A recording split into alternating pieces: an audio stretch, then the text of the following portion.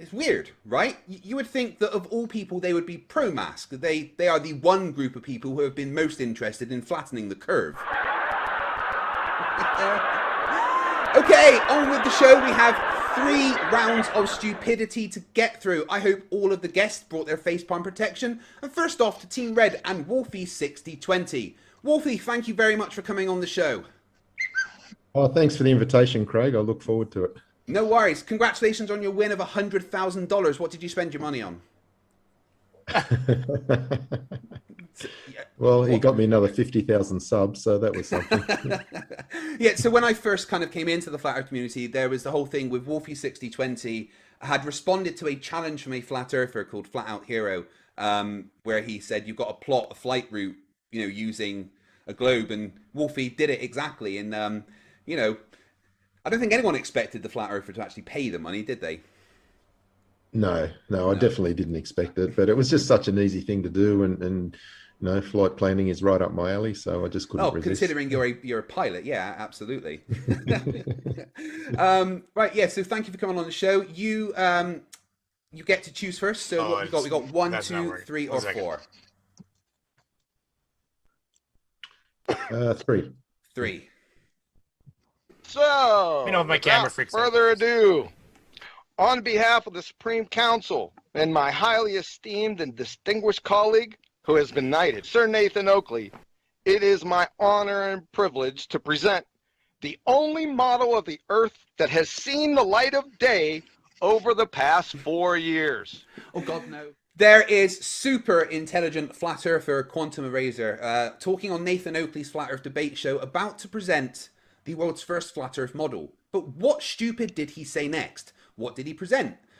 It was pretty dumb, I can tell you that. Team Red, Wolfie, Glober Mum, and Planet Walk, 2 minutes, and then I'm going to ask Planet Walk for the answer. What did you guys think he said next? The alien map is too obvious. Yeah. Obviously, he just drew with crayons over like a piece of paper and said, "Here's the model." Held it up on a towel. Right. Yeah. Draw it on a towel. I don't think he showed Google Earth.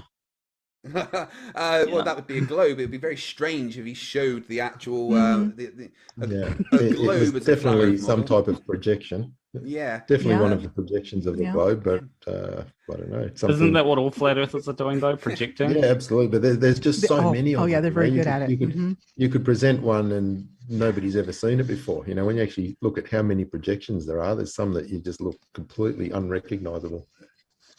Well, that's the fun of it, isn't it? With flat earthers, how many times have you asked for a flat earth model of any kind?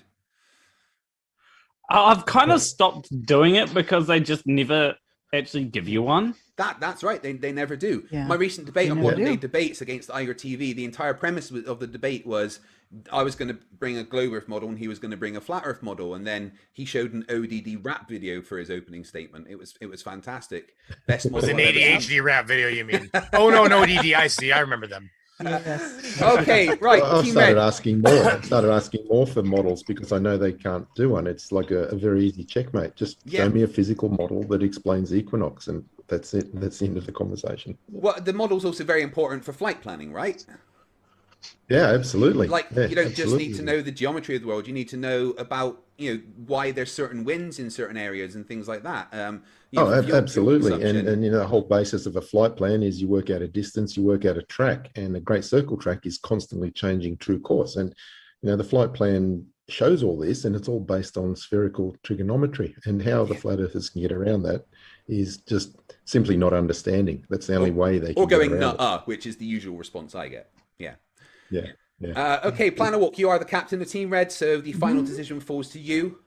What did he say next? What did he present? They presented Google Earth as their flat Earth model. Okay, here is what happened next. The only model of the Earth that has seen the light of day over the past 4 years. Here it is. Brought to you by our flat Earth friends over at Google Earth. Hashtag same team. Amazing. It's incredible, isn't it? That is It's so Quantum fun. Eraser on Nathan Oakley's Flat Earth Debate Show, presenting Google Earth, the globe, as a flat Earth model. His reasoning behind this was simple. Well, he's simple, I guess, maybe not the reasoning behind it, but the reason that he thinks is that if you go to the coast of Ireland and you're 20 feet above sea level, but then you go to New York and you're also 20 foot above sea level, well, that doesn't make sense because there's a 3,000 mile difference and there should be all that curve, because he doesn't understand what elevation is. So because both of them are 20 feet above sea level, therefore it's flat. I know. I'm sorry. That's painful to try and even understand, isn't it? Congratulations, you guys get a point. Well done. Team Red off to a good start. Brainy, not good for you already. I haven't even had a chance. See, it's rigged. I told you. Over to Team Vanilla and Sam, Turbo Source X Clay. So Sam, you are from a very different side of live streaming to me, aren't you? I certainly am, yeah. What are you playing at the moment? Also, I main a lot of Minecraft because it's fun. Yeah. And well, that's right. You play Minecraft. Sorry. I do, yeah. And yeah, that was just coincidence. Yeah. just talking about Minecraft before we started. So we did, yeah. He's sort of like, what the hell do you know? Talking about shaders. Shut up, Sam. I don't know what I'm talking about. Shut the fuck up, Sam. I didn't tell you this. He's like, yeah, they won't see it. I'm like, I don't give a fuck if they see it. Those are my shaders. Anyways, wait until you're using GLSL for shaders. That's funny. I wish. What about Fortnite? Do you ever play any of that? What the cool kids are into? No, absolutely not, because I don't want to get my butt whipped by every 7-year-old anywhere near me. I mean, right? As a gaming streamer, surely you know how to do the floss dance, right? Could you show us it? Oh, it's the absolutely not. You're not going to do the floss for us? I don't think I could do it if I was the most coordinated man on earth. Right. Well, that's going to be my challenge next time you're on. Is you don't get to come on unless you do the floss live. There we go. You got to learn it. All right. Oh, brilliant. Like, yeah, I do your intro music, but I can't come on unless I can do the floss. Brilliant. Yeah. All right, Sam, time to choose. What have we got left? We've got 1, 2, or 4. Go 4. It's perfectly flat. That's why they call it sea level. Level means free of bends, curves, or irregularities. You don't see curve, right? So when you There is extremely decent human being, Nathan Thompson. That's a joke. He's a literal pile of human feces. Talking about sea level. He's probably going to get something wrong. We all know he's going to get something wrong. But what in particular does he get wrong? Team Vanilla, you got 2 minutes. What stupid comes out of Nathan Thompson's mouth next? Did you just say you don't see curves? So does he literally see everything like it is in Minecraft? Oh, yeah. Minecraft's obviously a flat earth, so he must think that it's, representative of the real world. Can I hear that one more time? When he's I just want to hear the quote one more time if we can. Are we allowed to request that? It's perfectly flat. That's why they call it sea level. Level means free of bends, curves, or irregularities. You don't see curve, right? So when you see... Yeah. I figure what he's going to do is he's going to find some kids and yell, "The floor is not moving" at them. Oh, no, he did that before, and he got arrested. Yeah. But do you know what? After he got arrested for shouting at the kids, he then kind of got out of prison and shouted at some more kids. It's like he didn't learn a fucking lesson. Brainy, what do you think he's going to say next? Oh, God. I think he's going to say... he's going to talk about... He's probably going to say C equals C. No, I think he's going to start talking about the firmament and how the basically that everything is... well, you already said the sea level thing. So normally I'd say he's going to talk about how level the sea is, but he's kind of already done that. So I feel like the next thing is talking about the firmament and the... it has to be something about the pillars and the firmament. I've heard him talk about so much. I think it's what do you guys dumber think? than that. I think it's dumber than that.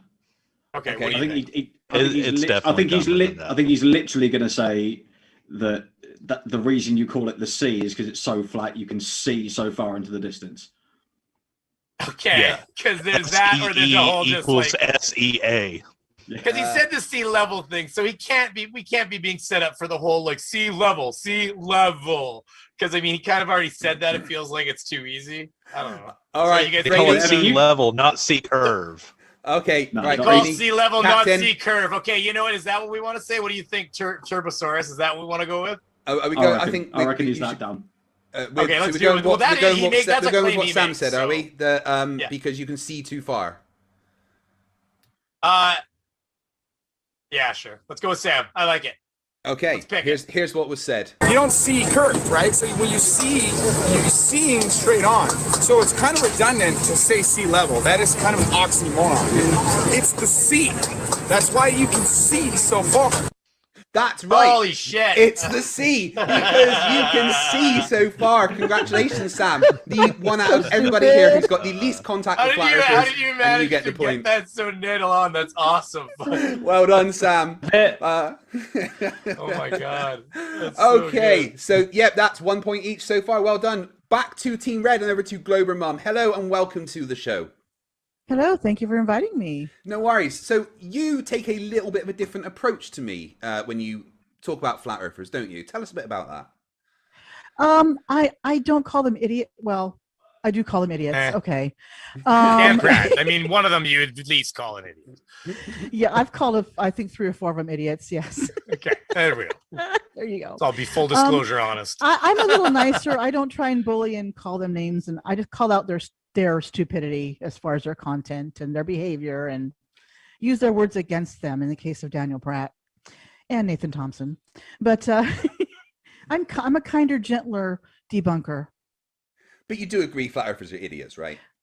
Yes. Why Oh, my God, cat yes. likes my wife. Please. In general. I don't think idiot is I don't think idiot is a strong enough word for that for them. No, I use a lot words that can be a lot worse, but you know, this show's trying to be a little bit more family friendly, so I won't say those words Exactly. here. Watch my Exactly. series Flerfs are Idiots for the how I really feel about flat earthers. Yes. Anyway, so you get to choose what we got left. We have 1 or 2.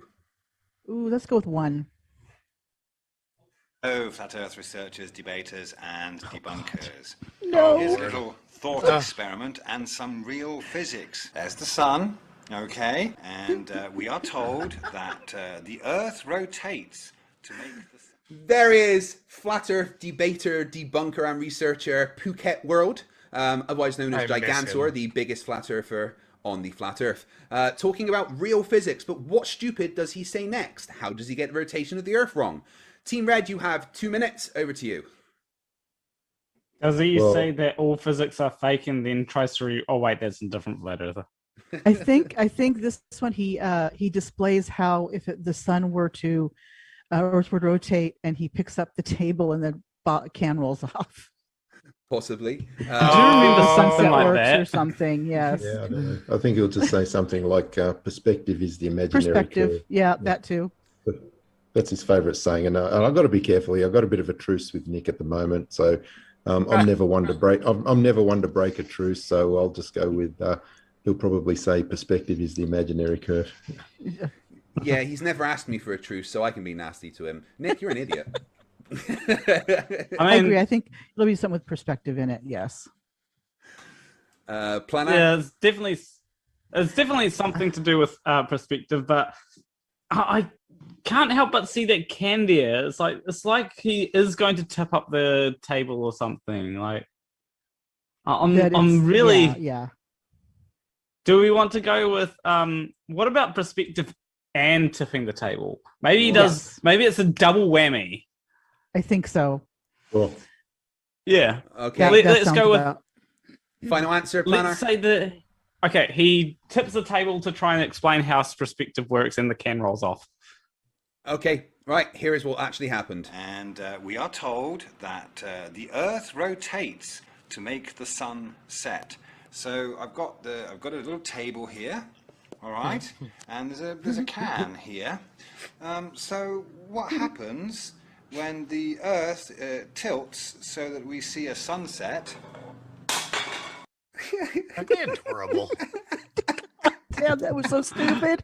Yeah, That was Daniel Pratt level. His point there is that the Earth can't rotate because if it did, we'd roll off. Roll off what? I don't remember seeing that one. Join flat-footed Oh, meat. I God see damn that it! video. Congratulations, you guys get a point for that. Well done. So we're 2 points for you at the moment. Now, Brainy Beaver, you need to get a point to stay in line. So back Hey, over stop, to Team stop, Vanilla. stop pointing this fucking shit out. I told you what's happened here. You have a point. Be happy. Over to Team Vanilla and I hello, got a Quitties the Sprinkler. Hey, how's it going? So that's really your name. Like you type that into things when you log on. Yeah. Yes, Yeah. I do. Yeah. Why? Well, just anyone explain that who's to been us. around for a while knows my original name was "Quit fucking asking me to change my name." But Oh, then that's who you Team were. Skeptic decided to keep asking me to change my name. So I changed my name to "Quit asking me to change my name, Team Skeptic." And then to "Quit asking me to sprinkle them titties." And then to "Quit asking me to sprinkle them chesticles." And finally YouTube threw a hissy fit that, I was using titties and chesticles in my name. So I had to change my name again to Quitties the Sprinkler. We Wait, are how did all that at go the down? mercy Did of the they just YouTube get- gods. They get a shadow TOS banned email? me. I couldn't type in any chats. Like I would type in chats and no one would ever see it. And I would get mad that no one ever replied to me. No one likes that me. happened on Godless.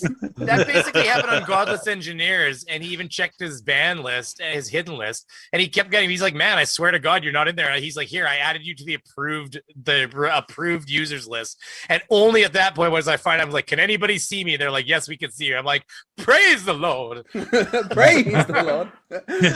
Okay, Quitties, you don't get to choose. You have left number 2. Wait. All right. Wait. Oh God, it's our man. WEIGHT. Oh. Wait a second. Gravity. Wait a second. What? What's the story again? We're told weight is the Oh, okay. Wait, I see. an object being pulled towards Earth by gravity is what causes its weight, right?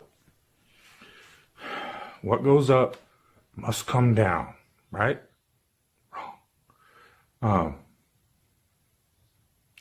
Why does everything fall down, not up, right? There is Daniel Pratt, the most slappable man on planet Earth. Confused about gravity, I guess. So what stupid does he say next? And we all know that it's going to be incredibly stupid because it's Daniel Pratt. But let's see if we can get the specifics right. Team Vanilla, 2 minutes. Over to you. Probably He's something not an electric- extremely homophobic. Oh, that's fair enough. Or maybe he's going to ask me to kill myself, like in some of his recent videos.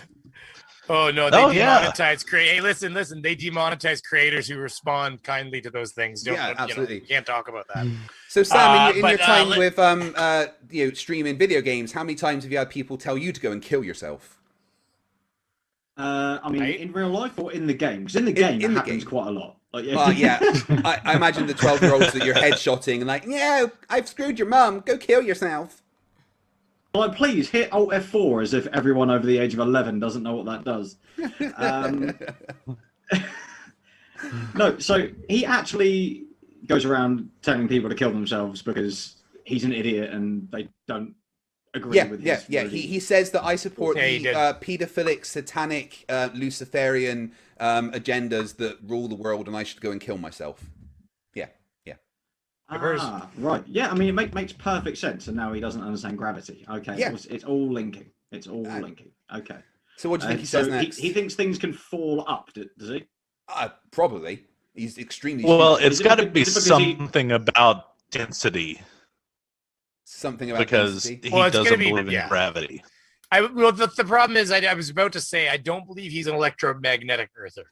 So because it's either going to be, because it can't be gravity, so it either has to be an upwards acceleration, electromagnetism, or buoyancy or density. And I do believe that he is a buoyancy and density man.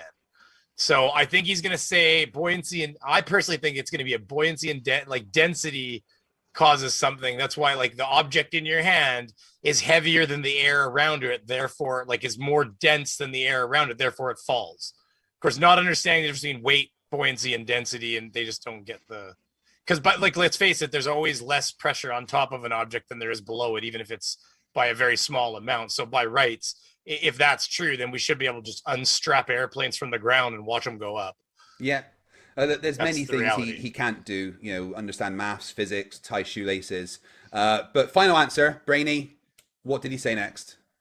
Well, could I get one last opinion? What do you guys think? I think he's a buoyancy density man. I think he's going to say that the object is heavier than the air Something about around buoyancy it, so and it falls. density. That's where I think it's going to be. Okay, let's do it. Buoyancy density, object is heavier than the air around it. That's why it falls. And here's what was said next. Oh, no. What goes up must come down, right? Why does everything fall down, not up, right? If weight is determined by the force of objects going down, why does a helium balloon fall up? Is it your contention that a helium balloon has no weight?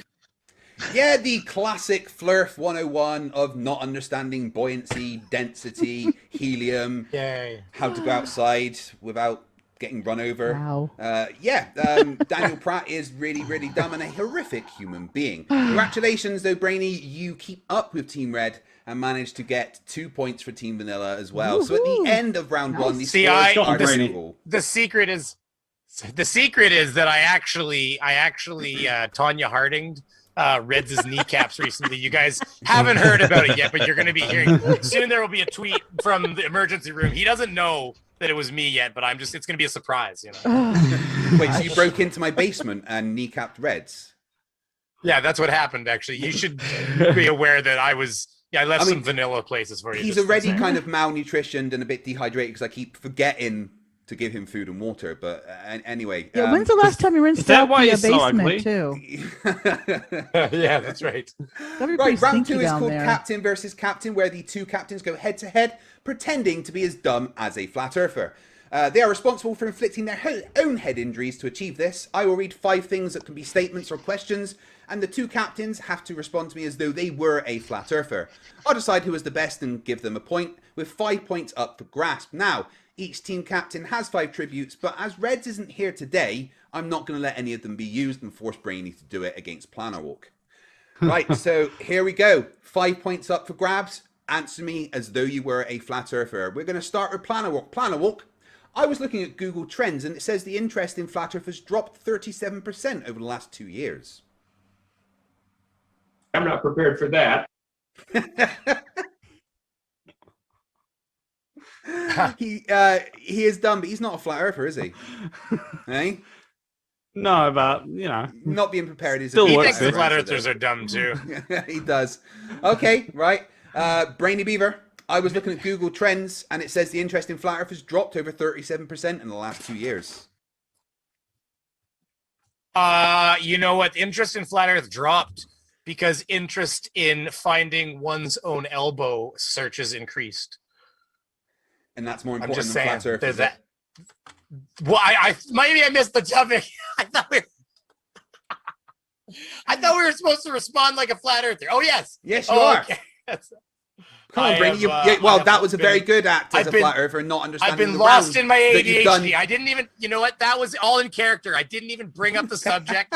I was completely unaware of what you were talking about, and I've changed the whole topic. Oh, I mean, that is very much like a flat earther, so I'm going to give you the point there. A point to Brainy Beaver. Yay! Although I'll be on target next time. Sorry, my brain went blank all of a sudden. I was like, what am I doing? What? I don't know where I am. See, perfect flat earther. That's why I get the point. Brainy, the biggest flat earth Facebook group, countless flat earth YouTube channels, all being deleted. What's happening? Oh, I mean, it's obvious that they've put those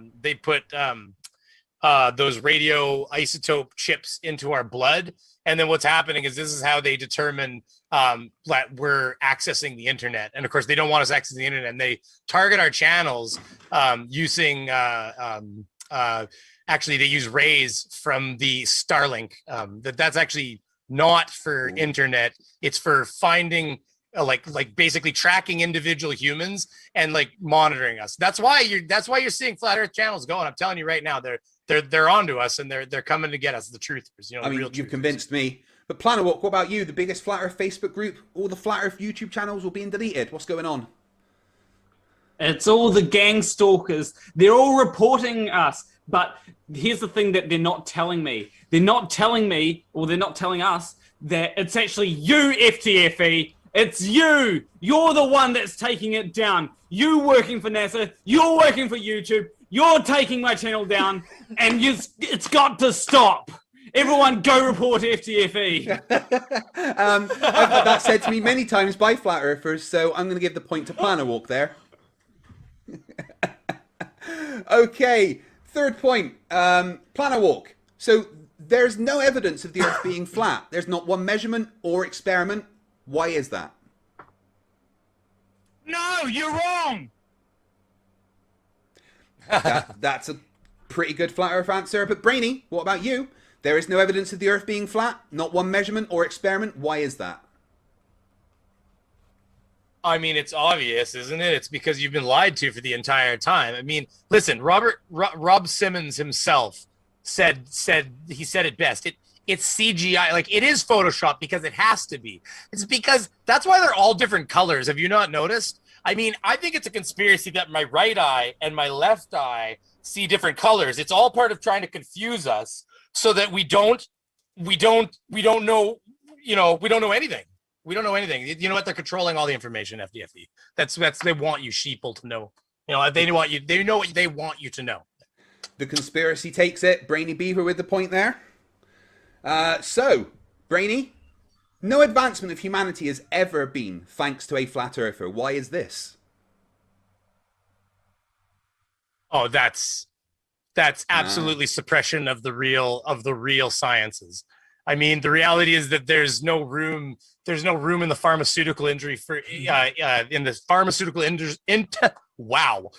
industry for this kind of like whole homeopathic methods. Like, I mean, if I choose to take some of the chlorine from underneath my cupboard and rid my body of the evils that way, that should be my right. And who are you to tell me I can't stick some sort of UV into my vein? Planet Walk, no advancement of humanity has ever been thanks to a flat earther. Why is this? Do you really think that no advancement of humanity has ever been to a flat earther? You see, all these people that make advancements in humanity and say that they're globe earthers, they're actually flat earthers, because you know what? People who make flight plans and all that, they are flat earthers. The people that make Google Earth, they're flat earthers. They're all flat earthers. They're the one that make advancements in humanity, and they have to be flat earthers.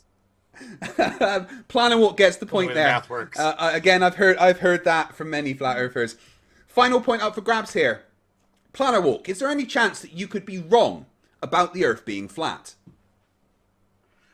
Well, no, because you believe that gas go down, go boom, boom. Do you really think that you're right? No. Brainy Beaver, is there any chance that you could be wrong about the Earth being flat? You know what, FTFE, I spent the last 2 years studying the globe, and all I found was lies. They're lying to the children. They start you when they're early. When you're early, they tell you, they show you these fantasy pictures, these like desert shots. They color it red, say it's Mars. It's all just a bunch of drama and media. It's theater. It's theater so that they can take $53 million a week from you, or a day, or whatever it is.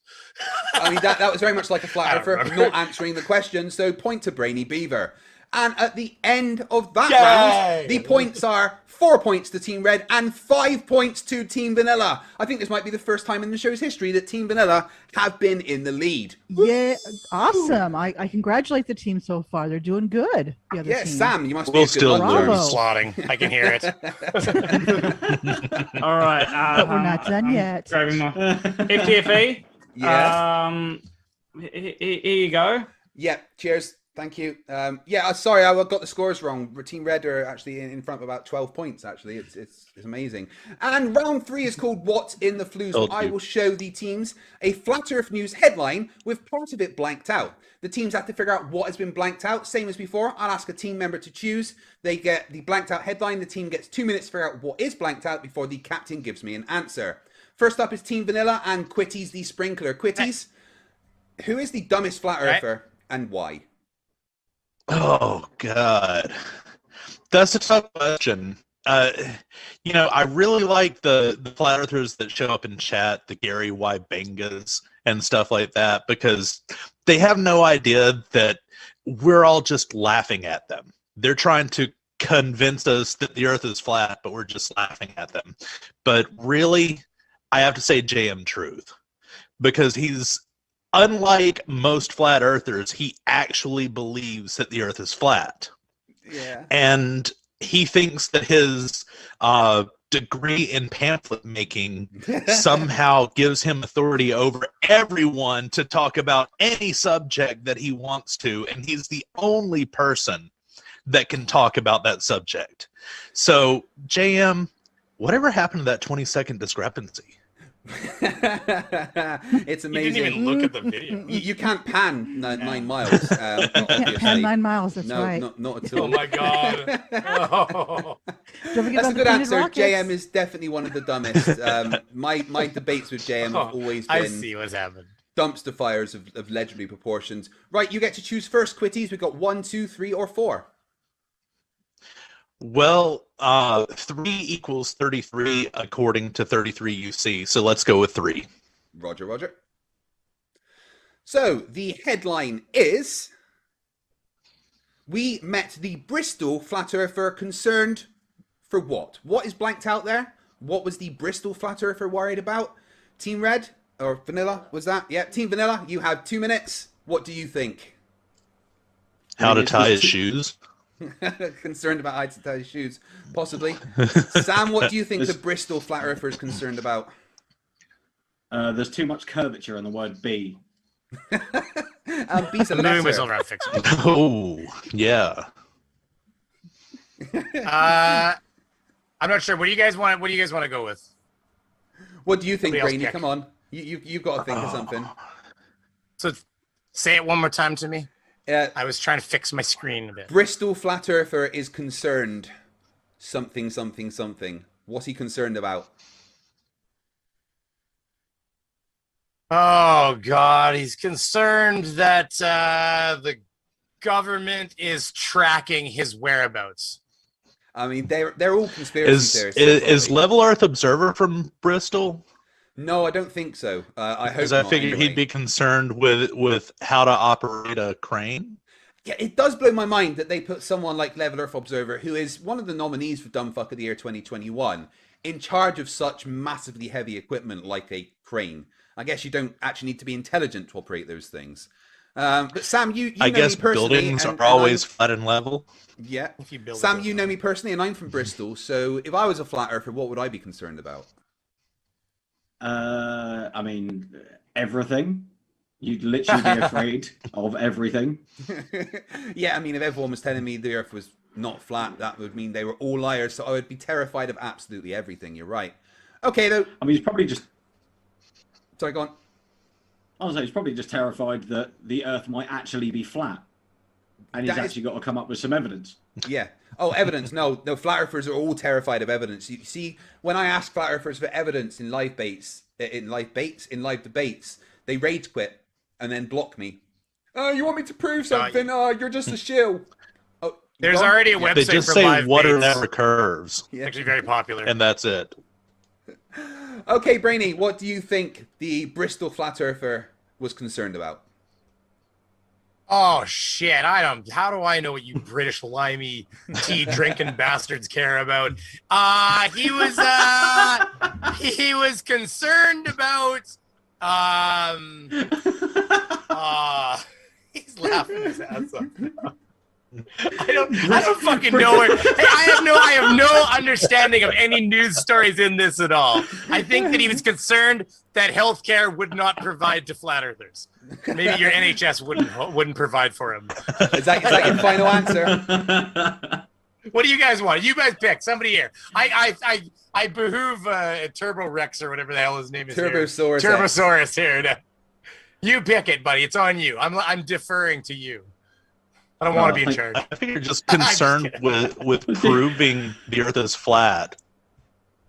Well, what do you think, Sam? You get the final choice here, apparently. I'm going to say he was concerned that the local Tesco's Express did not have the type of Thai food that you really wanted. Okay, well, here's what was actually said next. Here's what the headline actually said. We met the Bristol flat earther concerned his views could put him in danger. Yes, this was a story. I mean, aren't they all? That's kind of a given, isn't it? This was a story from Go ahead, sorry. bristolpost.co.uk, and the website isn't coming up now. There we go. Who spoke to a Bristol flat earther who was concerned that his views would get him attention from the government and would put him in danger. So he doesn't tell people his name or where he's actually from, even though he works at a pub and tells everyone that he serves that the earth is flat. So yeah, Bristol flat earther is afraid that society is programmed and everyone's going to ridicule him and the government are going to find him. Well, I think that's all flat earthers. I thought that was too easy. I'm just. But you don't get a point, Brainy. You don't get a point, so it's not good. You need to win one. You're 4 behind. That's Sam's fault, though. Over to Team Red and Glober Mum, who I'm we just have like going 7 to have win to mercy, call... right? Like Little League. I'm just kidding. Over to Glober Mum, who I'm just going to have to call Glove Mum because that's what my autocorrect changes it to every time I try to write your name. Every time I'm Glover Mom. Every time. Glove Mom? What websites have you been on, sir? Donkeyporn.com. Wait, what? No, sorry, no. So hypothetically, Glove Mum, what would it be like if flat earthers were the only people left on Earth? It'd be like Idiocracy. So how long till the human race died out? Oh, 1 generation. 1 generation. No one would be able to look after all the kids. They've all died. The adults don't know they'd how all die to out. do any kind of Zero energy hope. perseverance or They'd all win the Darwin Award. Yeah. Just be a big pile of flat earth bodies. And I do want to say thank you again, Glober Mum, for coming on at the last minute to help this episode You're of welcome. Stupidity is Not Right. So you get to choose, and what have we got? We have 1, 2, or 4. 4.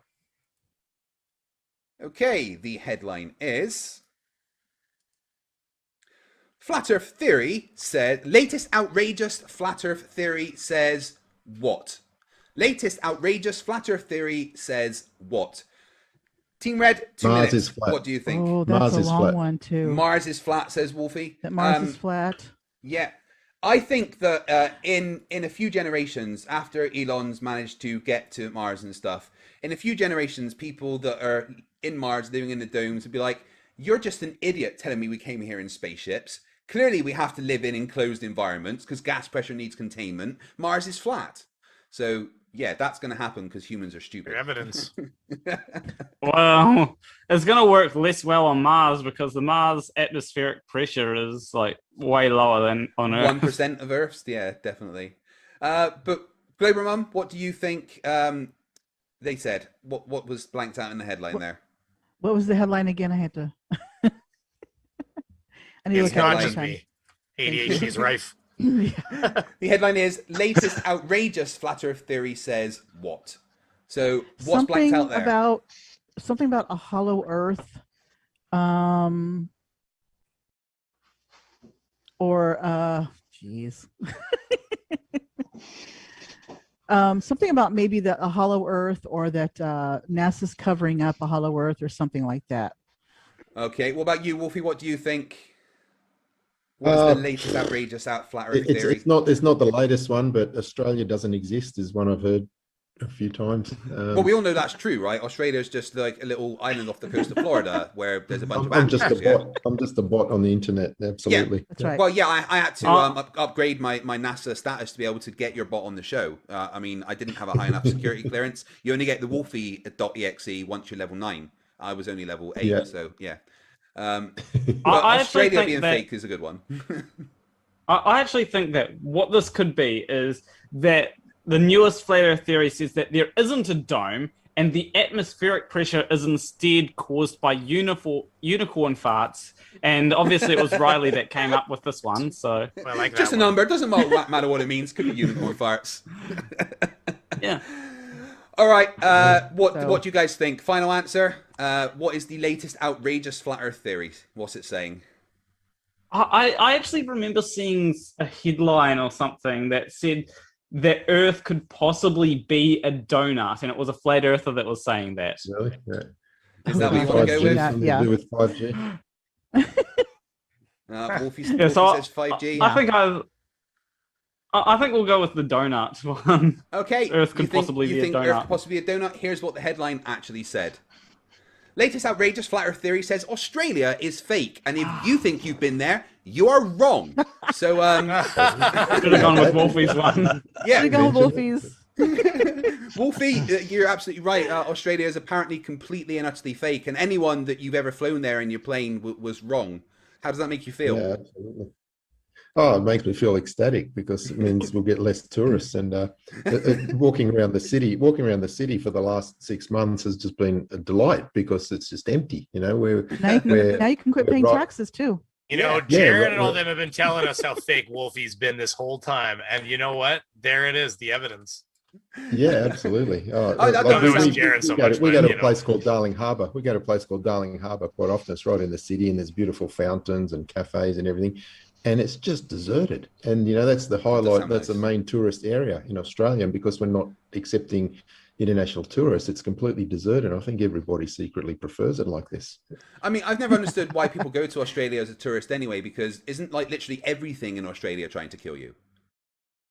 Yeah, pretty much. Yeah. We talked about that before. Drop Yeah. bears. Yeah, we've got exactly. snakes and spiders and crocodiles. Even took and- Crocodile Dundee down, or not sorry, I'm thinking of Well, fucking lions wrong and guy. tigers Wrong and guy. bears. I'm talking about what's his name, Croc Hunter. Irwin. Oh, idiot.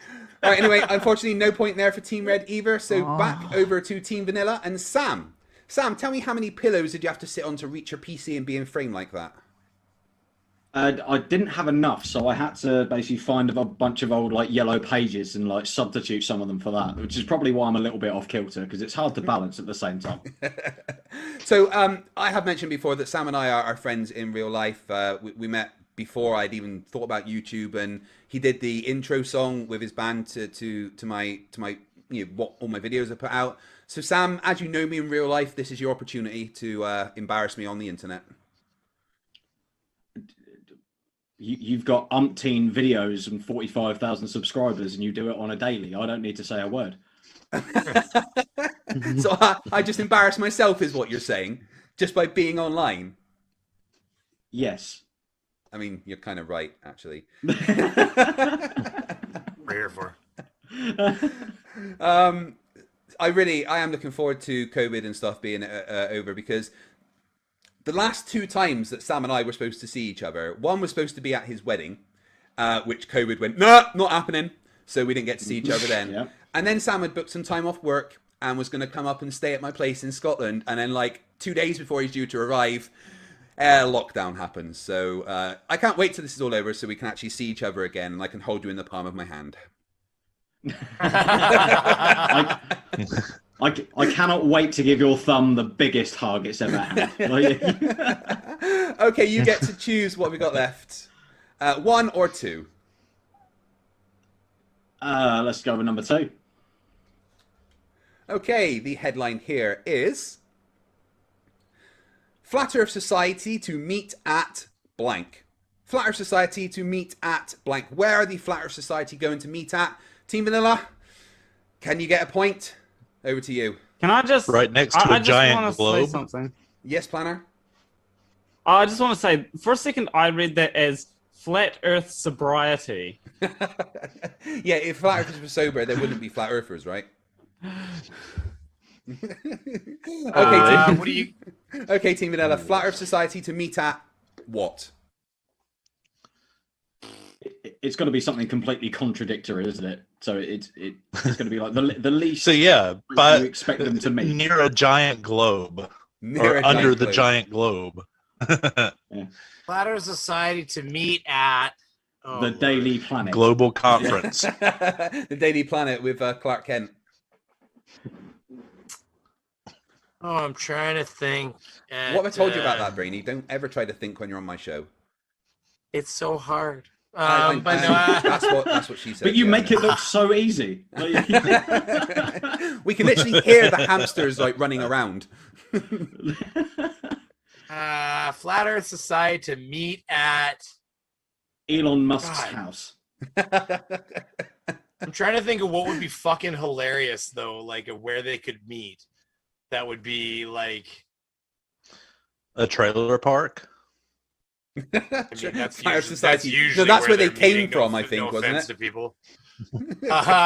Yeah, I mean that's where they live, so they all just kind of drive their trailers into a big circle to have their meetings. Okay. All right I then. don't know. What do you guys have for an idea? Like a legit idea. What do you guys have? I I'm trying to understand. think of the most legit thing I could think of, but it's going to be a convention center typically. But what the hell would be funny about that? I actually. If read the this convention and I know the center answer. has globe in the name or something. And Quiddies, you'd be right. They're going to meet at the Globe Inn. Oh, like the globe Or in. something, yeah, something like that. Oh, is that your final answer then, Brainy? Got to be like, oh, let's do it. Let's go with it. And here's what the headline actually said. Flat Earth Well, Society I know. to meet at the Globe Pub. Yep. Yes, I'm going to give you the point Oh, there. I think that's partial point. That's pretty damn close. That's pretty damn close. Yeah, that's right. This comes from a news story on the Argus.co.uk, where it talks about the Flat Earth Society is to host its second event at the Globe Pub. A group of students from Sussex University who say they believe the Earth is flat are meeting for drinks at the pub in Middle Street, Brighton, on September the 4th. Last year, well, that was before How COVID. terrible of a college is Sussex University if they have flat earthers as students. I know, right? Let's hope they're not in the physics department or something. Oh, God, I hope not. So, yeah, Brainy's team, I think they've secured a win there because there's only one question left and you can't get 2 points from it. But we're going to go back to Team Red and Wolfie anyway. We can try at least. We can give it a good college try. I've got my Karen wig. If you guys do, I'm ready to talk to the manager. This is for honor. This is for honor. And Wolfie, so Wolfie, you are an actual pilot, yeah? Last I checked, the whole reason I was in Dallas was to train on a new aircraft. So yeah, absolutely. So what kind of aircrafts do you fly? Corporate aircraft. The two models I've flown most recently is the Global Express XRS, which is one I've been flying for 10 years, and you see that in my videos. And the new one, which I've just trained on, is the 7500, which is has a far more range, goes faster, and is slightly larger. Okay, and what would you say, if any, in particular, instrument on board your flight deck demonstrates that the Earth isn't flat?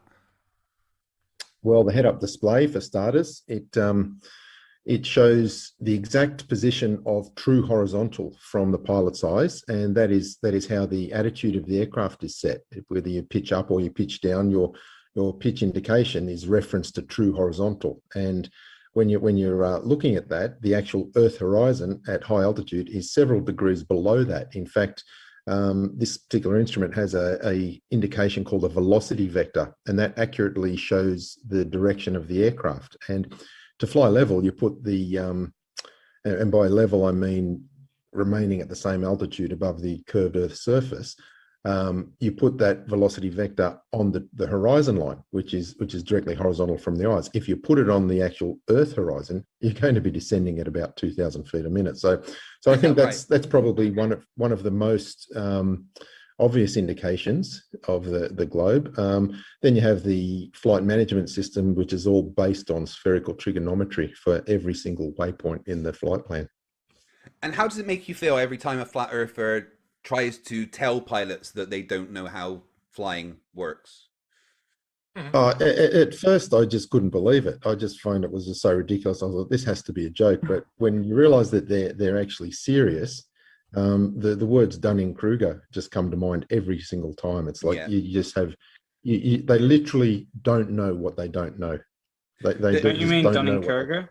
Dunning-Kruger. Dunning-Kruger. So you said this yesterday on the stream we did with Red's debunking Globebusters, but when you have flat earthers like come up to the flight deck to try and ask you if the Earth is flat, what's the general response from pilots? Has that happened? Well, I've never personally had that because I fly corporate and we tend to fly the same people all the time, and I've just They're just really never stupid had in their sort own of- seats. Yeah. Yeah. but yeah, I mean, if, as I said yesterday, before I had encountered flat earthers, if I was an airline pilot and I had a passenger come up and say and ask me if the Earth was flat, I would have just said mockingly, "Yeah, absolutely it is. Absolutely it is," because the idea is so ridiculous, you can't miss the opportunity to just have a bit of a laugh about it. Which is why, have you seen it every time they're like, oh, it's Pilot. Pilot even said when they asked it, they'll play like a video clip. It's like, is your flight? He's like, absolutely. And it's like evidence. It's like evidence that you're a fucking idiot. There's a photo that actually did that. Evidence they just can't tell when they're being, Yeah, I know they did. I watched yeah. it. It's crazy. Okay, Wolfie, you don't get to choose. The only headline you have left is number 1. And this headline says, people who something are members of the Flat Earth Society, Mayor says. What is blanked out there? Team Red, this is for honour. Over to you. People who can't do math and don't understand geometry. I mean, that is an accurate description of most flat earthers. You are correct. What do you think, Glober Mum? Are uneducated. People who are uneducated are members of the Flat Earth Uneducated. Society. Mhm. And that's not really a news headline. That's something we already knew, isn't it? But a mayor said it, so it's Yeah. newsworthy. Just saying. Planner? People who dropped out of school, but that's basically what Glober Mum said. So there's all. Go on. There's also people who sit in front of water heaters making YouTube videos, are members of the Flat Earth Society. 3 to 5 times. Don't forget 3 to 5 times a day. People who don't think. People who don't People think. who don't think are members of the Flat Earth Society. I mean, these are all definitely accurate descriptions of what it's like being a flat earther. But let's do it, Planner Walk. For the honour of Team Red, as you are the captain, what is the final answer? What should we go with? Because we've got like people who dropped out of school. I think it's not uneducated, but undereducated is what I should have said. I think that's the something headline, like that. but Something like that I think it's something like that. So we're going to go with undereducated. Okay. Poorly Well, educated, here is yeah. what let's the go with that. headline. Here's what the headline Okay. actually said. People who won't wear masks are members of the Flat Earth Society. Yes, that's right. Okay, This undereducated one- still works for that. This one It comes could have from just said Karen. This one comes from a story on SandyGoldTribune.com, where National City, Chula Vista, and Imperial Beach health officials spoke to the mayor at South Bay and were asking about spikes in COVID cases. And basically, it was attributed to people like flat earthers who believe it's all fake and, you know, an absolute conspiracy. So, yeah, people who won't wear masks are most likely members of the Flat Earth Society, said the mayor. So you do not get a point there. I'm a dumb flat earther, We and I let don't Reds understand down, science. guys. That sound means it's the end of the show, end of the round, and the end of the show. The final scores are Team Red has 4 and Team Vanilla, with their first victory, have 6 points. Woo! Bravo, bravo. Hooray! Bravo. Sprinkles for everyone. I have Reds, I'm failed my sorry. family. Shame Oh, you, Reds. We're God, so they're sorry. everywhere. Don't kill us, please. I have sprinkles in my shoes. Yeah, you just sprinkled I them. You've don't got to vacuum that up now. You realise this. Now you know how I feel, Quitties. Brainy let off some fireworks and has apparently set fire to his house. So, yes. Right, guys, thank you very much for watching the show. Come back next week for another episode of Stupidity is Not a Right. There's going to be a brief after show after this to say thank you to anybody who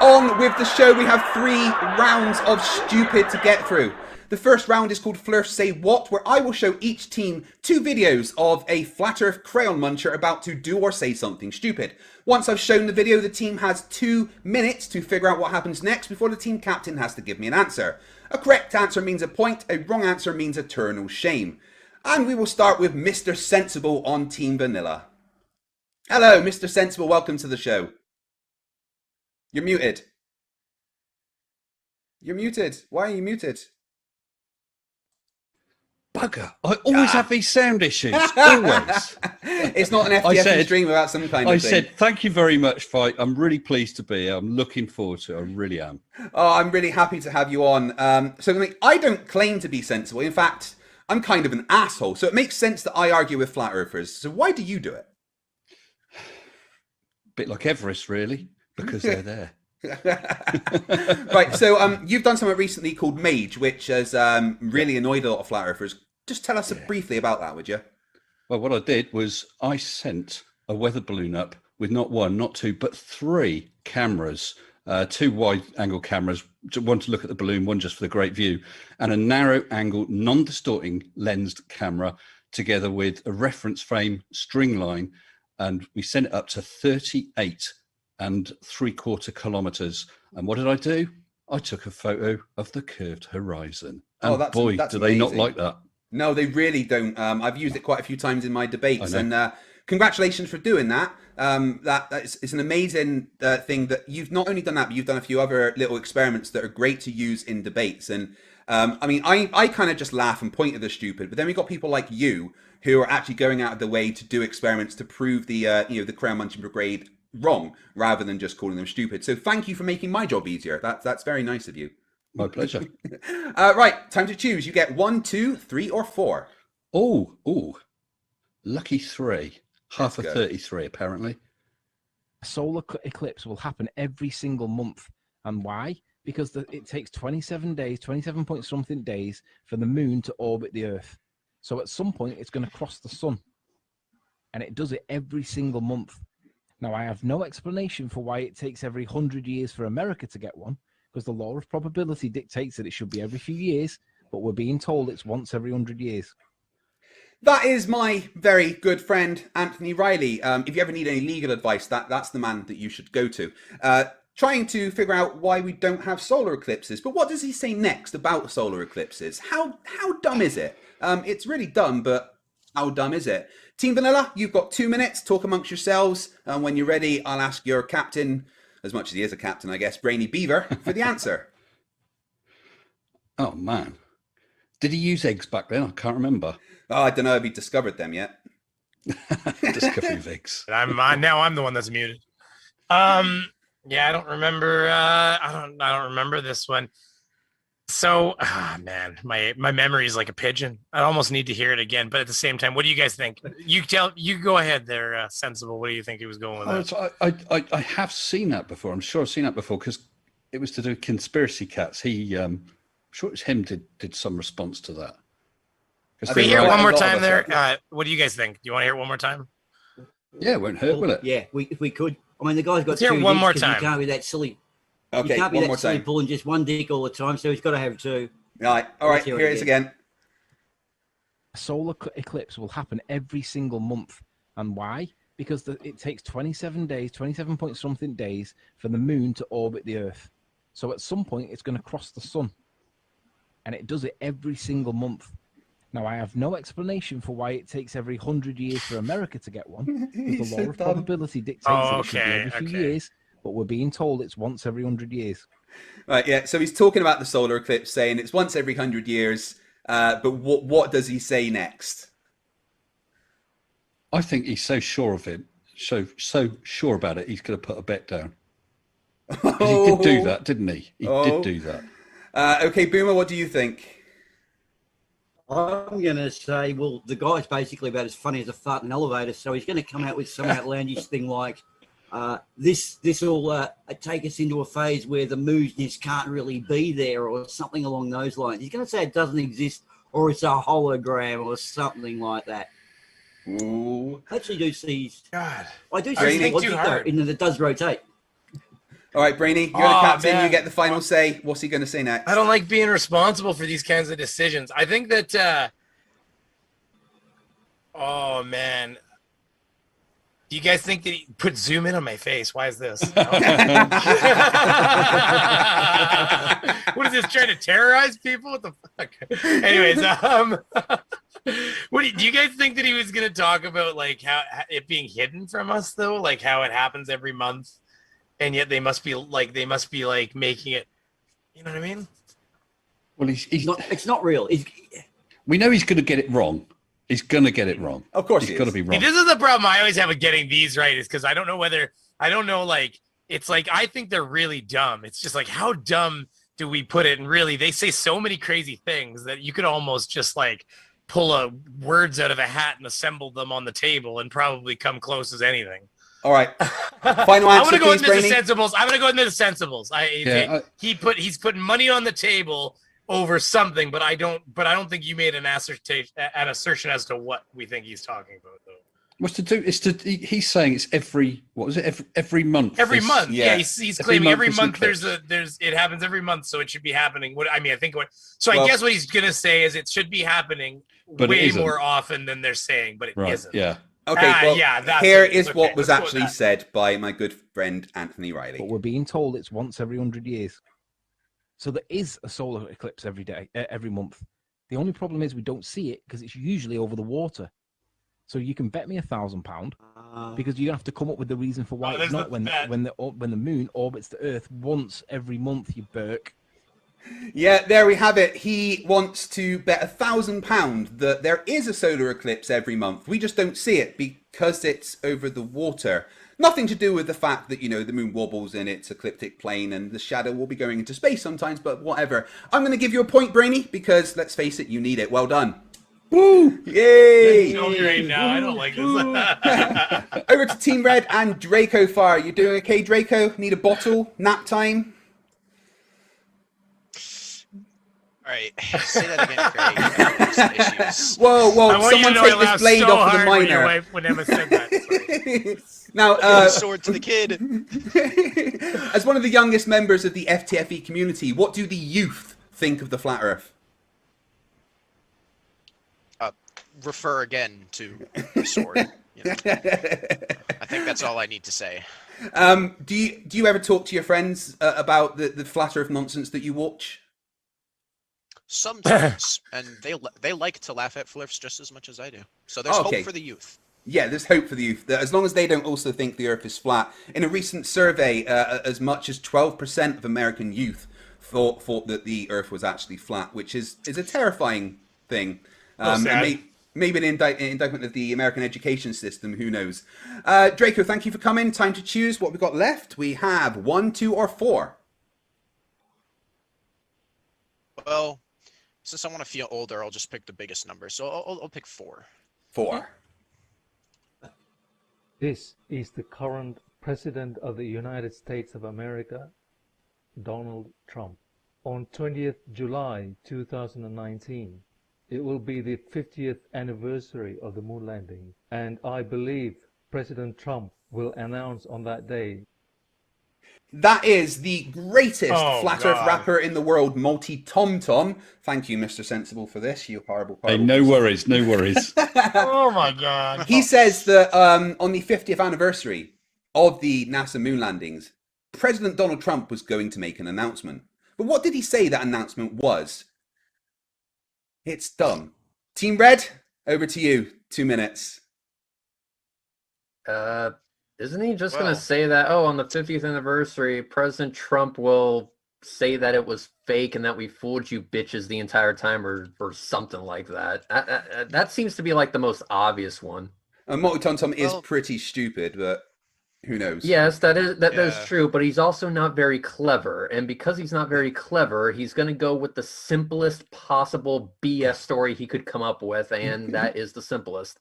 So basically there's 50 years, and since we already had our dick measuring contest with the Russians, we've already won. I guess we can just come out and say that it was fake or something like that. Could you imagine if on the 50th anniversary, Trump had gone out and been like, yeah, space is all a lie. The Earth is flat. NASA are fake.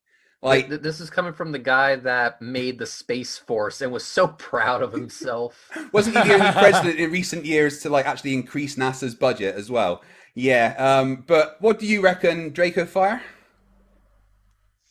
Well, I remember the 50th anniversary very well because I actually made an Instagram post about it.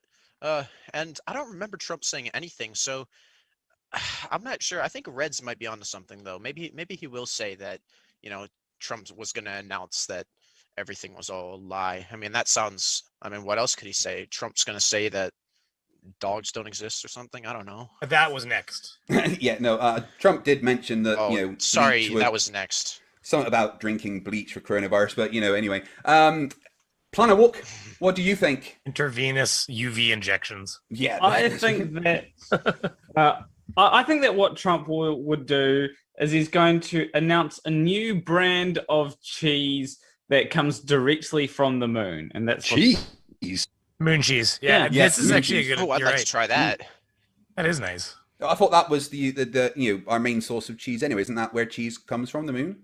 I mean, toe cheese. Wait, that's toe jam. Never mind. That's what people tell me. Anyway, I'm just gonna speed this up because I'm already late for my flight. I need to head off to Egypt so that I can scare the tanker off the shoreline. So I'm gonna go with no shit. I'm gonna go with the answer I came up with, which was he is going to claim that Donald Trump is gonna make an announcement that the moon landing was a hoax. And the reason why you can trust me is because I know all the best words. All the best words. All the best words. With the best grammar.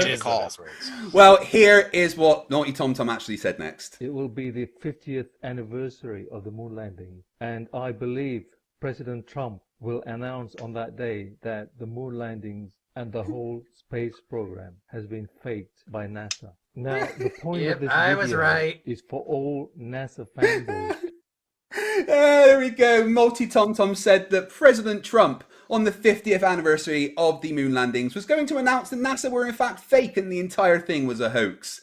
Reds, remind me, did that happen? No, it didn't. No. Oh, weird. Yeah, that totally did not happen at all. And you know what's really dumb? He's still got his prediction video on his channel. Has he ever said anything about it? Oh, we need to try and get him to mention the fact that that never happened. Or is he one of these people that still thinks that President Trump is actually president? Oh, yeah. I think he is. Probably a QAnon.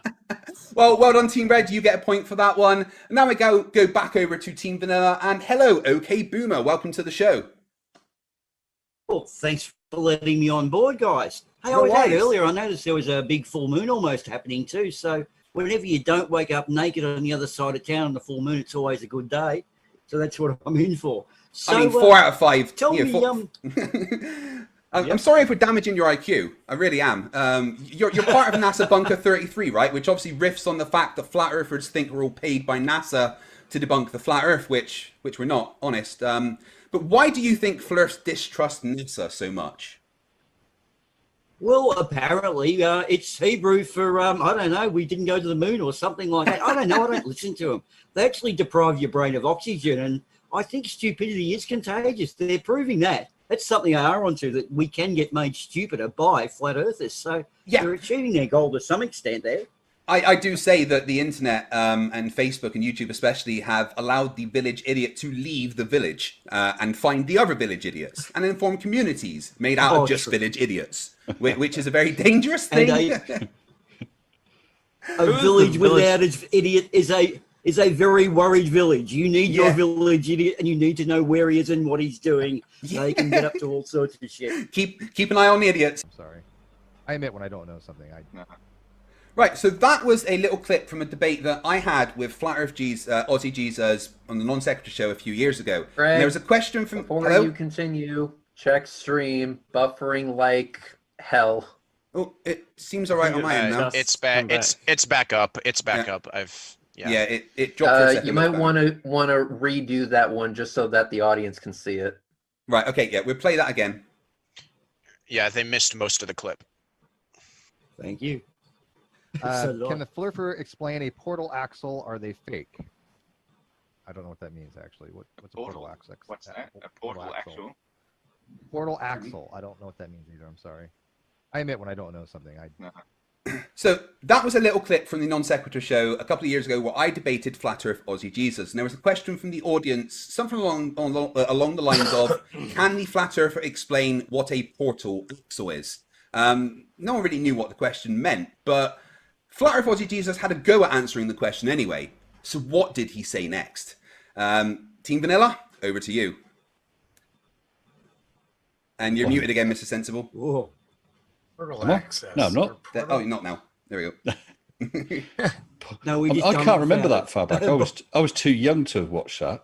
Yeah, you're not as old as me then. So he talked about a portal access? Is that what he said? Sorry? Well, the question from the audience was, can the Flat Earther explain what a portal access is? Or a portal axis? We weren't really sure what the question meant. It never really got answered. But Flat Earth Aussie Jesus had a go at answering anyway. Yeah, so what is he going to say? Something about time travel? Wormholes? Oh.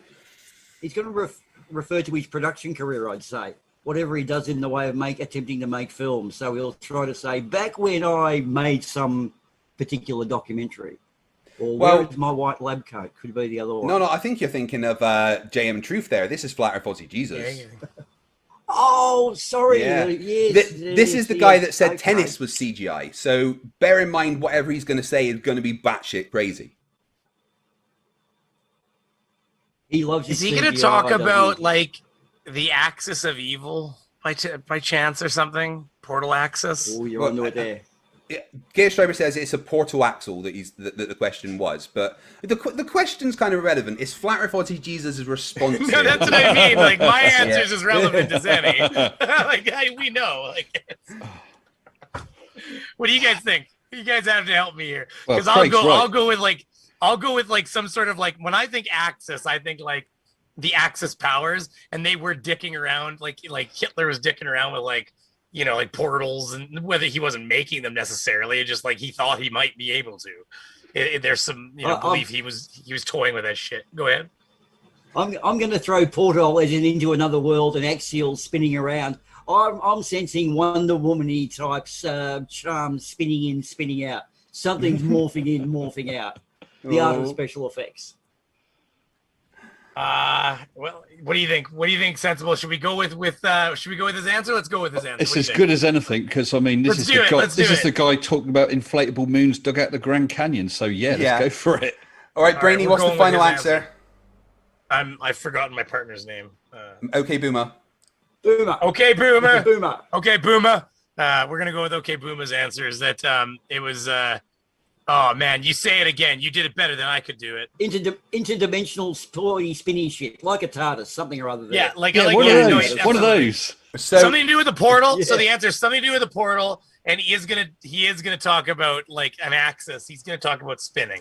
Well, here is what was actually said next. Portal axle. I don't know what that means either. I'm sorry. I admit when I don't know something. Well, I actually think the sound is an interdimensional portal. And it's diluting light from a higher realm. Yeah, Flat Earth Aussie Jesus thinks that the sun is an interdimensional portal that dilutes the light from a higher realm. Bear in mind, this is the guy that also said that the giants dug the moon out of the Grand Canyon, melted it into quartz, filled it with helium, put it in the sky to box worshipping the gods, the sun even. Also said tennis is CGI. Also said that pendulums are tools that the diviners use to detect demons. So don't be surprised when he said something as batshit crazy as that. I'm going to award Brainy Beaver and Team Vanilla another point. Well done, guys. Okay, Yay! Back over to Team Red. Guys. As a tennis player, I can confirm. I just realised it's actually as hard to get this game wrong and derail it than it is to actually win it. So my plans aren't working. No, you're not doing very well right now. Back over to Team Red and Planawalk. Hey, Planawalk, have you received the legal paperwork about the restraining order? You're not allowed within 20 meters of me. We thought it would keep you off the show, but you're somehow still here. I think that I don't know what happened to the messenger. Yeah, he never came back. Yeah. Strange. So anyway, I didn't get Draco to stab them. I'm certainly not Draco myself. You're not Draco? Right, I thought you were Heath. Anyway, I found some baby planner walk footage, and I'm going to embarrass you by showing everybody it. Now, jeez. I love the steering wheels. Only problem? Across all consoles or just Oh my PC? God. Across all consoles. Hey, it's me! Only problem is like the ones where the gearbox is down there, so you just feel like it's push your foot on them, like you feel like you're really trying. Well, there's also the... Why am I on the screen? I don't know, the best game for learning how to drive? GTA. Just steal a car and get going. This is riveting self-planner, I must say.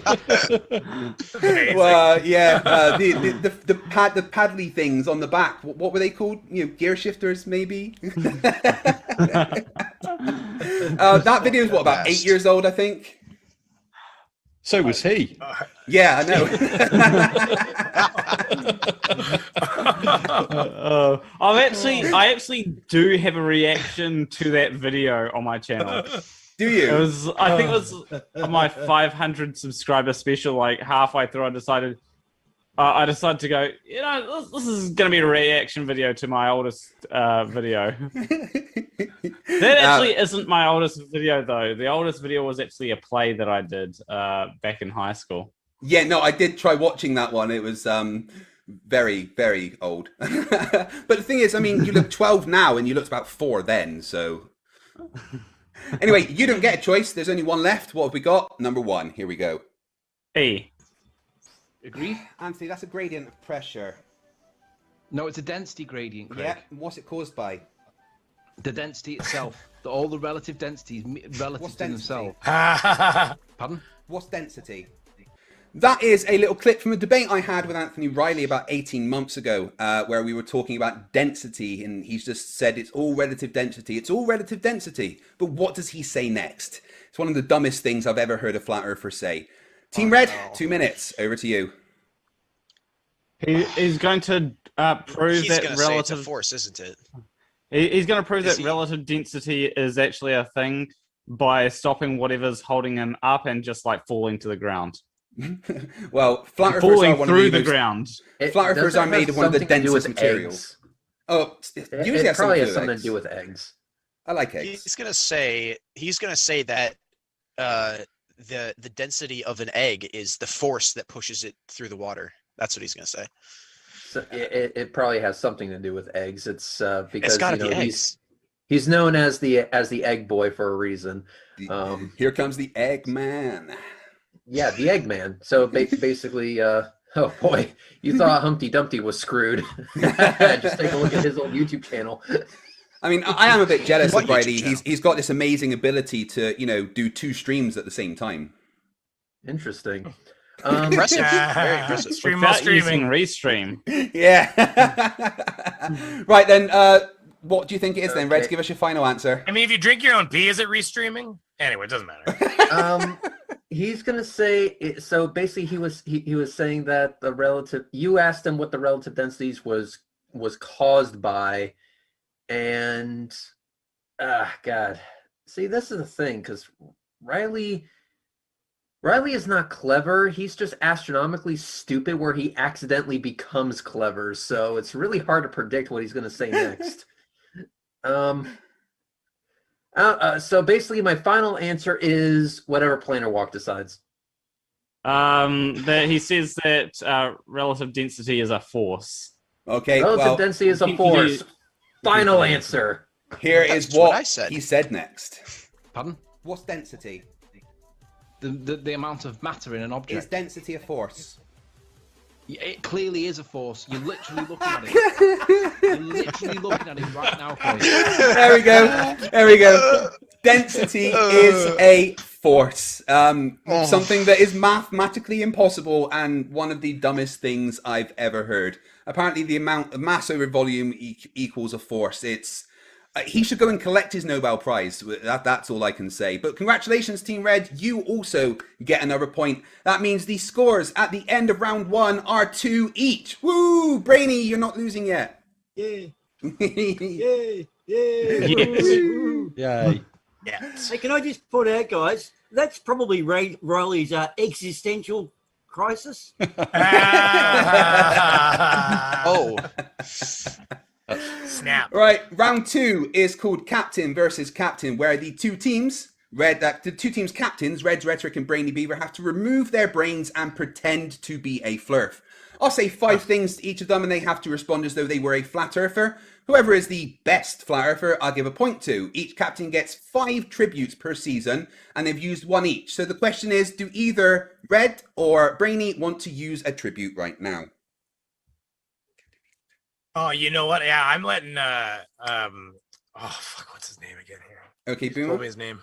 Boomer. Okay, Boomer. It's because it's not the same on here as it is on this, so I'd use that. But yeah, okay, Boomer. I want to hear him. I want to hear him give his best, because you know what? He's already said that he's like basically failing. He's like winning at failing or failing at winning. I'm not entirely sure how you look at that, but so I think he's actually best suited maybe for this job. To be honest with you, it's possible. Okay, then. All right, Reds, what about you? Are you going to use a tribute? Yeah, I'm apparently. I'm going to have Draco take this one. Draco. Right, so we are having OK Boomer versus Draco. Let me just get that set up. I mean, if it was Planner Walk versus Draco, it'd be like the children together. It'd be so cute to watch those 2 toddlers wrestle. I don't know. That's yeah. Don't ever say that again on my channel. 2 toddlers wrestling is not something we want to talk about. Okay, just to reiterate, what happens is I will say 5 statements. I'll say it to each of you, and you each get a chance to respond to me as though you are a flat earther. You are representing your teams here, and we are going to go first over to Draco Fire for Team Red. The first statement is: after landing the Perseverance rover on Mars, they're now getting ready to fly the first ever aircraft on another planet. A planet with 1% the atmosphere of Earth. What do you think about that?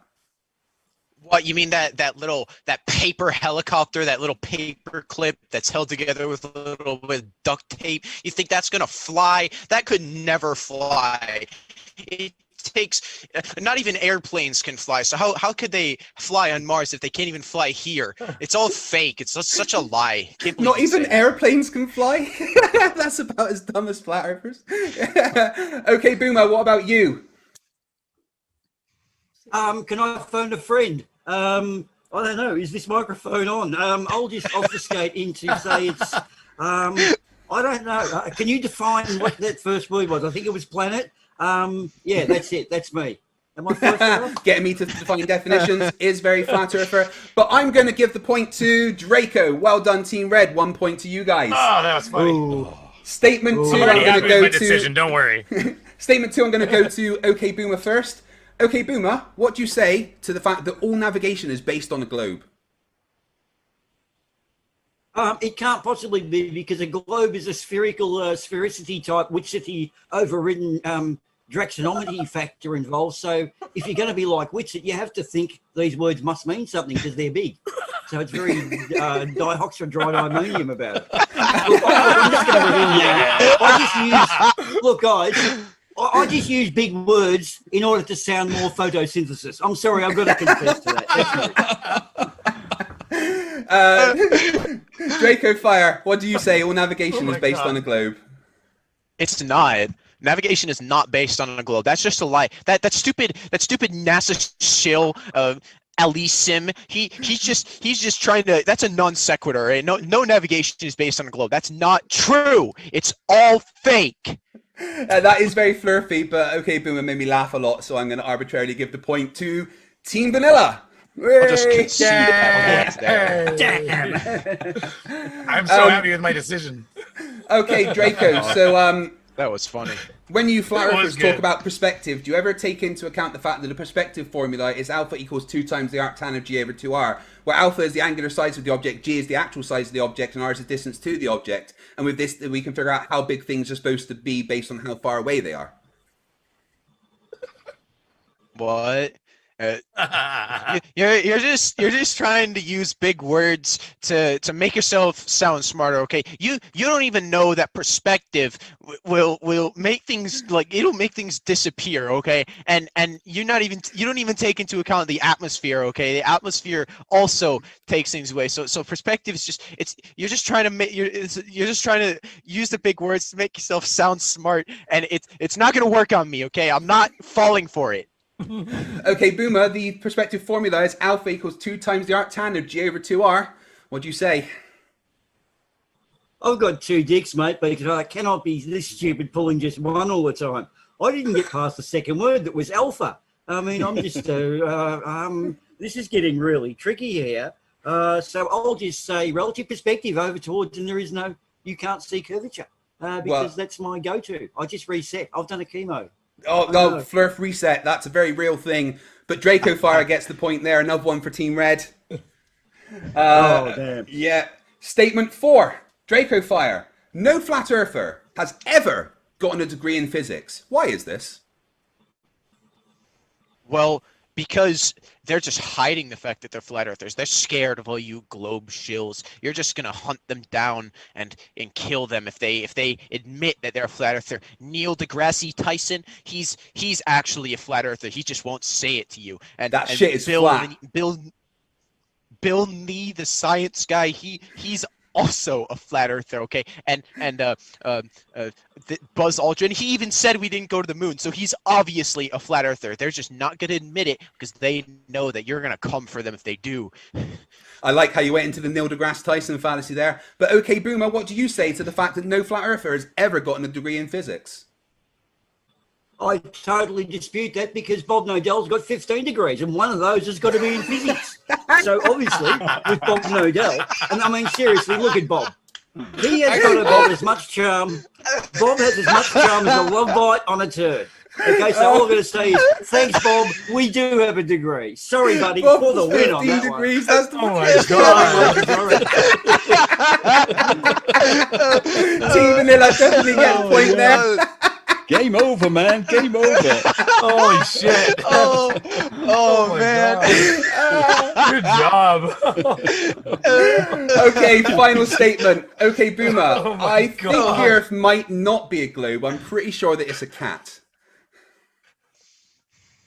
Oh, sorry, can you give that to me again? Everyone was still laughing. I said I think the Earth might not be a globe. I'm pretty sure it's a cat.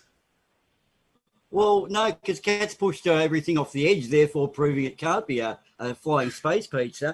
But you're reckoning it's a cat? No, because it would be lording over us. And I don't know, dude, cats kind of rule the world. In fact, I believe World War II was started by Hitler's cat hating Stalin's cat. So, you threw me off the deep end, mate. That's about the best I can do on that. Oh, what about you, Draco? I think the Earth might not be a globe. I'm pretty sure it's a cat. What, you mean like that conspiracy cats guy? Like, what? You saying that he's the globe? That doesn't make any sense, okay? The Earth is flat, okay? It is flat, and I know flat rhymes with cat, but that doesn't count. It's flat, okay? It's flat. Demonstrate the cat's asshole. Once you can do that, then I will believe you, okay? But until you can do that, then it's flat. It will always be flat. And I'm going to give the final point of that round to Team Red. Well done. Which means at the end of that round, the scores are Team Red has 5 and Team Vanilla has 4. Woo! Oh. Playing catch up, Don't Brainy. we get a bonus point for the 15 degrees thing. That was fabulous. That was hilarious. Yeah. I think Boomer wins joke of the week for sure, but that was amazing. His laugh. Boomer, I'm not going to lie to you. I'm stealing that joke. He might be a rigger too in this event, just so everybody I'm going to knows. steal that one too, trust me. Okay, round 3. I'm going to steal it, and so is my wife. Round 3 is called What's in the Flues. I will show each team 2 flat earth-based headlines from the news, with part of it blacked out. The team has 2 minutes to decide what is blacked out before the captain has to give me an answer. We're going to start by going over to Team Red and Planner Walk. Planner Walk, as we have to put up with you being here, we might ask you a question. We might as well ask you a question, right? There's a rumor that you're making a flat Earth video game. Could you tell us a bit about that? Yeah, so essentially it's a hybrid RPG and platformer game. So that's what I've been working on, and I've finally gotten... I finally added a new feature, and now it's just bug fixing all these things that the new feature creates. When do you think it might be released for the public to play? Yeah. Well, there's actually already a version on my Discord, but that is rather old, so I do need to release a new version sometime soon, hopefully. And where will people be able to download it from? Are you going to sell it on Steam or anything? Yeah, well, I'm going to first upload it. Like when I eventually get the Kickstarter going, I'm going to upload it to Game Jolt, and hopefully, eventually, I'll get it onto Steam. Awesome. And what's the name of the game? Flerfs. Flerfs. Everyone, look out for Flerfs coming from Planarwalk. I'm looking forward to that. It doesn't mean that you're allowed to be here. Please stop getting past our security lockouts. Okay, you get to choose first. Does this chloroform smell like? Does this sound like chloroform to you, FTFE? Were you about to say, does this chloroform smell like a rag? Was that what you were about to say? Yeah. Okay, you get to choose first. 1, 2, 3, or 4. Let's go with 3. Okay, so this news headline says, this morning's flat earther compares planet to blank. Yes, a flat earther that was on this morning, which is a new breakfast news show from the UK, compared the planet Earth to what? This was Mark Sargent, wasn't it? Possibly. I think I remember this. I think it was Mark Sargent that was on this morning, but I forgot what he said. Maybe he compared the Earth to like a pizza. He compared the Earth to a pizza. well, I have actually seen someone actually compare the Earth to a pizza, saying, "Oh, you go around the pepperonis, you get to the olives." Wait, he said the headline says planet, so obviously it's not talking about the flat Earth. I think it's a beach ball. I think he says that it's a beach ball. What do you think, Reds? A flat earther on a TV breakfast show compared the planet to what? I have absolutely no idea. It's I'm gonna say that he compared the flat Earth to. I mean, if it's a cooking show, it has to be like a pizza, right? I'm gonna go with. Does pizza sound right? I'm gonna go with pizza. Does pizza sound right to you guys? Does pizza sound right? I don't know. We can go with that. I'm gonna say he compares planet to pizza.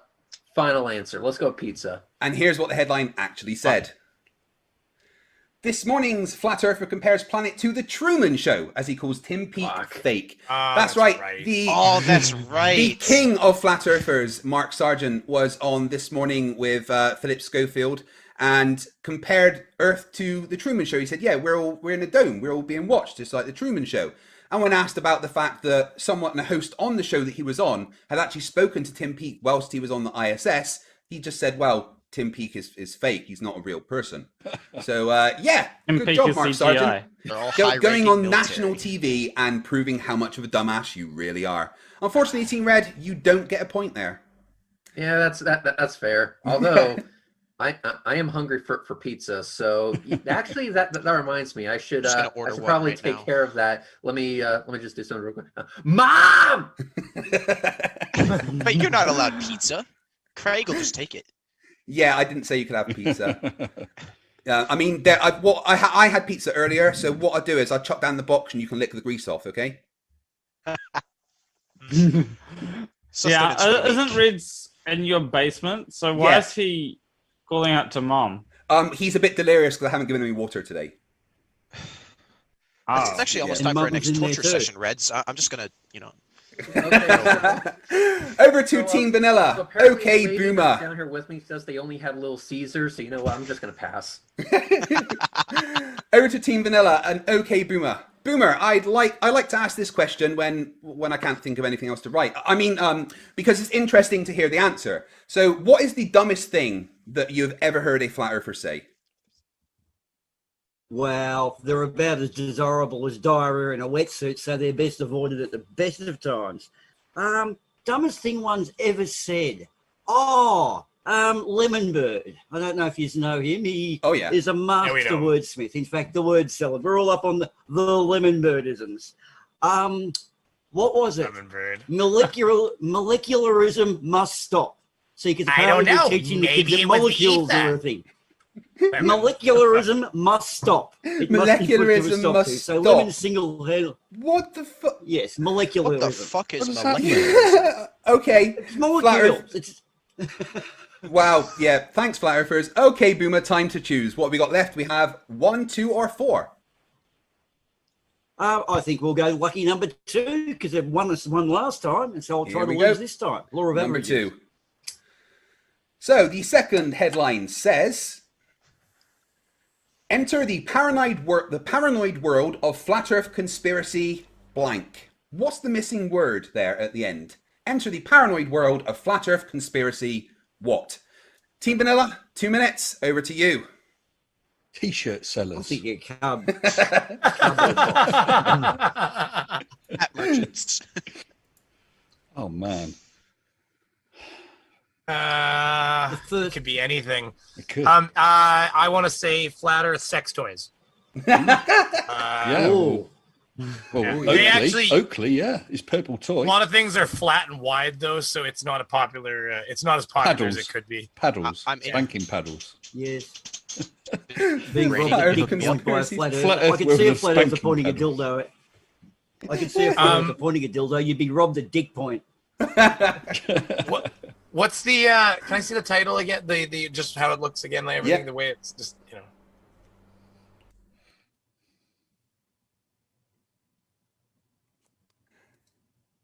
Enter the paranoid world of flat Earth conspiracy what? Science papers. Flat Earth conspiracy science papers. There's no such thing, Mr. Sensible. That's the conspiracy. Yeah. all inclusive Dumpster- vacations. Flat Earth erotica. Dumpster dog- Flat Earth conspiracy erotica for one. Oh, I don't want to read What that. about dumpster diving smorgasbord? Oh. Probably a bit large for that gap, though. All right, final answer, Brainy. Oh Lord! So what do you guys think is your final answer, so I can decide? Since we threw a lot of shit in the air, Theories. Yeah, Flat Earth nothing landed. conspiracy theories. we tried to hit the fan, is what we were trying to do. So we just didn't Yeah. make Truths. it. They don't call them theories. They call them truths. Oh, Yeah, It's just gotta be say flat Earth theories or conspiracy truths. But no, but this is a news article though, so flat Earth lunacy? Nah, let's just say theory, I guess. So Okay. it's too easy, isn't it? All right. Oh yeah. Is that your final answer, Brainy? Right. Let's do it. This Okay. feels like a fail. Final answer is theory. Let's see what the headline actually said. Enter the paranoid world of Oh flat my Earth conspiracy music. This comes from a That's story not what on we told Tom. electronicbeats.net, where it's talking about Grammy-nominated American rapper and producer B.O.B. using his Twitter account to post anti-Semitic and flat Earth conspiracy theories. Where And do it you apparently find spawned an this entire group of flat Earth music people. Oh my god, yeah. I've tried to cheat. I can't find these when I look for them. Oh, my wife is actually the one that goes and finds all these flat Earth news stories for me, so she's the Oh one my doing God. that work. So unfortunately, no point for you, Team Vanilla. So we go back over to Team Red. Draco Fire, are you it's worried over. that because you're so young and your brain is still developing, you might be damaging yourself permanently with flat Earth? Yeah, I've noticed my IQ has dropped by about 25 points since I started watching your channel. So What do you think the I'm average? suing for that. What do you think the average IQ of flat Earthers is on a scale of 1 to 10? Negative 55. Negative 55. 33, actually. Sorry, negative 33. Okay, Draco, you get to choose what we got left. We got 1 or 4. Well, want to be the bigger number, so I'll pick 4. 4 again. So this Flat Earth News headline says, man launches crowdfunder to what? Man launches a crowdfunder to what? This is quite a recent story. You may have heard this, but we'll see. Team Red, 2 minutes. What have you got? I know this one, but I forgot it. I know too. man It's wants the to- same thing. I mean, Crowdfunder to get out of homelessness. I was thinking. I actually wanted to interview this guy I wanted to interview this guy. He launched a crowdfunding campaign to send a flat earther to space because he wanted to prove them wrong. I actually tried to get in contact with this guy for a future That's what video. it was. Yep, I know all I about think that's it. correct. Yeah. Planawalk, do you agree with your teammates? Yeah, I do. Although I still think that Nathan Thompson's probably going to launch a crowdfunder to, or would it be? Cloud World Actually, Tour. no. It would be Austin would launch a crowdfunder to fix his RV. But I'll go with what my teammates say. Yeah, what other crowdfunders tried to get this guy? I tried to get this guy on for an interview because I thought that shit would just be fucking hilarious. But yeah, basically, it's he wanted to start a crowdfunding campaign to send a flat earther to space because he wanted to show them how big dipshits they've been. Okay, that's your final answer. Let's see what the headline actually said. Man launches crowdfunder to send flat earther to space to prove them wrong. Absolutely. This was a headline that was actually retweeted by Elon Musk, among other people. A guy from the UK started a crowdfunder to send a flat earther to space because lots of tourist missions to space are coming up. Like they're talking of putting up a space hotel, civilian missions to the ISS just for holidays and stuff. And they wanted to see if they could get a flat earther to go into space. Unfortunately, not enough was raised because I think most people know that flat earthers probably wouldn't even take the chance to do it. Red tried to contact the guy. She did speak to the guy. And initially he did say that he would come on and talk about it, but it seems that he became a little bit shy with all the attention that he was getting. I don't think he expected it to blow up as it did. But yes, someone did try and launch a crowdfunder to send a flat earther to space. Well done, Team Red. You get another point. Which unfortunately means I'm gonna tell you, your case for it not being rigged is not going well. For what a coincidence! It happened to be the guy that he invited to. Because it's just because I'm here. If he achieves his mission by proving space is fake, that's going to prove the firmament, which means he's going to look like a splattered fly on the window in summertime. I'd love to actually strap a flat earther to a Soyuz rocket and send them into space. Not so that they would see the curve, just because they wouldn't be breathing anymore, really. That's a bit harsh. So anyway, we're going to go over to Mr. Sensible, and this question is just for honor because you guys can't win. Mr. Sensible, so if you did do Mage 3, which flat earther would you attach to the balloon and why? Oh, man. Oh. I think it would have to be Nathan Oakley. Oh, he's fucking Oakley for sure. That's 100% and it's nothing to do with proving the curve or anything like that. I just want to try and get him out of the UK. just as he goes up. There is a problem though.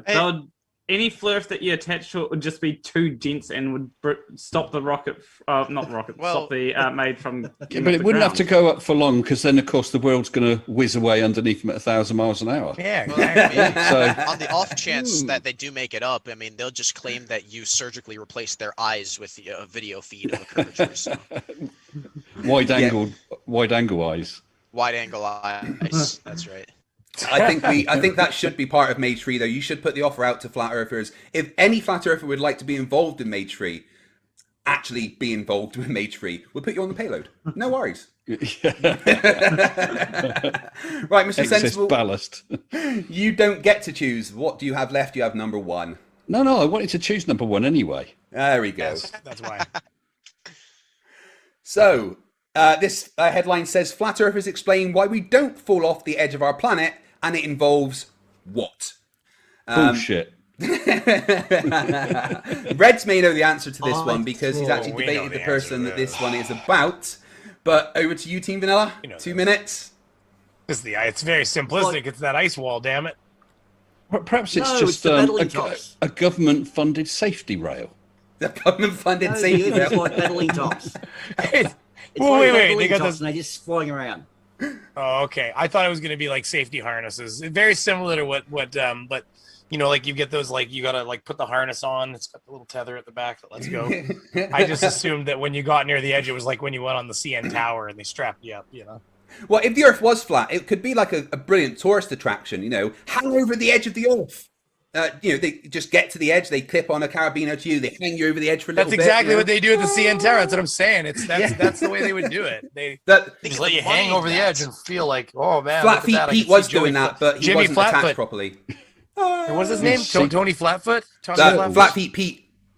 Flatfoot Pete. Oh, you'd be like, Pete's down there. Pete. Oh my God, he's been hanging off the edge this whole time, guys. So get him some water, guys. Water. I'll cut the rope. I'll cut the rope. Just hold on.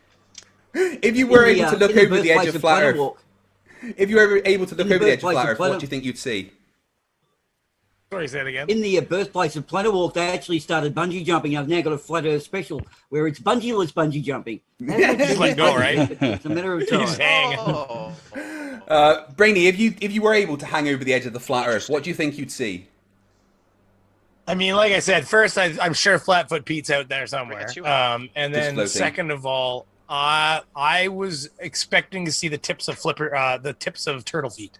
Yeah, is actually absolutely. what I would expect to see. Just a little. Probably. You probably can't get far enough over to see the whole thing, but because I imagine that the Earth on back is pretty big. But I would hope that you just like when you look over and you see the prop, like the wash from the prop, we'd be able to see just maybe the little tips of the nails kind of kicking along as we swam through the ether. I've heard it's turtles all the way down. Off the other side. But Brainy, final answer, please. What was the reason why you couldn't go off the edge of the Flat Earth? Oh, it's held in by an impassable wall of ice. Is that your final answer? Either that, or it's going to be like, final answer, it's ice. Either an endless winter, like ice forever, and so you can't get to the actual edge because it's an impossible thing, or the wall is tall enough that you physically. But it's ice. Their answer is cold iciness. You can't go there because of ice. Like a cold icy knife dagger or something. Yeah, like a cold icy knife dagger, exactly. And here's what the headline actually said. Here goes. Flat Earthers explain why we don't fall off the edge of the planet, and it involves What the fuck? Pac-Man. No. Yes. How in the world am I supposed to get this shit? Oh man. Oh, I mean, this is bullshit. I was right then. I said that at the start. This comes from a story on livescience.com where it's talking about a Flat Earth conference in the UK, and it says, at this conference they are presenting their scientific evidence for such a disc. One of the more interesting pieces of evidence came from the speaker Darren Nesbitt, who referred to the Pac-Man effect as the reason why planes don't fall off the edge of the Earth.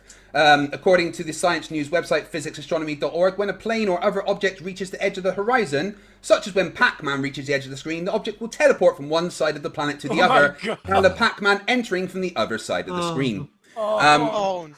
It just depends on which sect you're listening to. Reds did debate someone with the same theory, didn't you, Reds? Oh yeah. It was Awake Souls, I believe. Awake Souls and the Limitless. They actually said that the reason why the sun does what it does is because we're actually in a simulation, and the simulation is a lot like what you have in Pac-Man. Brilliant.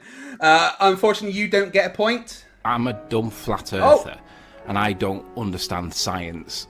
And that sound means it's the end of the round and the end of the show. The final scores are Team Red has 6 and Team Vanilla has 4, meaning that is the 5th victory for Team Red to Team Vanilla's 1. Up yours. I don't worry about things that are out of my control. I want to just thank. It's faked. I just want to thank Wolfie.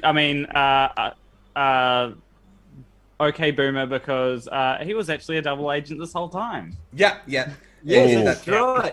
And the $20 is in my pocket. Thank you very much. We'll be drinking that. Hey, just on the Pac-Man you weren't effect supposed thing, to say that. what happens when you take the booster? You know, when you take the booster on the Pac-Man, does the world suddenly become globe, or does gravity reverse, or what happens when you get? I don't know, maybe that's the point where you can eat the globies. Dwayne The Rock Johnson.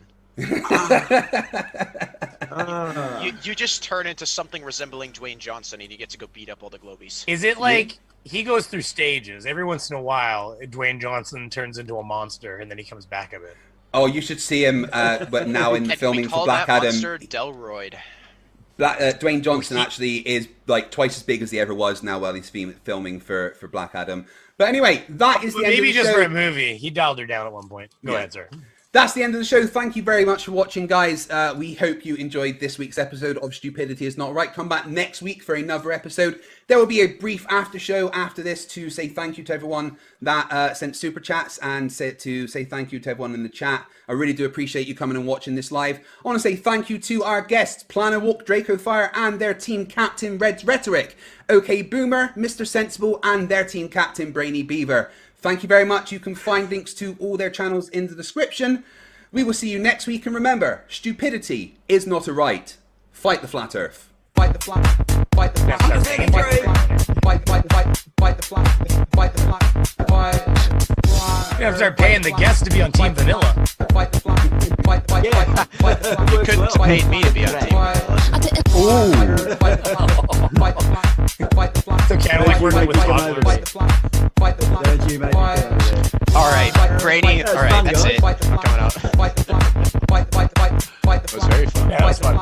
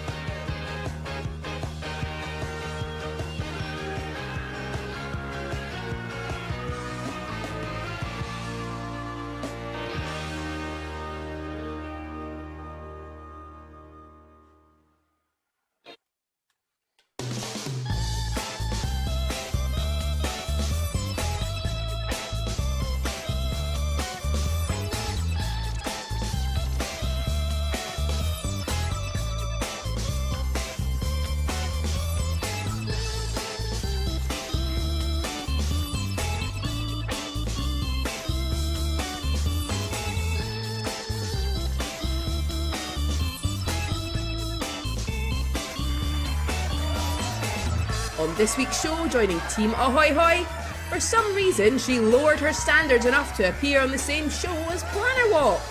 Flerf debunking Femme Fatale, Jessie 10-2. But of course, it's Mortimer81 and their team captain, who was here when we turned on the studio lights. I think he might be living here. It's Planner Walk. And joining Team Vanilla, we needed to fill out the numbers, so literally just grab this guy off the street. He has no clue what's going on, so fits on Brainy's team perfectly. Daniel McGlone. What you find when you look in the dictionary under homunculus, Twitch superstar Sam Clay. And their team captain, who we had the producers add an extra mute button for, Brainy Beaver. And introducing your host, who, after just having my 14th wedding anniversary with, I'm wondering what I did in a past life that was so bad. FTFE! Hello and welcome to Stupidity is Not a Right, the show about people who are so dumb they iron their trousers whilst they're still wearing them. These people are called flat earthers. There are two types of people in the world. People who know the earth is a globe and fucking idiots. Sometimes, when I'm having a hard day, I like to talk to a flat earther. Then I instantly feel better knowing my mother loved me. No, seriously, we do make fun of people who believe the earth is flat here, but honestly, we often forget what flat earth believers have contributed to our society. I mean, without them, this show wouldn't exist. Okay, on with the show. We have 3 rounds of stupid to get to, and we start with Flerfs Say What. I will show each team 2 videos of a flat earther about to say or do something stupid, and it's up to the team to figure out what is said next. They get 2 minutes, and then the captain has to give me a final answer. If they get it right, they get a point. If they get it wrong, I'm going to laugh at them. And we start with Jesse 10-2 on Team Ahoy Hoy. Jesse, welcome to the show. Great to have you here. Thank you for inviting me. No worries. Now, we don't really find many lady debunkers, so what made you want to argue with idiots? Because usually women are a little bit more sensible than men. I mean, you should have seen my wife's face when I told her I was starting this channel.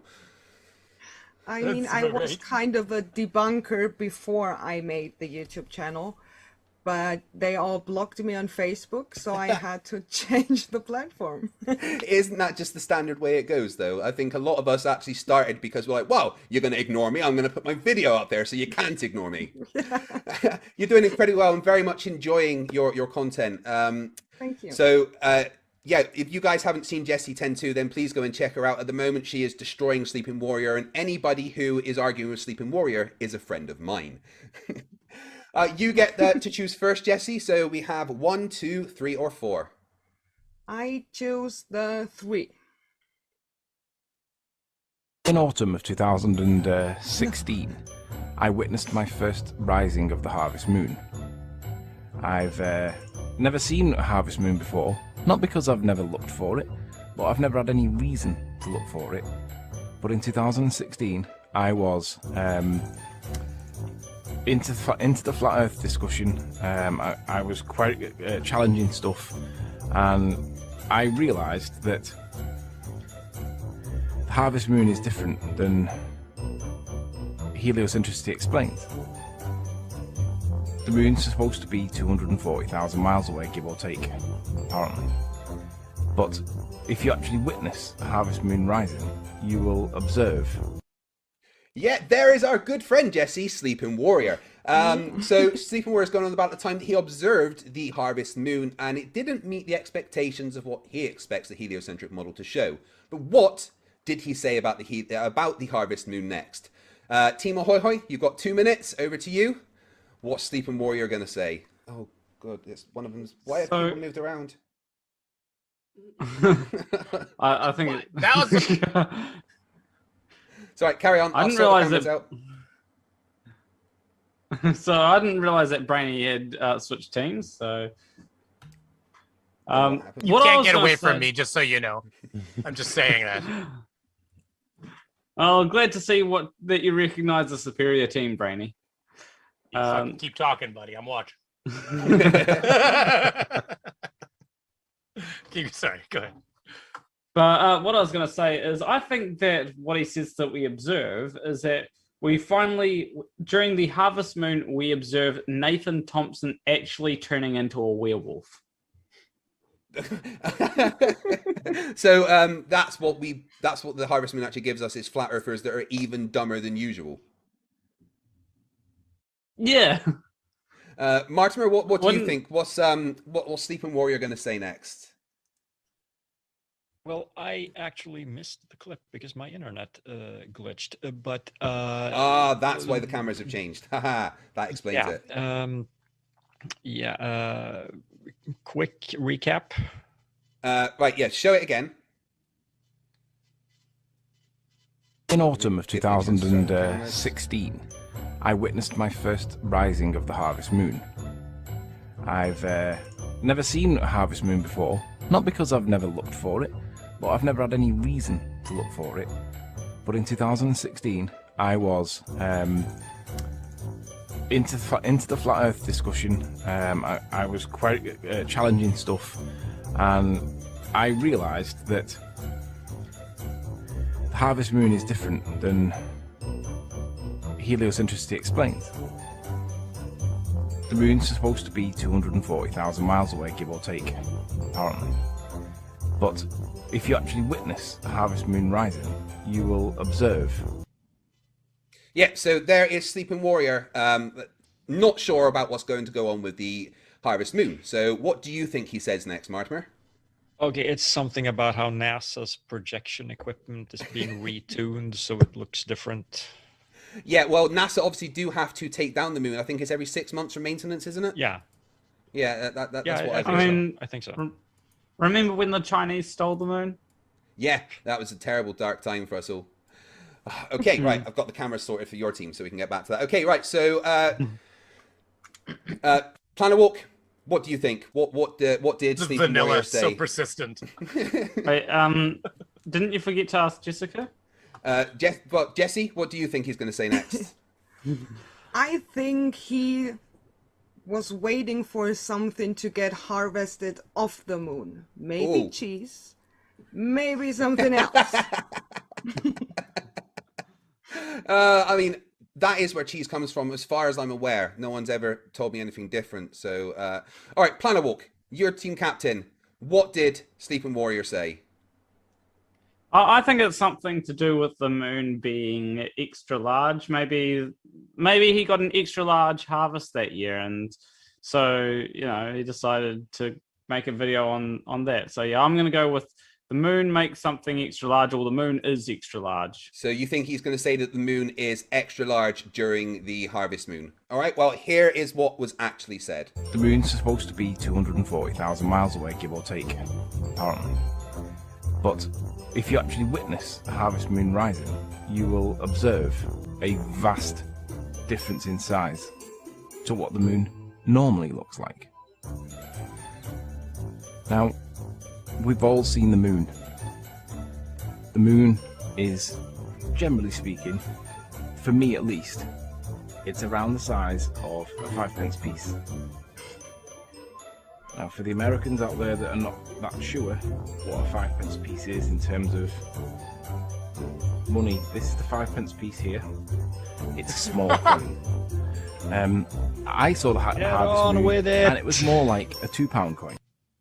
Yeah, so there is, Sleeping Warrior thinks that the harvest moon is going to be about 10 times the size as the normal moon, which is, as we all know, incredibly fucking stupid.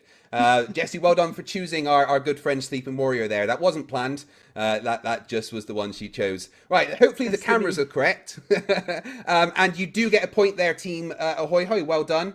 Now, excuse me for being a bit flustered. I've been trying to sort out the cameras in the background. Still, some of the cameras are wrong, so bear with me. I'm team captain now. Yeah. Now, whilst I'm still sorting out the cameras in the background, we're going to go over to Team Vanilla, to Sam. Let's see what comes up, Emma, and I'll just sort it out as we go. Oh, no, that's not right. Hey, so that's Oh my god, I've plus... somehow got even more handsome. right. Yeah. Wait, that's... No, do the other side, Emma. Yeah. They're right. We need the other side. Brainy plus right. Okay. So Brainy's teleporting all over the place. Wait. Okay. We need the other It's the side. vanilla. It got quantum. It's got quantum. Was it the word I'm looking for? Right. Okay. Quantum effects involved. You know, it's got silly. quantum properties. Thank you. Properties was the word I was looking for. Right. So we Are want you just trying to be Brainy over everywhere, here. Brainies? Yeah. Now there's two Brainies. Oh my god, it's crazy! I've taken over everything. It's like something out of a movie plot. Sam here.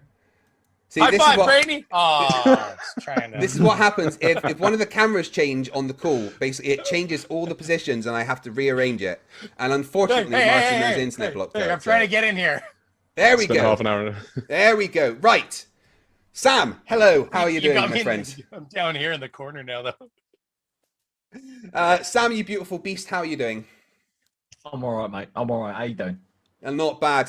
When was the last time you saw me in real life and saw my kids? 4 years. Wow. How big was little Violet when you saw her last? Still bigger than me. Well, Violet wanted me to put this joke into the show, all right? She's given me a flat earth joke, and she said that she wants me to tell this joke on the channel. So I'm going to tell a joke that my daughter told, and if you all don't laugh, then you're all getting banned from the channel.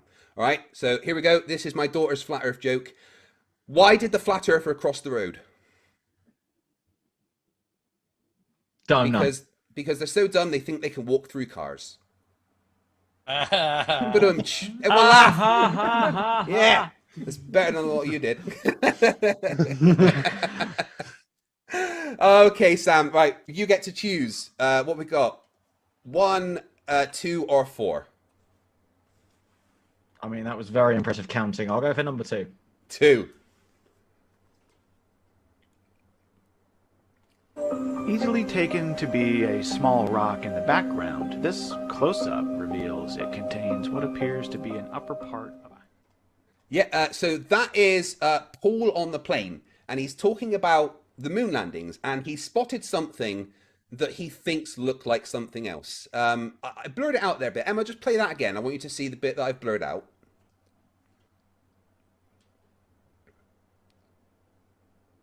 Easily taken to be a small rock in the background, this close-up reveals it contains what appears to be an upper part of a... So he thinks that that rock or something is something else. But what stupid is he going to say? What is Paul on the plane going to claim is on the set of the moon landing?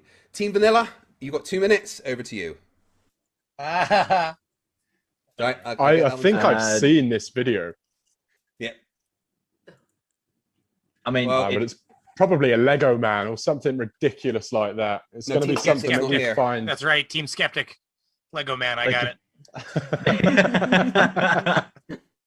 Now I'm too tall.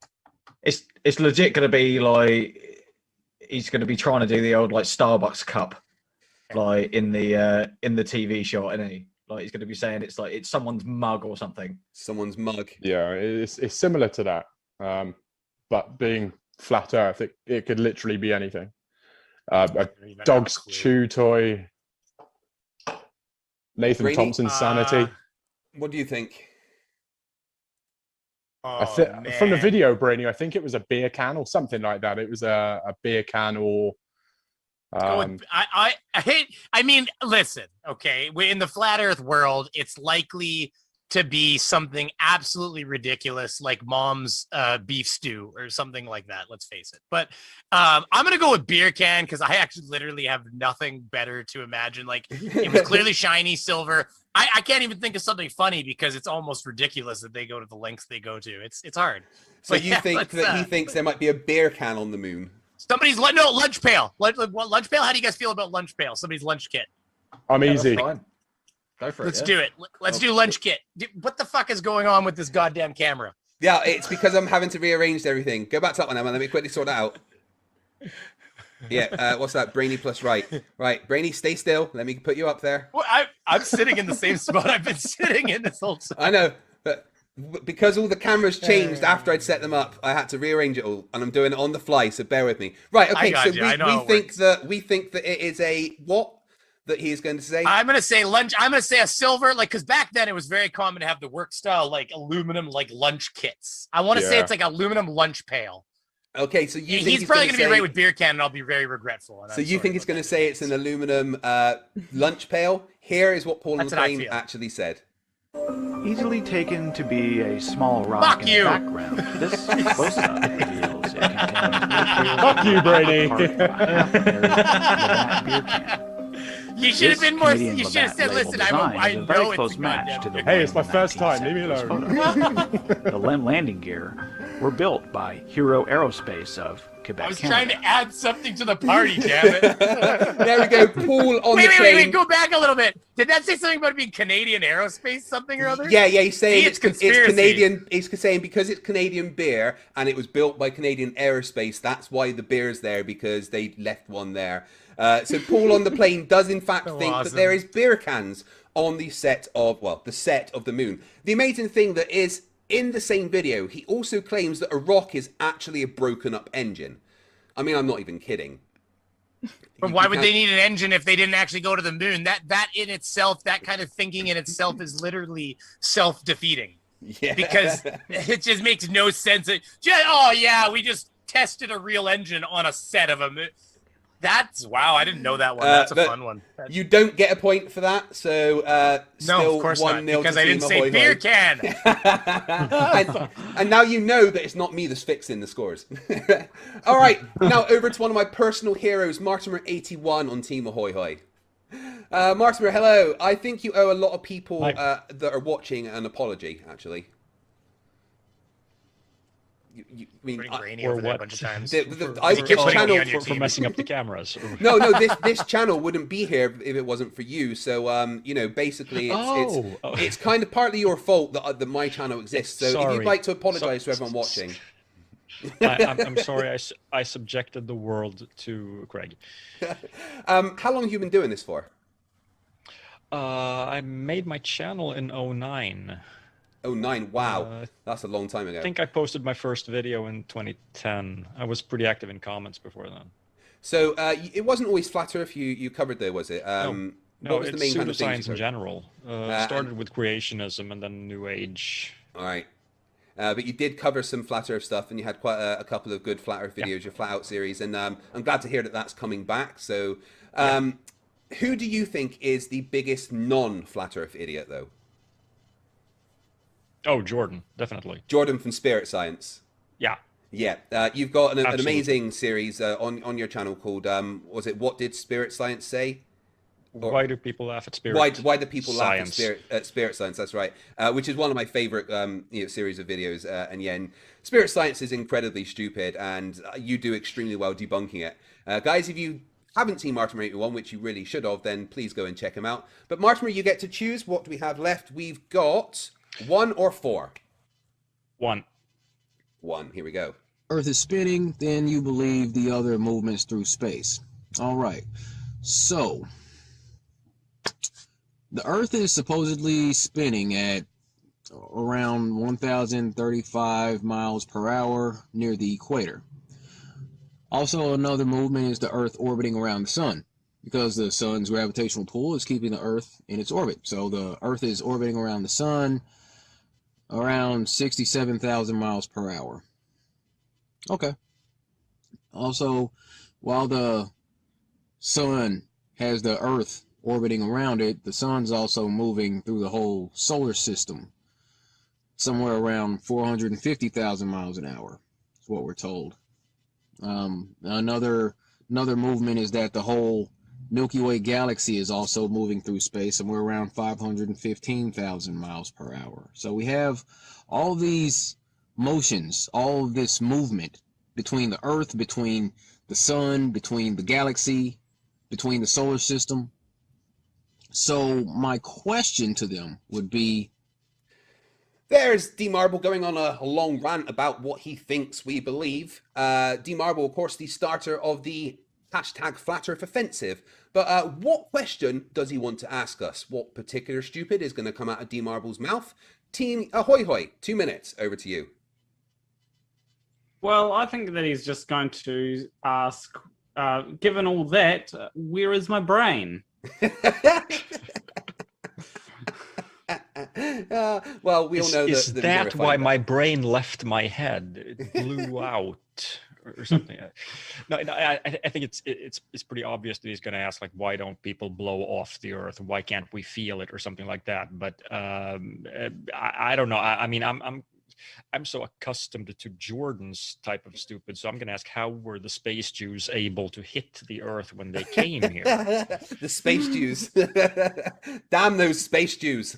What do you think? Oh, no, wait, maybe, no, they teleported. Sorry. Yeah. What do you think, Jesse? What's he going to say next? I think he would add up all those velocities. It will be a huge number, and he will say that that is impossible. So how is it possible that people believe in it? So because no one does. No, just general misunderstanding of the heliocentric model like normal then? Yeah. Totally. Okay, Planner Walk, you are the captain, so you, of course, get the final say. Yeah, I'm going to go with what Jessica and Martimer said. That he's just not going to understand the numbers, basically. Yeah. Okay, right, well, here's what D Marble said next. So my question to them would be, how is it that all this movement is taking place out in space? How do we see the same stars every night? I knew it. I would have got that one. Ah, my head. Dumb. Knew it. Dumb flat earthers. This is a question that gets asked. option. Question that gets asked all the time. How do we see the same stars? Because they're pretty close to us in the grand scheme of things, and you're all fucking idiots. Unfortunately, I cannot give Team Ahoy Hoy a point there, which means Vanilla may have a chance to catch up as we go back to them for the final contestant of the first round. Daniel, hello. Hi. How are you doing? How does it feel to be this week's sabotager of Brainy Beaver's team? I'm the sabotager. He's the sabotager. I mean, I'm giving answers and he's just taking it away. So Yeah, exactly. I'm happy to be here, guys. Oh, thank you very much for coming on. I know we had issues getting you on last time because the emails and stuff, so thank you for coming back. I do appreciate it. Right, well, you don't get a choice for this one because all we have left right now is number 4. Number 4. Here we go. Yeah, so gravity, right? Gravity? Let's clean this thing off so we can see this. That's so awesome. That's Flat Plat, who is looking at a jar of strawberries and saying the word gravity. So what stupid comes next? Why do we do this to ourselves? He's gonna Team Vanilla, over to you. He's obviously it's gonna be a confusion between buoyancy, density, and gravity all being the same thing, or I don't know, the size of the strawberries in the water. I think he's trying to find a ratio between the amount of time he has them pumped up his little bumhole and then how thawed they become. Personally, I'll go with that answer today. That's fine. No, I mean it's obviously it's got to be. Oh my god, he's got to be like, if gravity's so strong, why is it not pulling these strawberries down? You know, why are they suspended? Why are they floating? And I think he froze them. I think they're like frozen strawberries that are in a different, like slightly different states of. Because a frozen strawberry will float very easily because the water freezes and it expands, and it has the same kind of idea as ice. And a strawberry is like 90% water, anyways. I don't know. That's probably way off. I'm not. Don't quote me on that fact, everybody. This is not a research topic on my end. How is it that flat earthers get confused by strawberries? I mean, seriously, how can a glass with a few strawberries in confuse a flat earther? It's probably because it's not actually a berry. I think it starts there and it moves onward. Sam, what do you think? They're stupid. Yeah, they are stupid, Martin. You're right. Sam, what do you think Strawberry Man's going to say? I mean, yeah, just to repeat what's already been said, it's going to be some ridiculous thing about like if gravity is actually a force, and you know if it's that strong, why are they floating? Because they just don't have any understanding of buoyancy and the difference between having this much pressure here and this much pressure here, and they're just going to bang on about it for hours and still be fucking wrong. That's a very good description of flat Earth in general, Sam. Well done. I think you can become a flat Earth debunker. You welcome to the team. Brainy, thank you very much. I'm glad to be here. Brainy, you are the team captain, so it comes down to you. What does Mr. Confused by Strawberries gonna say next? Sorry, I spaced out on the chat for a second. Sum your answer up real quick there, Turbosaurus. Whatever the fuck. Same as you guys. I see your name on here. I keep forgetting. Sorry. No, that's absolutely fine. That's absolutely fine, Mr. Woodpecker. Yeah, exactly. I love it. Basically, whatever you said is going to be correct. So go with that. Oh, he was good. I like that. I love that you have confidence. No. He was talking about putting strawberries up his ass. I would not go with that. Oh, not that one. That was. You know what? That is the extended answer. That's on the guy's OnlyFans page.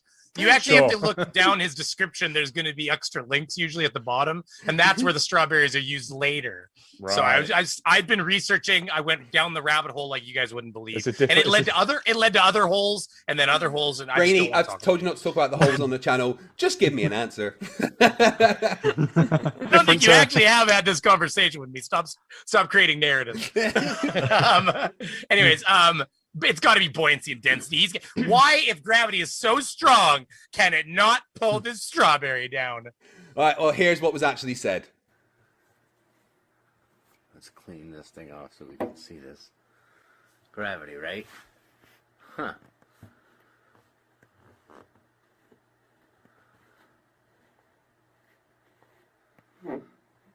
These strawberries have found equilibrium in this water. Some conquered grapes down here at the bottom without any skin. Why aren't they floating? But this is inconsistent with gravity. I don't know what to say. I'm he going doesn't to really give. say why, mind you, I guess. But He just says it's inconsistent with gravity, but I'm going to give you the point there. That he's basically he is saying that look, it's the buoyancy and density. Gravity isn't explaining what's going on here, because why are they floating? Essentially, is what he's I think extending it to. So, Why yeah, don't I think understand it? It's kind of it's more like that. Leave it to a flat earther to be confused by strawberries. So at the end of the first round, we have 1 point for Team Ahoy Hoy and 1 point for Team Vanilla. Everything to play for. Actually, nothing to play for. There's no prizes. Round 2 is called Captain v Captain. So bring up the screen, Emma. I'm probably going to have to change that one. Yeah, because Daniel is not a captain. No, I am not. Where is it? Where is it? Captain v Captain. Let's put Brainy in there. How many episodes are left in the season? I've still got like what 4 of those things or 3? Yeah, of them? I'm not letting any of those be used today though. It's a special day. Where is he? Where's Brainy? There Over here. Hi. There we go. Brainy is in the right place now. Right, round 2 is called Captain v Captain, where I will read the captain's 5 statements, and they have to respond to me as though they are flat earthers. I do hope they've had their brains removed, because that's the only way you can accurately respond as though you are a flat earther. We're going to start with Planawalk from Team Ahoy Hoy. Planawalk, simple. The Earth's a globe. Change my mind. Muted. Earth's not a globe. No, The Earth's not a globe. I have a robe. You're wrong. Did you need a beat to make that a bit better? That's almost as good as Multi Tom Tom responding with a rap. Brainy Beaver got a lot to beat there because the Earth's a globe. Change my mind. And listen. If the Earth was a globe, okay, then when I roll a ball away from me down the hill, even though I live in the prairies, there's no way that ball should stop. Basically, what you're telling me, Craig, is that if I push a ball, it should just keep rolling downhill. and it's ridiculous. If you look at Google Maps clearly shows that if you start on one coast and go to the other coast, that it is 0. It's flat. It doesn't matter how much like you go up or down along the way, you'll still end at the same level that you started at. Put a ruler across it. It's goddamn flat. I mean, that's very good, flat earther, but you didn't try and rap at me, so I'm giving the point to Planawalk. I think that's partialness. Oh, okay, Brainy, you first this time. So the Narrows Bridge in New York has plumb support towers that are 1 5/8 inches further apart at the top than the bottom. Earth's a globe. No. That just proves that they taper. I mean, that doesn't prove anything. That just proves that they taper. Do you know listen, did they have lasers back then? Do you know how did they even measure that? Did they hold a tape measure out? I've never seen a tape measure that far. Craig, I want to see evidence of this. Do you have a YouTube video maybe where they did this experiment that you could reference me to? Because I don't believe anything unless I find it on goddamn YouTube, okay? Citing YouTube as evidence, that's pretty good. But Planawalk, the Narrows Bridge in New York has plumb support towers that are 1 5/8 inches further apart at the top than the bottom. Earth's a globe. So, are you really going to trust plums? Like, why didn't they use oranges, huh? They should have used oranges. Oranges are even more flat than plums. Oranges are more flat. That's bullshit. How have you been working on your art? I'm sorry. 2 points to Like the best answers both of us have ever given. Dude, that's too much. Fucking oranges and plums. Hey, Planawalk. I need to have more cannabis apparently to make this work better. Planawalk. All air, sea, and land navigation is based on a globe. Therefore, the Earth is a globe. So, do you see these maps? These maps are 100% flat. These are the maps that they use. They use these maps, and when you stick them together, are you going to get a globe? No. How can you stick a whole lot of flat things together and get a globe? It's clearly flat. Brainy Beaver. All air, sea, and land navigation is based on a globe. Therefore, the Earth is a globe. That's not true, because when they run simulators, I listened, we spoke to pilots, the simulators simulate a flat Earth. If they really honestly were using a globe to navigate, would they simulate it on a flat? That makes no sense, Craig. Use your mind. Come on. By the way, 9/11. Yeah, starting to be a horrific person. The point definitely goes to Brainy Beaver because that's very much like a flat earther. Yeah, that was me pretending you cut me off because I started talking about Twin Towers. Hey, Brainy, measurements of the Earth's rotation show a 15 degree per hour drift in 3 axes. That's only possible because the Earth is a globe. I am aware that they were doing this on one of those rides at the movie, the drive-in theater. You know, you get on, you spin it around. I don't believe for a second that these people were right in the mind at all.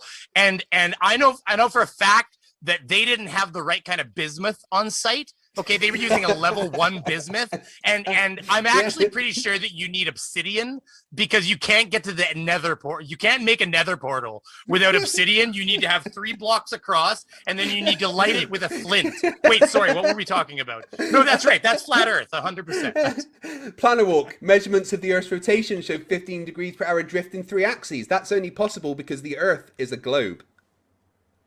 Hold on, I'm just waiting for a bus to go. Oh, okay, Bob, a bus is going by. All right, there we go. Oh, I'm going to give the point to Brainy Beaver there. Well done, Brainy. Okay, Planet Walk. The government replaced all birds with drones in the 60s, but the Earth's still a globe. Do you really trust the birds to tell you that the Earth is a globe? Because I'll tell you, a bird told me that you're wrong, and the birds trust. What was my argument again? Brainy Beaver, the government replaced all birds with drones in the 60s, but the Earth is still a globe. I mean, listen, okay, the Earth is definitely not a globe, but you know what? You nailed something here, Craig.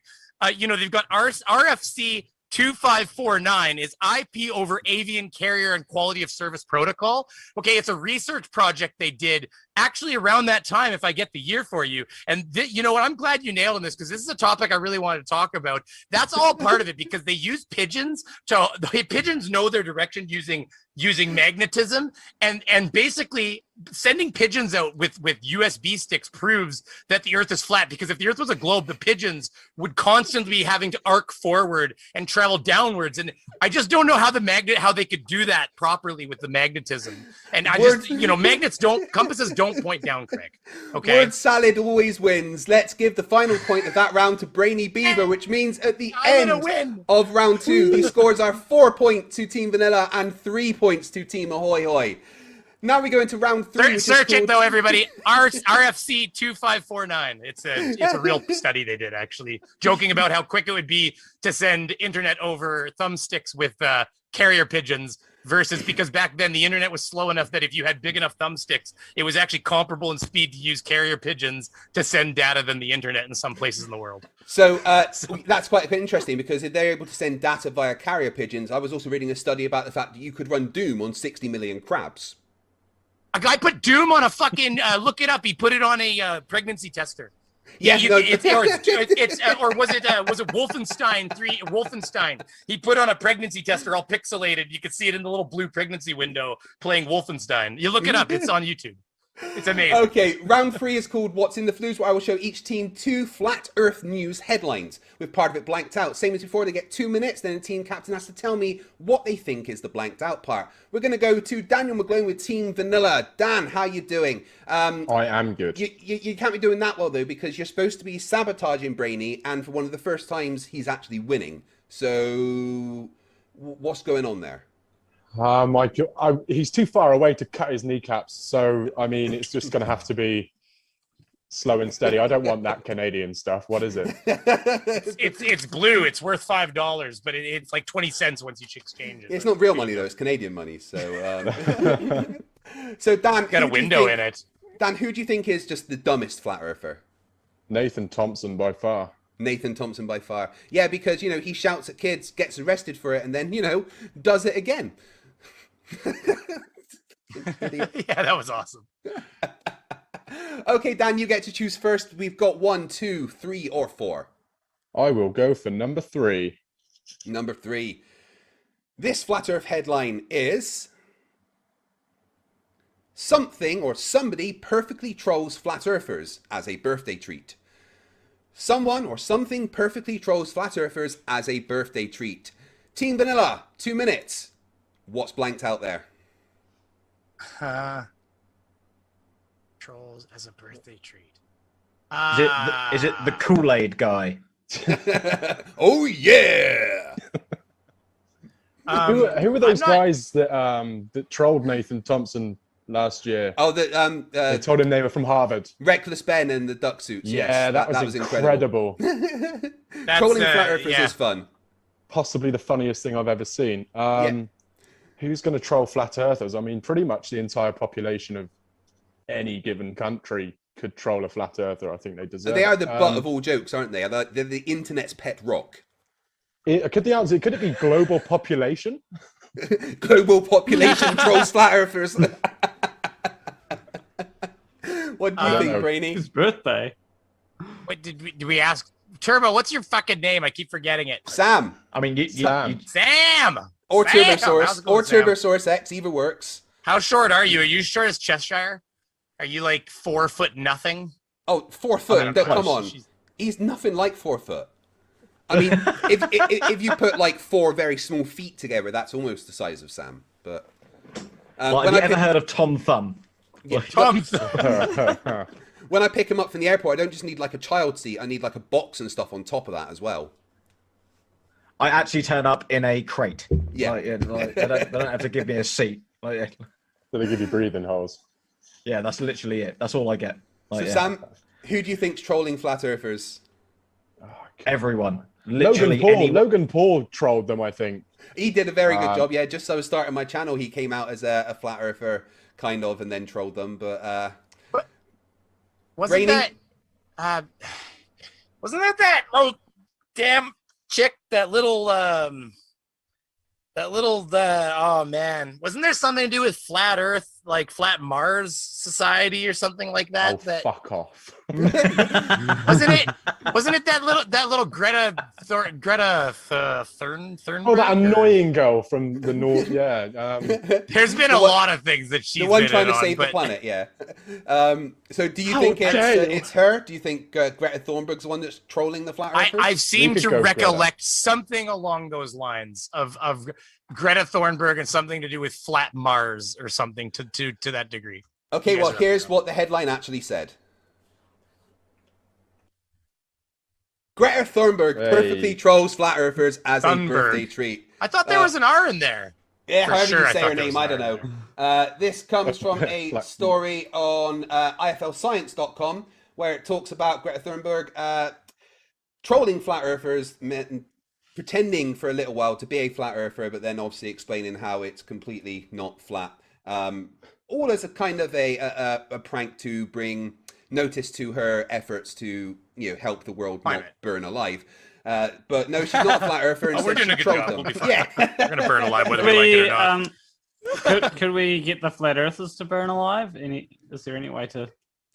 I mean, well, I'm working on it. I'm not sure if we could promote witchcraft on this. One of them got compressed into an accordion last year. So 2020 wasn't a good year for them. Was that 2020 or 2019 already? Anyway, 2020 Brainy wasn't Beaver, good for anyone. Brainy Team Vanilla gets another point. Now we go back over to it's looking Team bad for Ahoy you guys. To Martimer81. Martimer, you are going back into debunking the Flerfs, aren't you? Yeah. So how much has changed since you kind of left that scene and you come back? Well, I started out when it really when I noticed it. Hello.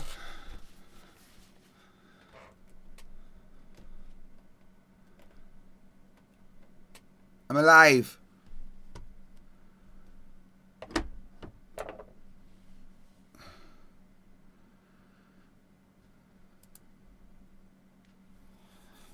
All right. I'm going to go and have a shower and a cup of coffee. I'll be back quite soon.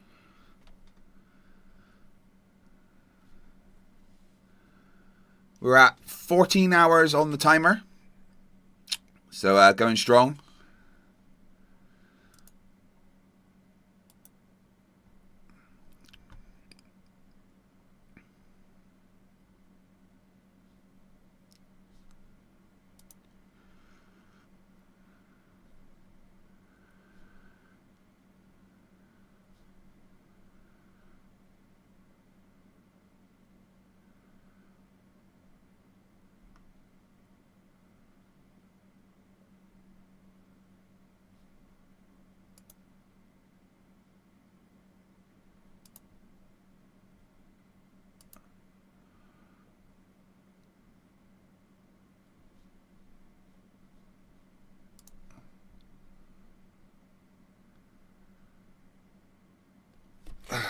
Right.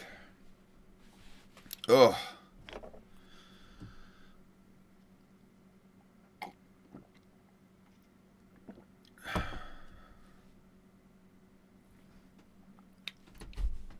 See you in a bit.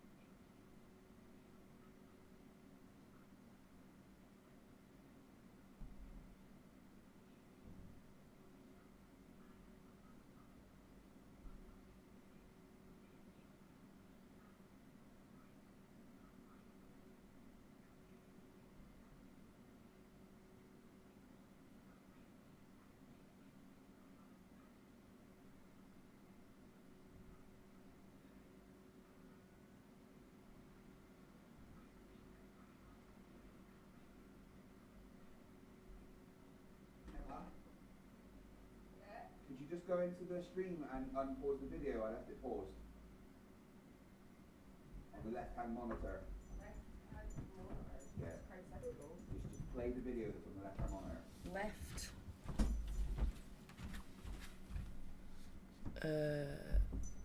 It getting started. And I think a lot of the arguments they were using back then came from Flat Earth Society, which they since parted ways with because they realized that they were pose. Yeah. Or something like that. Well, at least they say those shills now. Yeah. Yeah,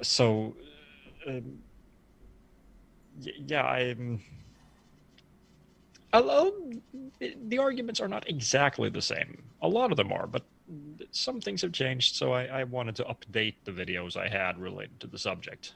Yeah, there doesn't seem to be, personally, I don't think there's a lot that's changed. They've tried to refine some of their arguments, and they've split into factions, which is one thing I've noticed more and more happening. You know, is there dome? Especially when it comes to not gravity. Is there an ice wall? Is there just lands forever? So there's definitely some changes, but I'm very interested to see your new Flat Out series, because I very much did enjoy the ones that you did before. And like I said, it's one of the reasons why I started my channel, seeing people like you and Cool Hard Logic and Red's Rhetoric and everything, you know, the original OG debunkers, and it's your fault again. So good job on that.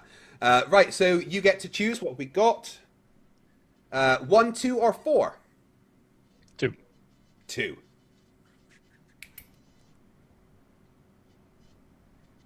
This Flat Earth headline is Flat Earth's favourite what is now discontinued. Flat Earthers' favourite what is now discontinued. Team Ahoy Hoy, 2 minutes, over to you.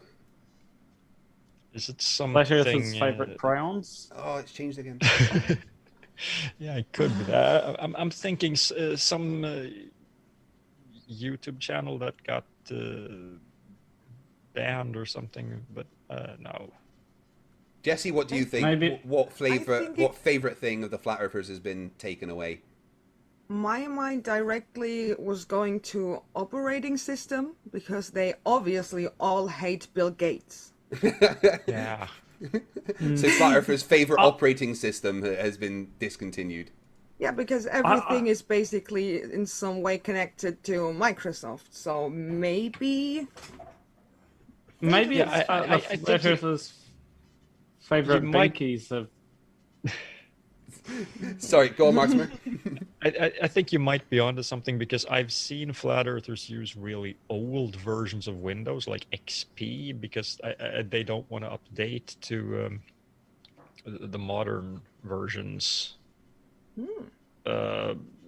So they must watch porn frame by frame.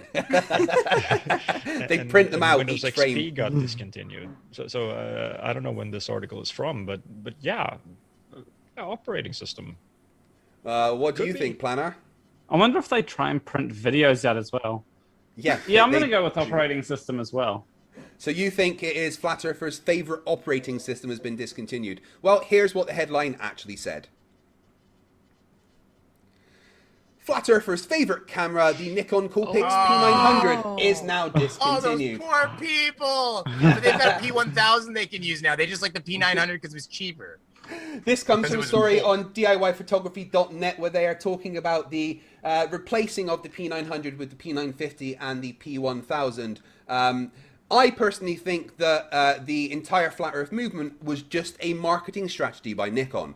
And good fucking job, guys, because it's really worked. Every single Flat Earther has a P900 or a P1000. And there's only been a couple of them smart enough to use it to prove that it's not flat. The rest of them have been like, look, I can still see the top of the boat.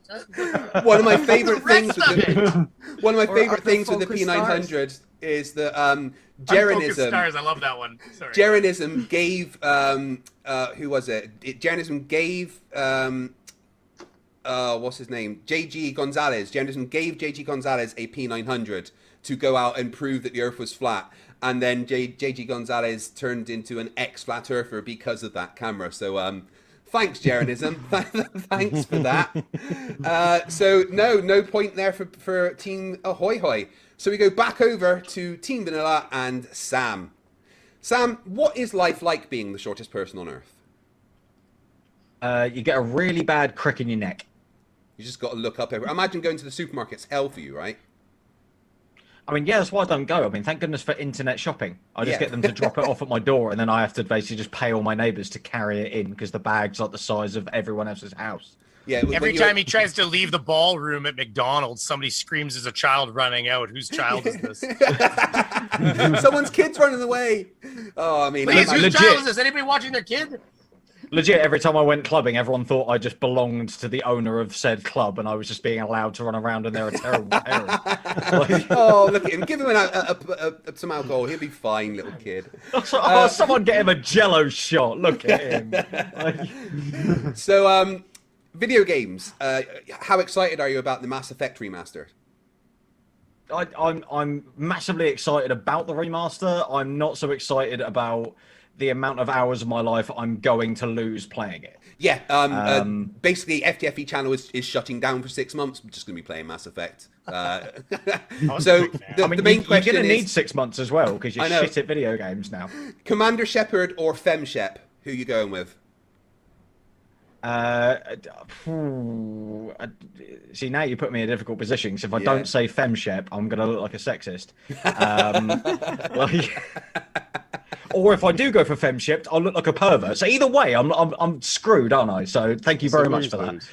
Favorite part of Mass Effect for me is when Commander Shepard's talking to the journalist in Mass Effect 2, and if you play your cards right, you can knock them out 3 times. Is Cam Shep like a sexual maneuver, or is no? You got Commander Shepard or the female version, which is referred to as. I'm getting Cam Shep tonight, guys. And, Okay, right, Sam, you get to choose. What have we got left? We have 1 or 4. We'll go for number 4. Okay, so this Flat Earth headline says, fake moon landings and a flat Earth. Why do blank love conspiracy theories? Fake moon landings and a flat Earth. Why do blank love conspiracy theories? What is blanked out there? Team Vanilla, 2 minutes. I've got a word that I could use that's banned me off a lot of social media platforms, and I'm not going to use that. I don't think that's what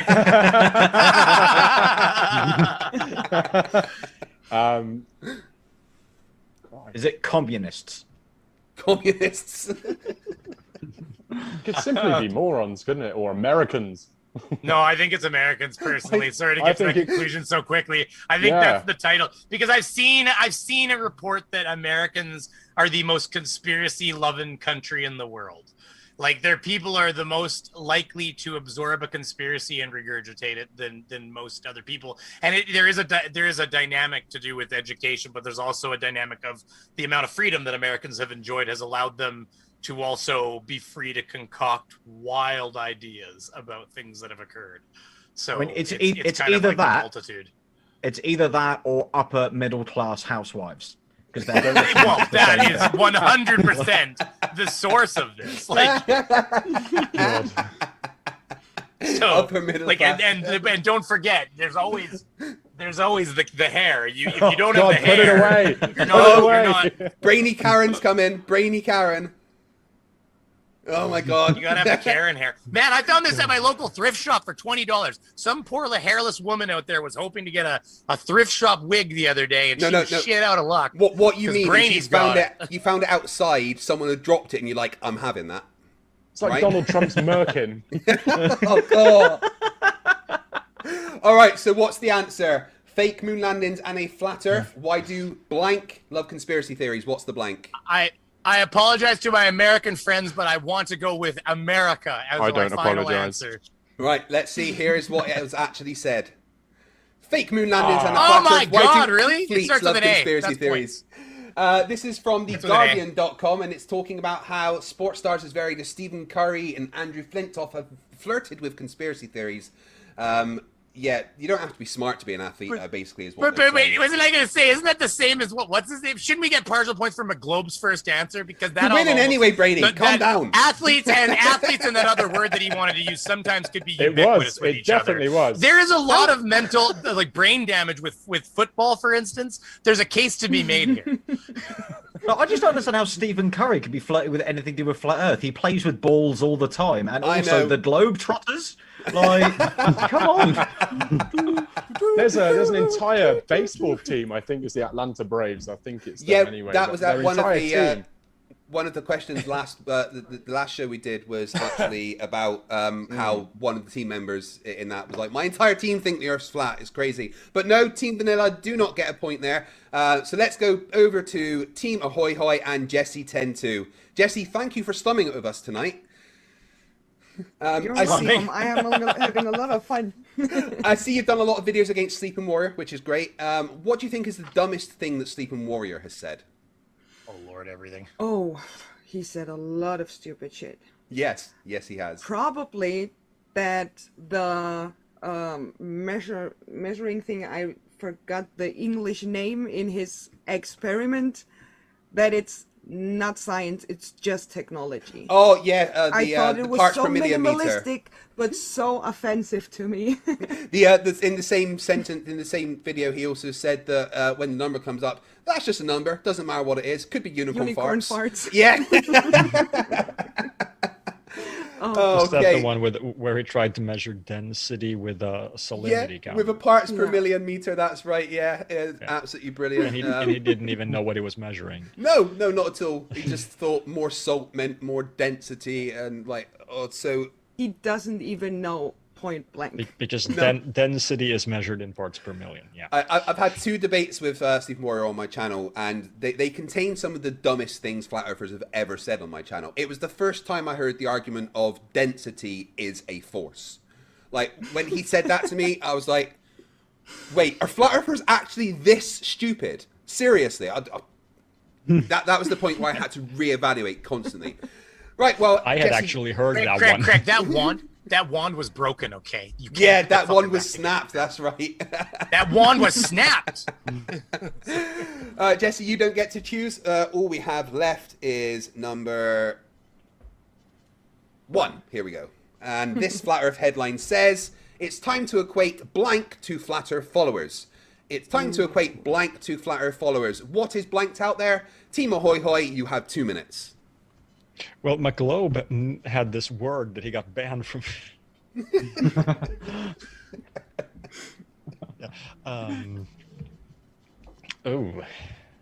It could be the rapper B.O.B., but I suspect he only outed himself as a flat earther to get money, because instantly he started a GoFundMe. Yeah.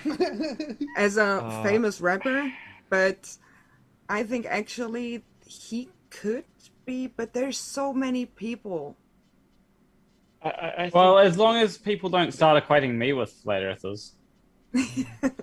No, I mean, you live in New Zealand. Is there a group that is being being considered as dumb as flat earthers? There's a couple. In the so current there's world, QAnoners, and then there's yeah, also anti-vaxxers. So anti-vaxxers could be, but it's anti-vaxxers. It's gotta be one of the QAnon. two, I think. Yeah, I think so. Or anti-maskers.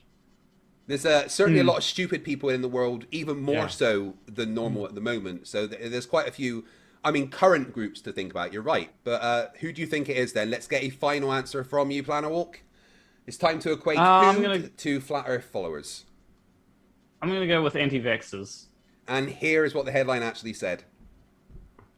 It's time to equate QAnon disciples to Flat Earth followers. Martin, you should have gone with your initial thoughts there. This comes from a story on pathos.com where it's talking about the link between Flat Earthers and other conspiracy theories. Flat Earthers will generally fall for any other conspiracy theory because to believe the Earth is flat, you have to believe that everybody is lying to you.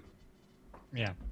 I'm a dumb flat earther and I don't understand science. That sound means it's the end of the round and the end of the show. The final scores are Team Ahoy Hoy have 3 and Team Vanilla take their second victory in the series with 5. Woo! Daniel McGlone, you absolutely failed.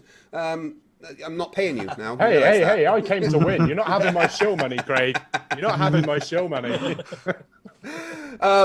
Join me I need briefly. to start paying Craig more. Yeah, absolutely. Join me briefly after this for a quick after show after this to say thank you to anyone that has super chatted. I really do appreciate all the support. For now, I want to thank our guests, Martimer81,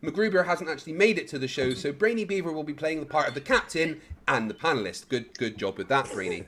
You know how I just always win, you know? Yeah. After that nice fail intro, let's get on with the show. We've got 3 rounds of Stupid to get through. Round 1 is called Flerfs Say What, where I will show each team 2 videos of a flat earther about to do or say something stupid. They then have 2 minutes to talk amongst themselves before the captain has to give me a final answer. They get it right, they get a point. The more points, the more chance of winning. Current scores are 5 to Team Ahoy Hoy and 2 to Team Vanilla. Brainy Beaver is convinced that I'm fixing it, so if he loses, you know, he might be right. But anyway, let's head over to Team Vanilla first, so he has less to bitch about, and talk to MacGruber, who isn't here. So Brainy, over to you. Brainy, so obviously... Wait, I'm him now? Wait, yeah. Okay, keep going. There we go. MacGruber, hello. So obviously you and the majority of the world are smarter than flat earthers, right? Oh, absolutely, absolutely. We are smarter than than all flat earthers everywhere. In fact, I think toddlers are smarter than most flat earthers. In a recent short, I pretended to hammer a nail into my head to reduce my IQ to that of a flat earther. What would you do to get as dumb as them?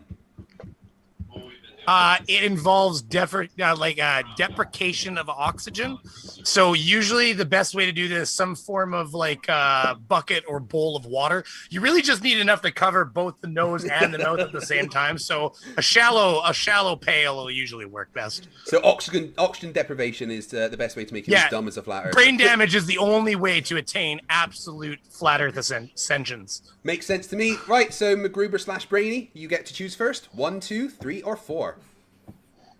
Oh my god. Oh, 3 because it would be part of 2 threes, which would be 33. Because everything with 3 is a 33. Oh, yeah. Here we go. There's their 3. So you can always tell when you've gotten a globe liar pinned where they can't provide science, so that all they can do is desperately try to come up with semantical evasions on how they can do anything but try to do science to prove their globe. If these morons would work half as hard at actually doing science to prove their globe. So there is good old Mr. Dortrim himself, Daniel Pratt, about to talk about experiments that might not prove the globe. But he says we've never done any, but he says he's going to do some next. So what's he going to do? What's he going to say? What experiment is he going to talk about that proves the Earth is flat? Team Vanilla, over to you. How dumb could this get? What could we do if we put our minds to it, Globers? Oh my god. It could be anywhere between absolute racist rhetoric to like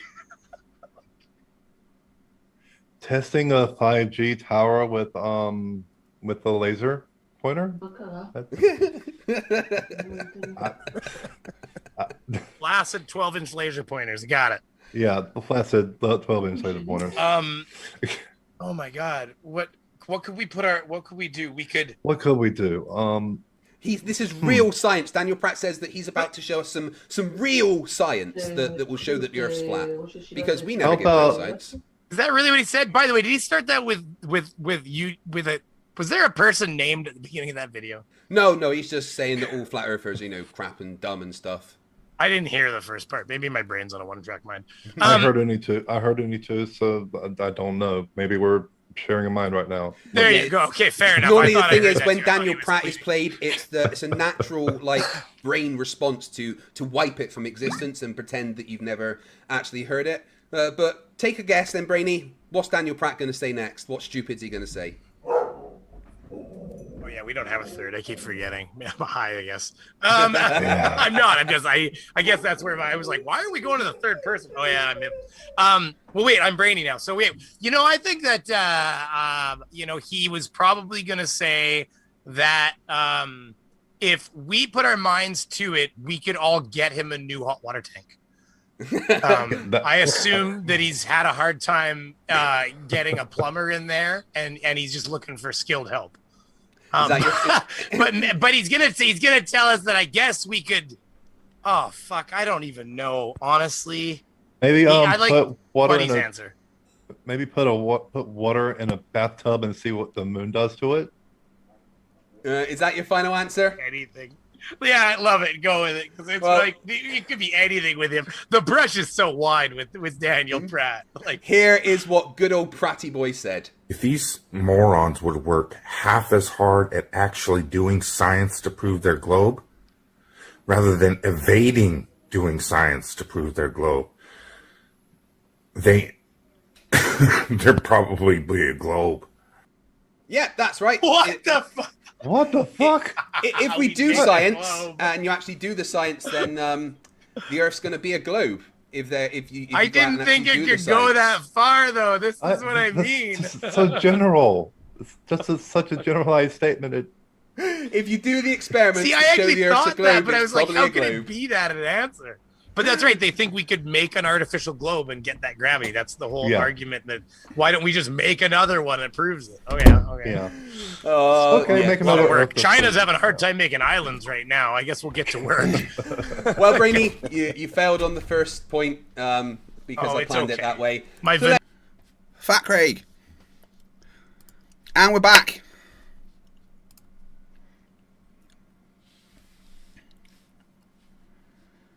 While I was asleep, Mr. E-Man Original gifted 10 memberships, which would have added 30 minutes, and then I need to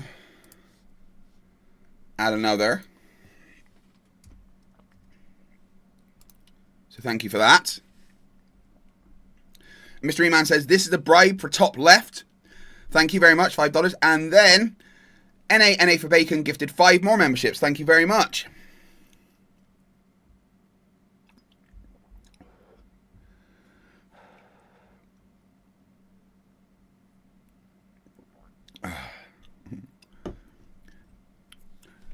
User, I slept for about 6 hours, 6 hours and 10 minutes. So, I mean, started at 8 p.m. on Thursday. What's it now? It's Saturday, right? So, I've been going for 41 hours. And I've slept for about 10 hours, which isn't bad. 11 hours. I've slept for 11 hours out of 41. So there's been 30 hours of pure hear me at the computer. We've got 14 hours to go. Right, wait, so yeah, I started this stream at 8 p.m. on Thursday the 31st of July. Thursday the 30th of July. It is now the 1st of August at 1 p.m. And the timer says that I still have another 14 hours to go.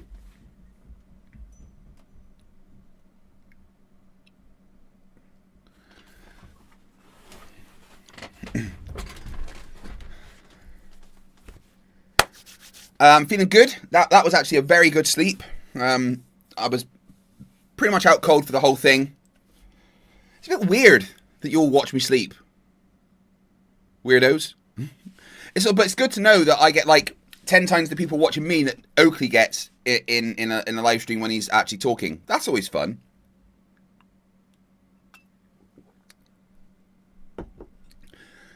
At this rate, the stream will finish tomorrow at 2 p.m.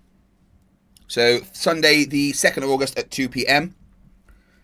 And that's absolutely fine with me.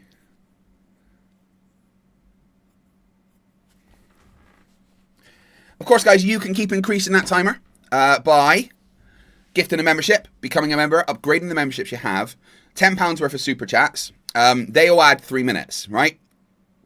But if you want to give 6 minutes per member, if you give 10 at once, it will add an hour to the timer. So 10 memberships is an entire hour. Yeah, having Stupidity is not a right on there. It makes me think I wouldn't mind bringing back that show in some form. That was good. That was a lot of fun. Obviously not with Reds, so, you know. We're going to continue with the stream. And we've got the got Oakley's book still on standby. Standing on it is probably the only thing it's good for.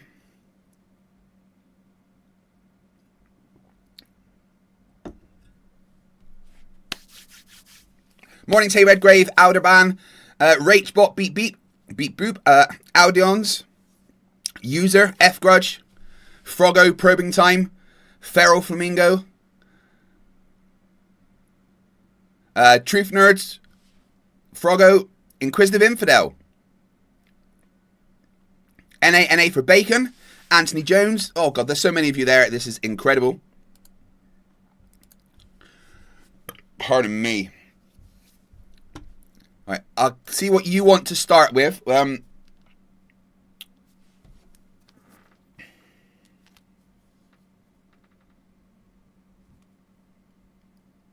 You are Mop £5 says, hey man, if we open your YouTube history, what videos would we be surprised to see?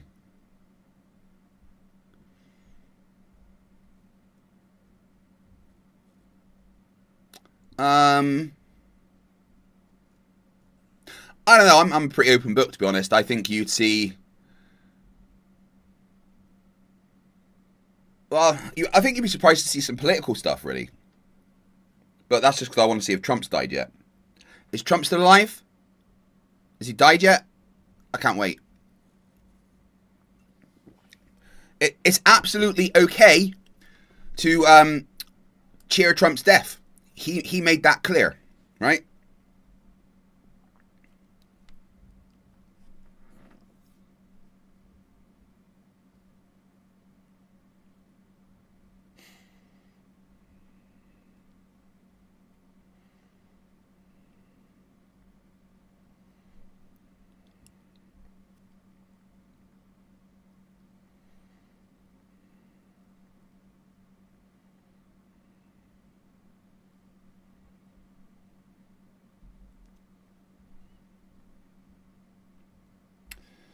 Just seeing about the debates, because a bunch of people didn't turn up that were supposed to.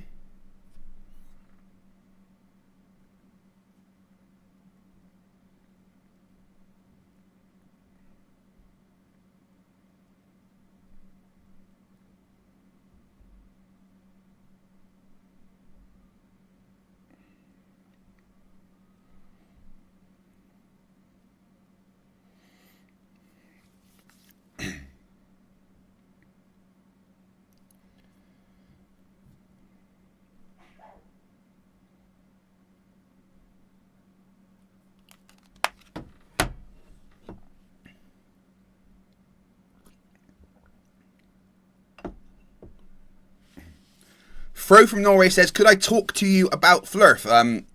I'm in Discord. You can hit me up on there anytime.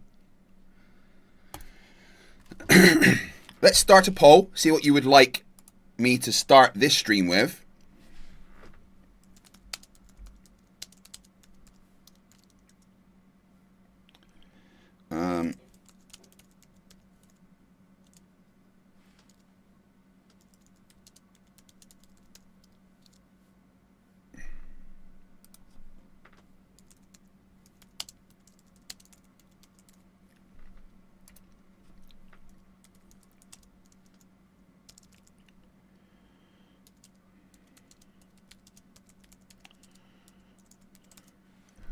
Okay, oh crap, no.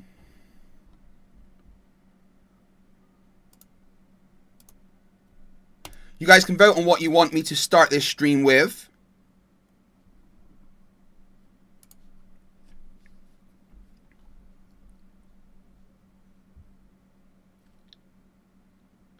Either, we're going to start with either more of Oakley's book, which is terrifying, more of Oakley versus Gem Panda server, or a debate review of Toon versus Solly.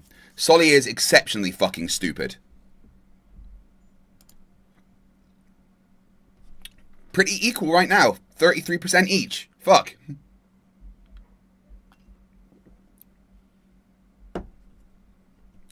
Oh.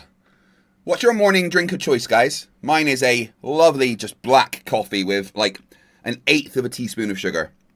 But it's got to be made from fresh beans ground just now.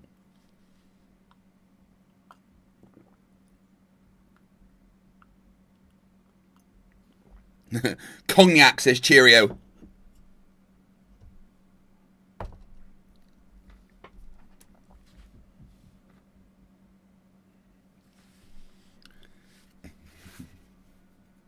Magical Cat Girl says, morning, it's 10 p.m. I know, stupid globe, right?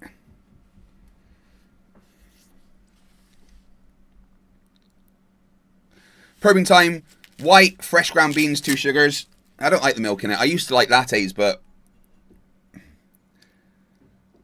Your Mop says, 0 sugar, wild cherry Pepsi with 2 shots of vodka.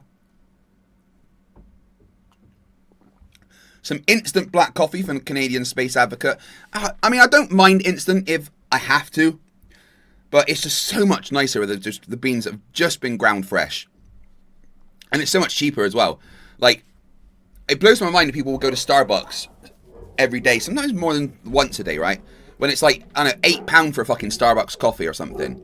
I spend £8 on coffee beans once a month. And I get maybe 60, 70 cups of coffee out of that. You know? Mexican says cappuccino, fresh ground, no sugar. Dave McKeegan says, I tried fresh ground coffee once. It was awful. With hindsight, I think it's a mistake to use Heinz. What are you, Heinz? What, ketchup? You're putting ketchup in your fucking coffee. What the hell? Magical Cat Girl doesn't do anything with caffeine, alcohol, or carbonation. I mean, I'm not going to lie. I may have a little bit of a caffeine addiction. Normally when I get up, I'll have like 3 cups of this. And then I'll go to the gym and I'll have, well, first thing I do is I'll have my Thermogenesis burn pill, which just keeps my insides a bit warmer to help me lose weight a bit. And then, which has a lot of caffeine in. And then I'll have my 3 coffees, which is caffeine, and then I'll go to the gym and have my pre-workout, which is more caffeine. So I may have a little bit of a caffeine addiction. Tiny Captain says, a good scotch, but society stops me from doing that. So good black coffee from a piston machine or a fresh espresso, no sugar. I've got just a tiny bit of sugar. I don't like much in it, just a tiny bit. Permentine says that Starbucks is shit. Yeah, I agree. I don't like their coffee.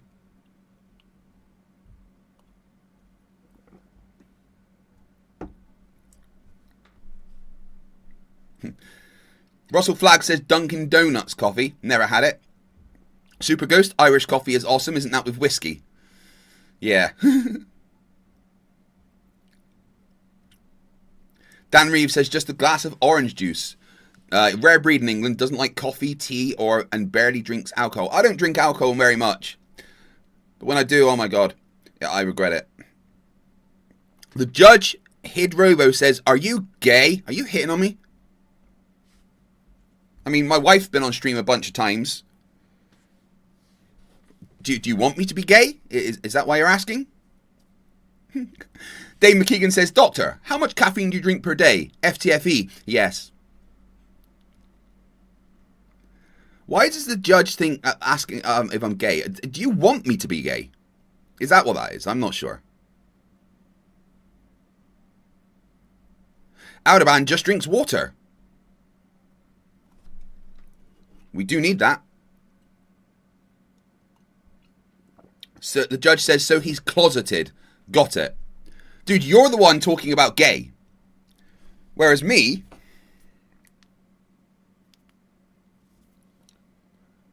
I'm married. To the hottest woman on the fucking planet.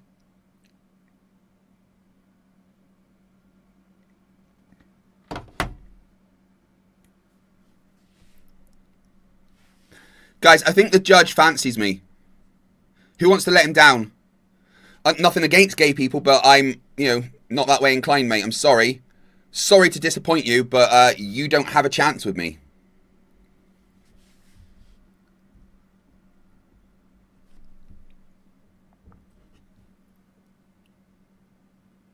This has been a very good and fun stream so far. Let's check in with Lucy.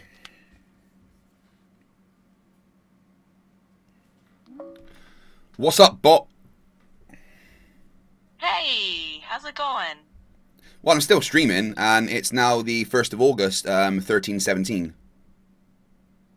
Wow, Yep, 1317 on Friday. Still going. Saturday. That is It's Saturday. Right, Saturday. My bad. So Saturday afternoon, and you're still on. How's the energy? Energy? Well, coffee provides the energy that I need, so it's fine. So anyway, I started streaming at 8 p.m. on Thursday, the 30th of August. It's now... So starting... it's now 13:18 on the 1st of... sorry, let me start again. I started streaming on the 30th of July at 8 p.m. On Thursday. It is now Saturday, the 1st of August at 13:18. How long have I been streaming? Let's see. That's 41 hours and 18 minutes. 40. I've been streaming for 41 hours. Boof. And there's still 14 hours on the timer.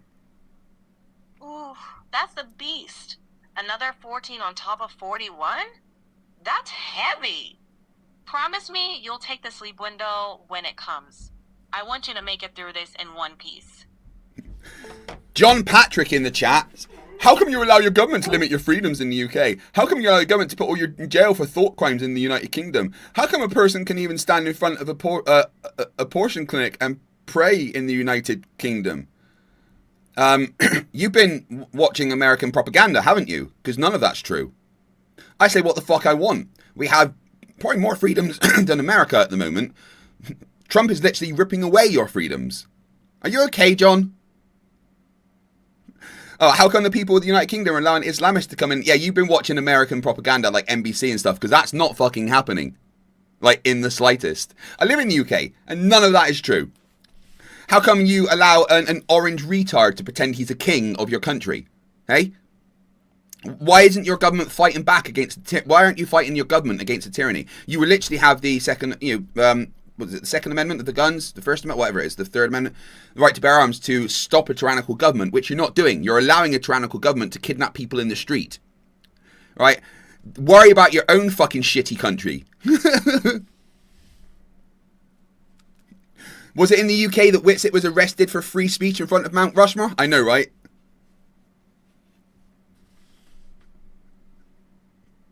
Trump ensures our constitution stands. The dude wants to go for a fucking third term against your constitution, you retard. You've been watching all the fucking American propaganda, huh? None of what they say about the UK is even fucking slightly true. Is it a perfect country? No. It's a pretty shitty country with a lot of stuff, but none of what you've just said is true, John. You absolute fucking muppet. Go fuck yourself and go and fillet your lovely orange Jesus. Trump makes sure the Constitution stands. Oh my God. He doesn't give a fuck about the Constitution, you moron.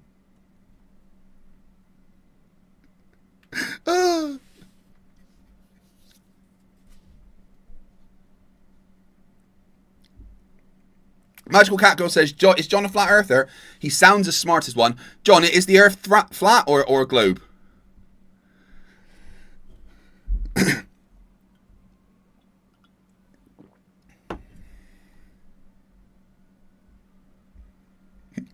James Connery has literally been indicted for posting a picture of sea cells. So much for free speech in the USA.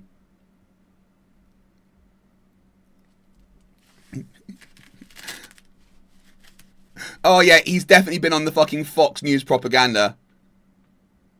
Not right now from Norway. I've got other stuff that I'm going to be doing, bud. But another time, definitely. So you're talking about something that happened 4 years ago once. Cool. What about all the bad shit that's happening in America right now? Dude, look at your own country, you twat. Oh my God. Trump's literally arresting people for protesting right now. Like, as this happens. Oh my God. John, why don't you come on and debate me? Hey?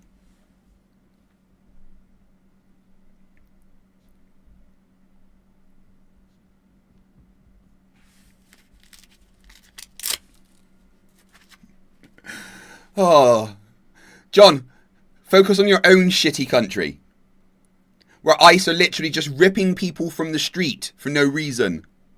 You have no free speech left in America. Trump has removed it.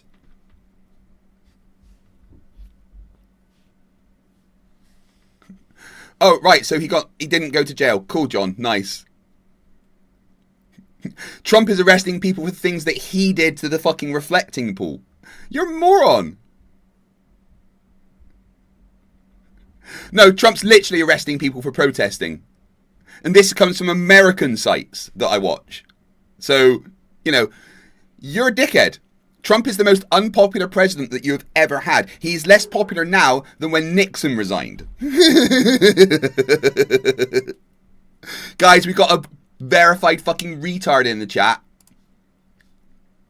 Right, I'm going to top up my coffee. And then it looks like we'll be doing the MC Toon versus Solly debate review. Back in 2 seconds, my friends.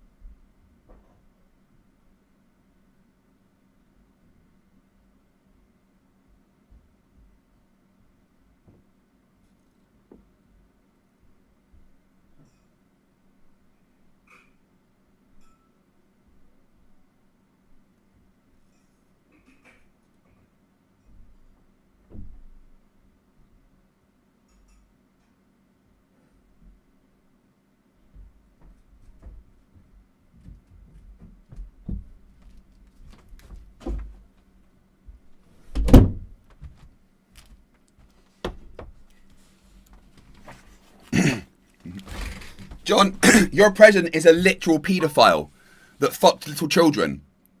And you like him. That says a lot about you. Hey everyone in the chat, John likes pedophiles.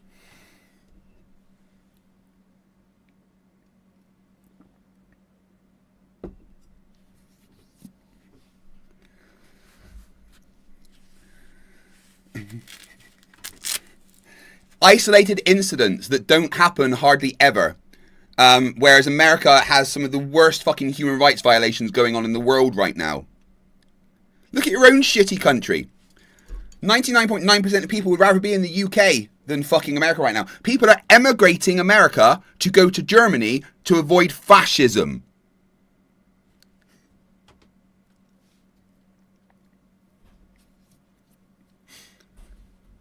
There's plenty of proof that Donald Trump was a pedophile. All of the fucking things, like from the courts, the women that have said that he did these things, the Epstein files that show that he did it, no proof that... yeah, they couldn't release the documents under Joe Biden. They weren't allowed.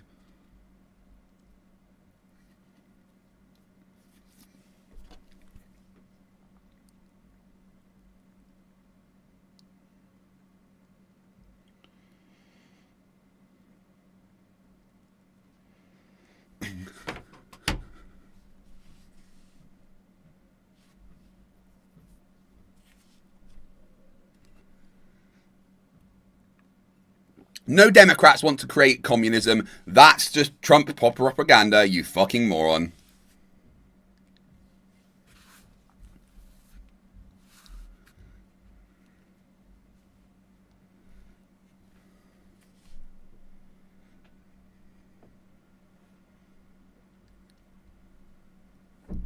None of that happened under Biden. You have taken the fucking Trump penis in your mouth full on. You're a pedophile lover. Trump is protecting pedophiles right now. And when Biden was in charge, there was no Epstein files. That didn't exist. He did release some Epstein files when he was president.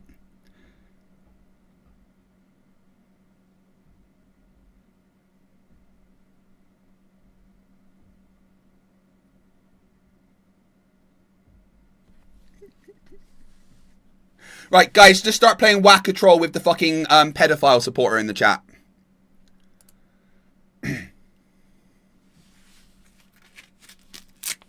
Oh, there's all the evidence to back up my claims, like the Epstein files that show that Trump is an actual pedophile. John likes pedophiles. John likes little kiddies.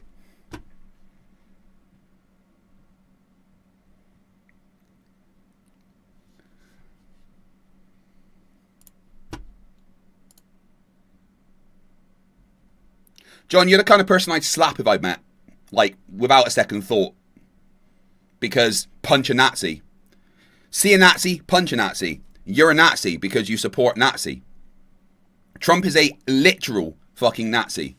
Supporting the genocide of Israel, who are basically Nazis.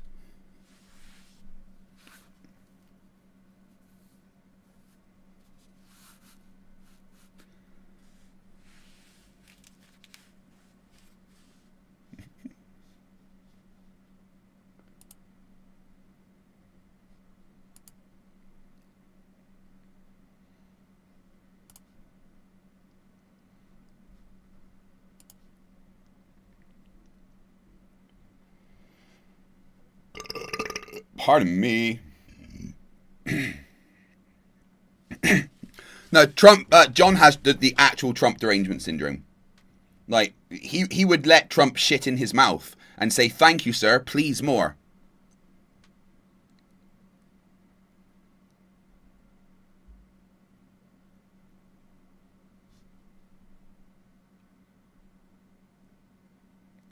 Trump ended the war and lowered gas prices. No, gas prices are higher than they've been for fucking years, you moron. Have you been to the gas pumps in America? Why is everything more expensive now? Why can't people get jobs? I guess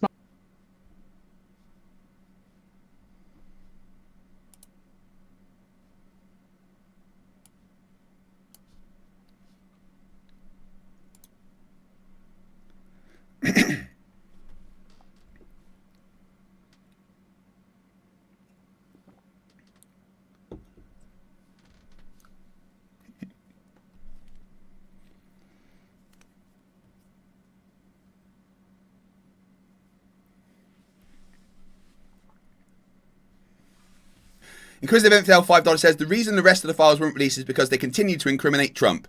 The DOJ stalled the release under orders from Trump. Yeah, you remember when fucking, what's-her-face got all those influencers out? Here's the Epstein files. Look at this folder we got. It's the Epstein files. And then the next week, there's no Epstein files.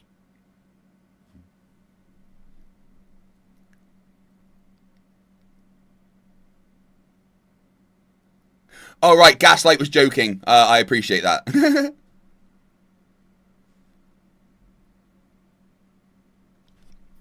Trump has ended 0 wars. Remember when he said he'd stop Ukraine, Russia within 24 hours? Yeah, what's that now? 4 years?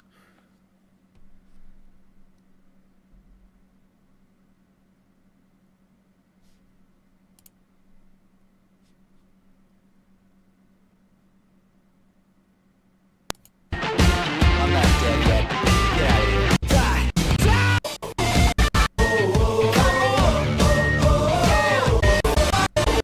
To 3-point debate, flat Earth versus globe conversation. The awesome MC Tomb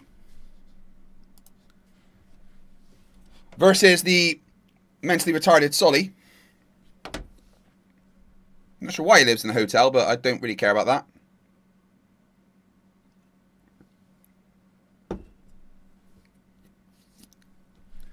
Like, you shouldn't cheer the death of people unless they're Nazis. And Trump made it perfectly fine to cheer for the death of people. He said that's absolutely fine. So when Trump dies, I'm going to have a party.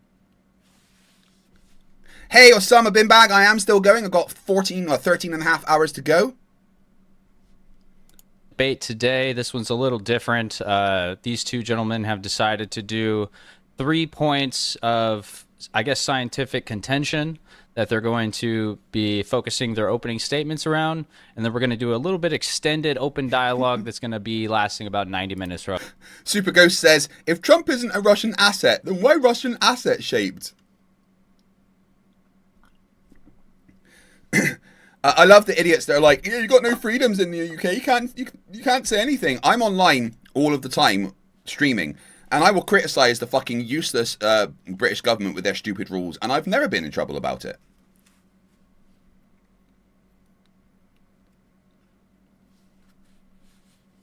Did I cheer when Charlie got shot? No. I wasn't particularly upset, but I didn't cheer Charlie Kirk's death. It was ironic the way he died, saying that it's okay if people die from gunshot shots if you're, you know, it means we get to keep the right to bear arms. But, you know, I didn't cheer his death, but I certainly wasn't upset about it. Inquisitive Infidel, for 1 month's been a member, says Trump is a malignant narcissist who doesn't care about anyone but himself. Meetings are a bunch of sycophants trying to get what they want.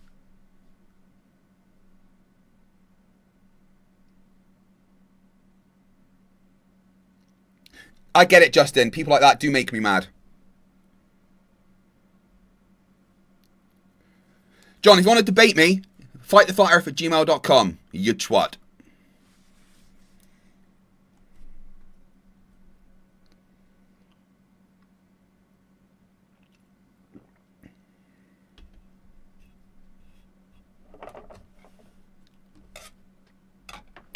But, you know, no Republican can complain when Trump dies and people cheer, because Trump has said that that's fine.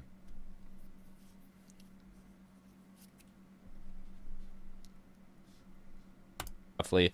And then, as always, we'll get into the Q&A. So if you guys have some super chat questions, get those in. Get your tickets to DebateCon 8 coming up in July. That is going to feature tons of great debates. Andrew Wilson's doing a couple of the headlining ones. He's going to be debating here Saturday. Check him out. And then also we got a couple great sponsors. Main First Project. We got Yonaguni Sushi right away. Earth in 2018. That's better screen here. Well, Panty says, let's get that timer back up to 22 hours, people. Right, well, you guys can increase that timer, of course. All you need to do is become a member to the channel if you're not already. I do see some white people in the chat. I don't like white people. White people are not allowed in my chat. Wait, that's wrong. That sounded wrong. That hold on. What? Yeah, no, if you're white in the chat, all you need to do is click the dollar box, and there's a bit where it says become a member. Become a member, and it adds 3 minutes to the timer. If you're already a member, you can upgrade your membership to another level, and then add 3 minutes to the timer. If you gift memberships, it adds 3 minutes to the timer. If you gift 10 memberships or more at once, it doubles to 6 minutes per membership. So instead of it being 30 minutes for 10 members, it would be 1 hour for 10 members.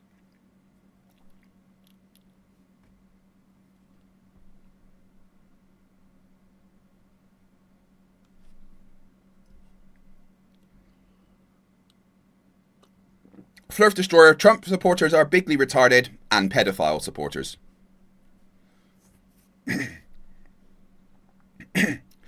Indian 1964 says, will you be voting Green or follow Andy Burnham? I don't talk about who I vote. That's my personal business.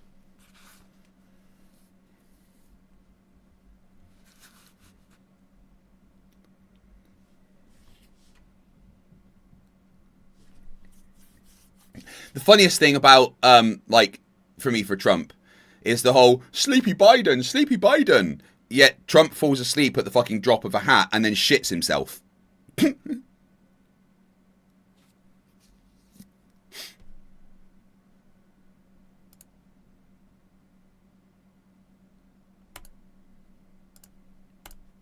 You're blue again, Abrax. You should be blue.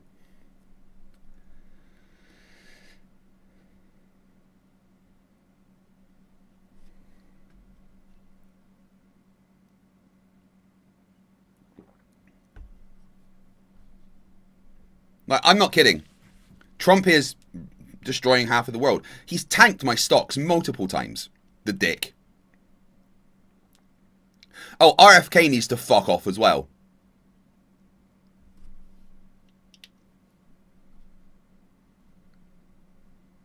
Indian 1964, Green voters don't like to talk about it. I've never voted Green. It's literally no one else's business who I vote for. So, you know. Green's policies are mostly stupid, so I wouldn't vote for them because I don't vote for stupid stuff. But yeah, it's no one's business who I decide to vote for.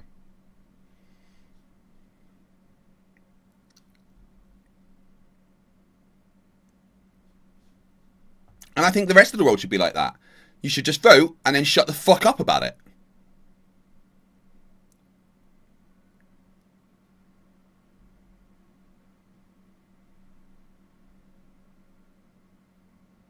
Go ahead.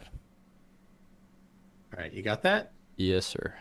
All right, well, I'll just do a quick intro. I started debunking Flat Earth in 2018. That's been over 8 years, so I'm an expert now. I went to Antarctica and filmed the 24-Hour Sun. Pretty good time. I last year issued a challenge to anybody, $100,000 if they don't believe it. And nobody's taken me up on it, so apparently everybody believes it. That's good. Here we go. What else? We got what I found is that when Flat Earth... Inquisitive Infidel, $10.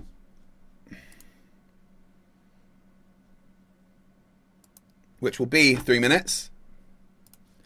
Says Kirk's death was an indication of where the political divide is dehumanizing and not valuing the ability to communicate across the aisle. We need a true unifier to be elected to preserve the future. What you need is a fucking just full-on world reset. I should just take over. Fuck democracy and everything else. Like, I should just take over the world. And I think you need a good dictator for a while, but one that cares about you. You know, I should just take over and you do as I fucking say for like 50 years and the country gets sorted. And then once you guys have stopped being so fucking stupid, I'll give you all the ability to vote again. How about that?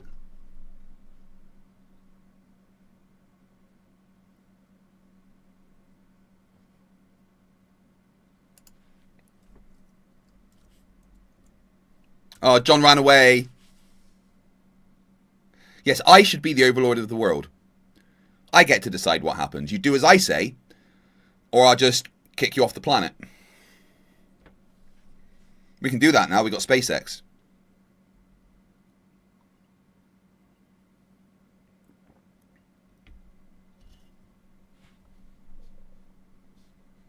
debate, they tend to, number one, never present evidence for Flat Earth, but when they do try to do something, it usually takes the form of this right here, this claim where they say the globe predicts, and then something that the globe doesn't predict. They get it wrong. They get the math wrong typically. Number two, they say this observation doesn't match the thing that the globe doesn't predict. Not a surprise, the globe didn't predict it. And then number three, they conclude that it's flat, which of course isn't correct at all. It's a non sequitur. So you've got a straw man and non sequitur. It's a pretty standard thing. I don't know if that's going to be what Sully does or not. I will show in a minute here a couple instances of that. The correct form would be to act correctly, state what the model predicts, and then you test it. And if it matches the prediction, then it's confirmed. If it doesn't match, it's falsified. So that's the basic form of a, it's basically how a... Inquisitive Infidel for $2 says, you joke, but unification is a dictator cloak. I mean, yeah. Look, I think we can all agree that the world's pretty fucked. And there's a bunch of idiots in charge, right? Sustaining Nimbus says for 49, can you bring on Count Binface to discuss the shape of Sigma 9? Abso-fucking-lutely. Sigma 9's flat, right?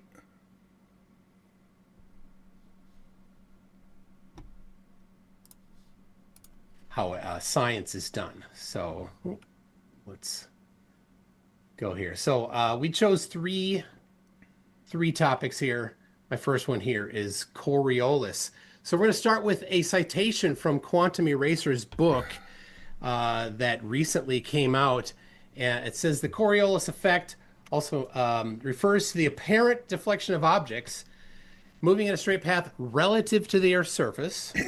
Its strength is proportional to the speed of the Earth's rotation at different latitudes. So that means that Coriolis is relative to the surface, the velocity between the object and the surface. To make a distinction between Coriolis and Utvush, Utvush is the vertical portion of it.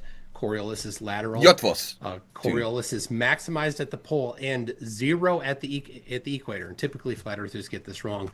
Utvush is maximized at the equator, but that's the vertical component. I'm just talking about Coriolis today, the horizontal component. Some people bundle them together in Coriolis. I'm just making a distinction. I'm talking about the lateral. And of course, again, it is proportional to the speed of the object relative to the surface, and it varies with latitude. So here is the flat Earth misunderstanding of it. Again, pretty common. I've heard this for about 8 years. If the Earth rotates between the plane, a westbound flight should be significantly faster due to the ground moving eastward. Have you heard this? This is right out of Quantum Eraser's book. Conversely, the other direction should be slower. But this is not Coriolis. This is an imagined universe where conservation of momentum does not happen. The universe we live in, there is conservation of momentum, and Coriolis is the effect of conservation of momentum. Registered Sunny Enthusiast became a new member. That's going to add 3 minutes to the timer. Thank you very much, my friend. So we're sticking at around 14 hours right now, which is better than the 22 it stayed at for about 20 hours. Pardon me. I wonder if we can get that down to below 10 hours.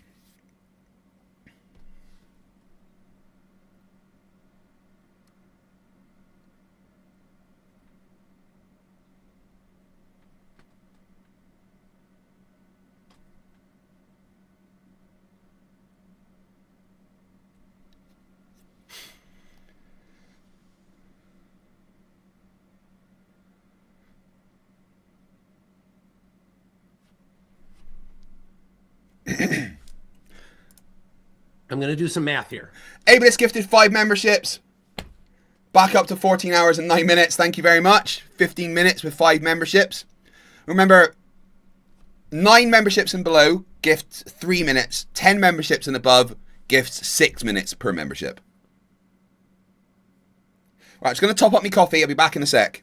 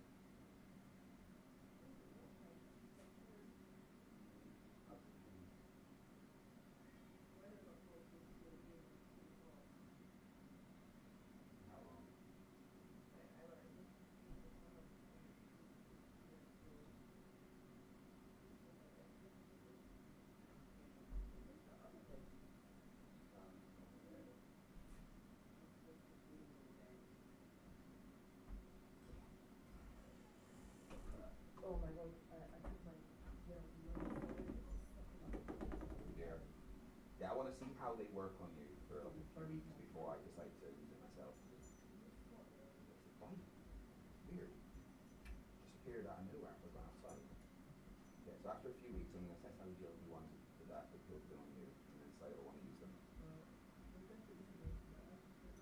Honestly, it looks like kind of slimmed a little bit already. Anyway, love you lots.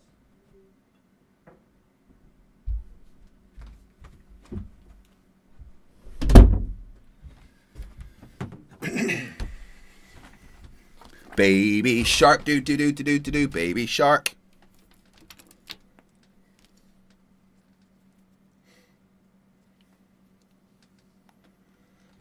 Hey, whale panties, can I get a shark fact of the day, please? Hello, Master Plot, welcome. Now, this is going to start with flat Earth math. Now, as I mentioned, the standard form for flat earthers is to get the globe claim wrong. Typically, that's in the form of math being wrong. So here it is. Again, doing the actual math. This is from Quantum Eraser's book. It's common everywhere. You find it everywhere in YouTube, TikTok, Discord, Facebook, and in books. They'll say the distance between two cities is a certain amount. The airspeed is 500 miles an hour. The ground speed is 860 miles an hour. And they will... Well, Panties, shark fact of the day for the 1st of August 2026. Growing to about 20 inches, the sponge-head cat shark is known for its soft, spongy snout, unique pleated gills, and dark brown fuzzy skin, and is not related to SpongeBob. Well, it's not related to SpongeBob. I don't give a fuck. Imagine that as soon as that airplane leaves the ground, that it no longer has the momentum that it had while on the ground. Therefore, it should be significantly, drastically different in different directions. This is not Coriolis. This is the imagined universe where conservation of momentum doesn't exist. But here is the real application of Coriolis. Right? The acceleration is 2 times the velocity in relation to the surface of the Earth, times the rotational speed of the Earth, times the sine of the latitude. That means that the sine of 0 is 0, so at the equator it's 0. Sine of 90 is 1. So Coriolis is maximized at the poles. So I will go through some examples here. We've got a hovering helicopter. And I chose 70 degrees north latitude because Coriolis is rather high there. Truth Nerd says, QE got Coriolis wrong. But in his defense, he's an abject moron. So how could he have gotten it right?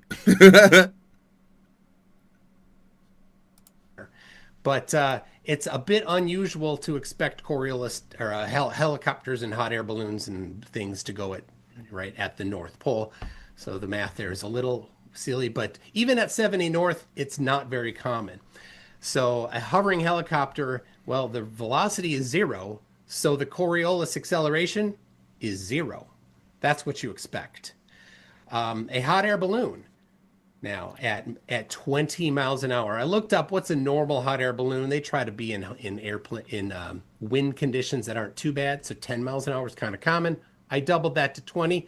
What is the actual Coriolis acceleration of a hot air balloon at 70 degrees north? Well, go through the math. You can take your own time, do it yourself if you want. 0.001 meters per second squared. That's very, very small. Not even enough to notice. What about an airplane? An airplane at 70 degrees north going 600 miles an hour. That's pretty fast. Well, it's 0.036 meters per second squared. What is that? How do we know what that is? Well, that is about a tenth of a crosswind, a 10 kilometer per hour crosswind, which isn't that strong of a crosswind. So Coriolis at 70 degrees north, where it's kind of high, is less powerful, less force than a 10 kilometer per hour crosswind. So it's not really that strong for an airplane. That's why airplanes don't need to deal with it very much. The way they do deal with it is through waypoints. And if you want, we can talk about that later, but look up waypoints. You can see how they do it. And now one more example, a bullet. Got about 3 minutes left. At 2,800 feet per second, the Coriolis acceleration is 0.124 meters per second squared, which is 4 times the acceleration of the airplane. So let's do an experiment. If it exists, then things will deflect to the right in the northern hemisphere and left in the southern. But these are scams. You've seen these. This isn't it.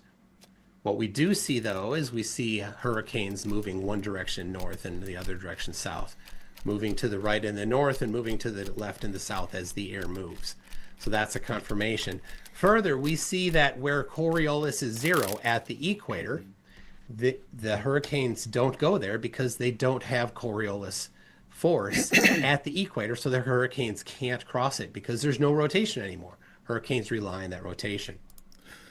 The Flerfment supervisor says, when a Flerf is correct, they've been wrong so hard, they're approaching correct from the other direction.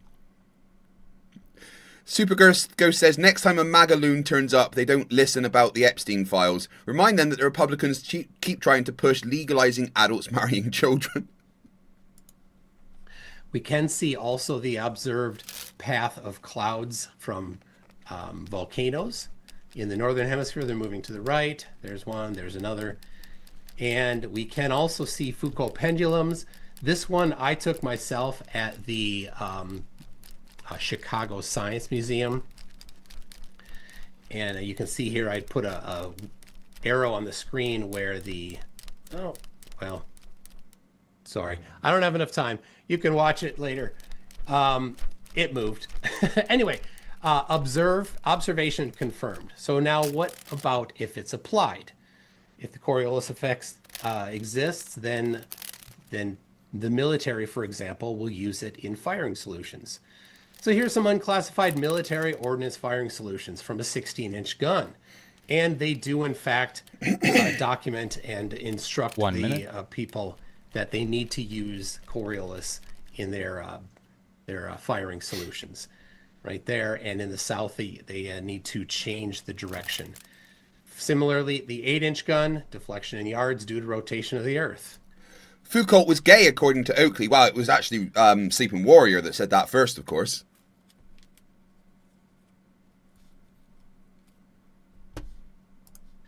Similarly, sniper manuals document how to do it. There is the formula, and if you remember the formula from before, we have omega times sine of alpha, or the latitude. It's a similar formula. This one's solved specifically for long-range shooting. So there we go. We have a confirmation that it is applied. Finally, we're going to measure it. If it exists, then it should...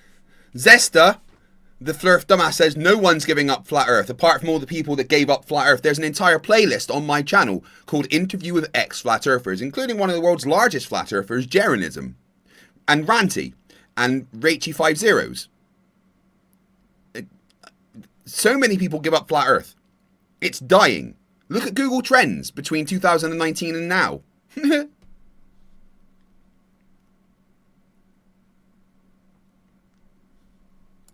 There should be a measurement of it. And FE Core commissioned Stephen P. to build a gyroscope to test if there is Coriolis. There's his channel, and here's the video is playing. The important part is that he measured the rotation here. That's the time.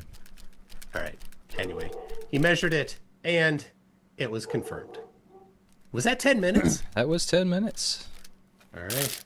Can I ask a question? Like before we so are we supposed to go through all of our claims in the opener, or was that just you spending 10 minutes on Coriolis accidentally? I was intending to go through more. I didn't. Okay. I didn't Okay. time it well, obviously. Yeah, that was okay. Here, I'll request to share then. Why is half of the fucking screen missing? We don't get to see Solly's face. Oh, I'm so upset. Zesta says, it's my opinion, ex-Flat Earthers are actors. Well, it's a good job your opinion is worth less than dog shit because you're a fucking moron that thinks that the final experiment was filmed in a studio in Putorinas. Hey, Citizen9, how you doing? Yet still going for another 14 hours. I would love to see a Flat Earther try and do one of these membership drives. I would love it. Right? Oakley should try. How long do you think it would last?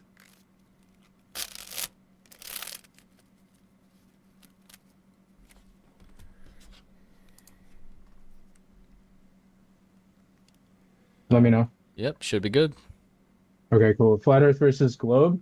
Criteria is quality of scientifically substantiated evidence for each claim respectively, not affirming the consequent fallacies, by the way. And please don't poison the well in your opener. That would be great as well.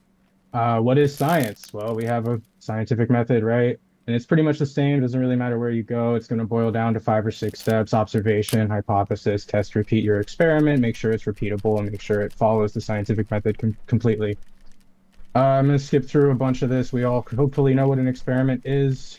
Hopefully, independent and dependent variables, right? Your cause has to have an effect, or your effect has to have a cause. Cause and effect is one of the most fundamental concepts in science. Falsifiability is also important. Your science has to be falsifiable, meaning it has to have the ability to be disproven. Pseudoscience is anything that alleges to be science but doesn't follow a complete scientific method. Of course, I'm paraphrasing, but this is linked from Britannica. That's what they say. So I'm going to go through microwaves, particularly LoRaWAN. This is just like a rough estimate of how much curvature should be between the boat and the buoy. Obviously, microwaves travel line of sight, or maybe that's not obvious for if you guys are not familiar, but this would be impossible on a globe. I'm sure I'm going to hear some wild responses in response, but it is what it is. Um, 80 miles of missing curvature. Did I lose you?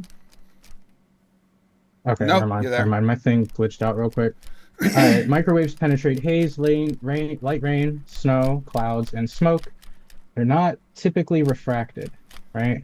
Unlike lower frequency radio waves, they cannot pass around hills, mountains, like they can't diffract very well, and they do not refract very well or reflect. They actually aren't reflected off of atmospheres or much of any surface very easily. It depends on the frequency, but this is all stuff that we're going to save for later.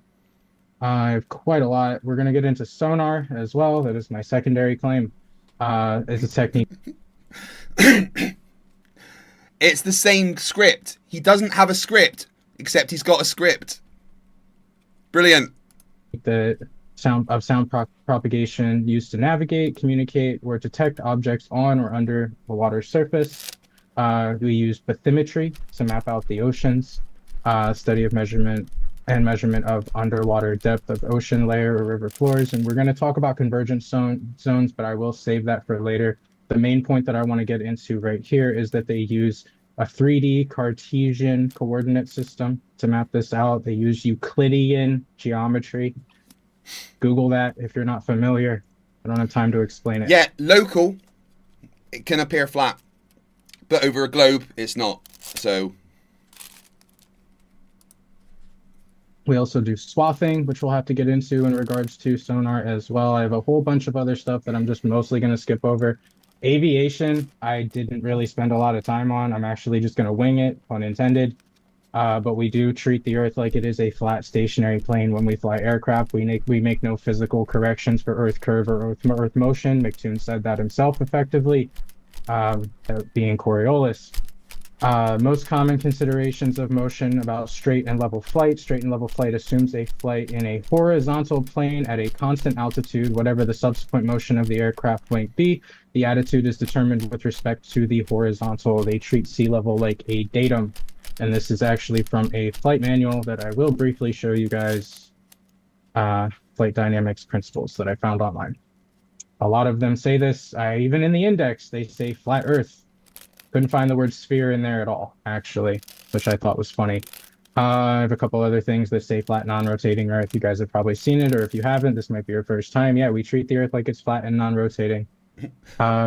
For modeling simplifications, yes, of course you would, because there's no point using the complicated maths when you don't need to.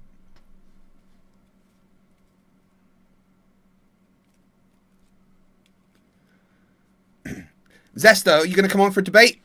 Come on, email me and come on for a debate. Or you can just get timed out. One of those two. My name's Solly. I'm here for my first time. I concede the rest of my time, bro. So he gave no evidence of the Earth being flat. Brilliant. All right, appreciate that. Toon, if you want, I mean, we have a longer than average. Could you stop sharing your screen, Solly? Thank you. Yeah, I'm sorry. I was caught up in the moment. All good. You did just fine. Okay.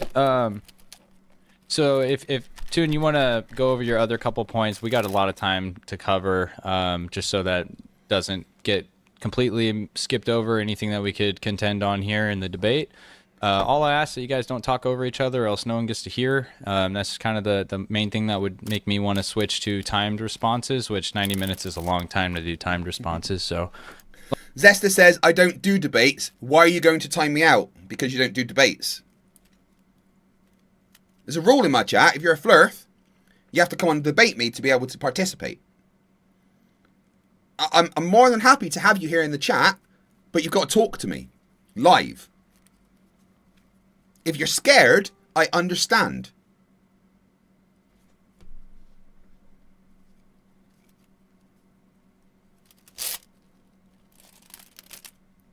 Guys, one in the chat if Zesta's scared to debate me.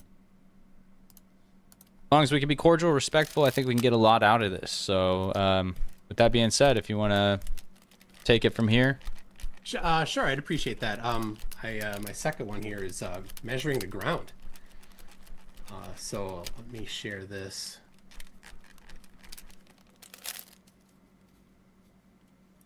Are you seeing that? You got that? Mm-hmm. Okay.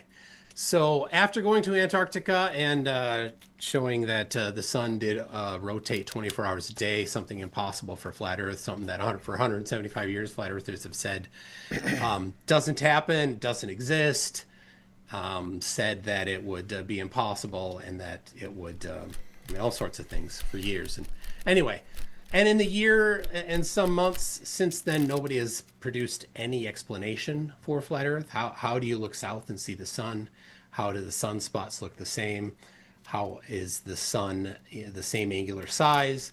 The best they have is a dome with the camera. Zesta says, I think you're scared to have me in chat. No, I'm happy to have you in chat. 100%. I do not mind you being in chat. But the prerequisite for Flerfs to be in chat is that they step up and talk to me. It doesn't even have to be a debate. Just come on and talk to me live. You're in the chat right now, so don't not scared. I've been literally speaking to you.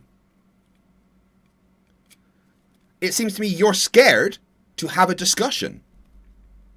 You'd rather hide in the comments where you can run and ignore things.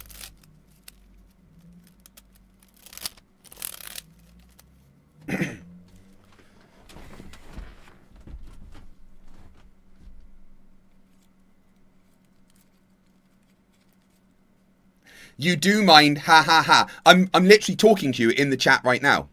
I just want to have an actual face-to-face conversation with you so that I don't have to keep pausing what I'm doing to respond to you.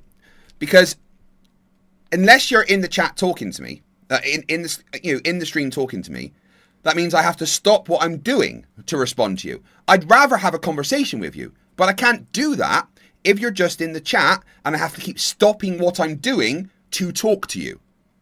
Do you see what I'm saying here, Zesta? All right? So be a big boy, put on your big boy pants, send me an email, and come on and talk to me.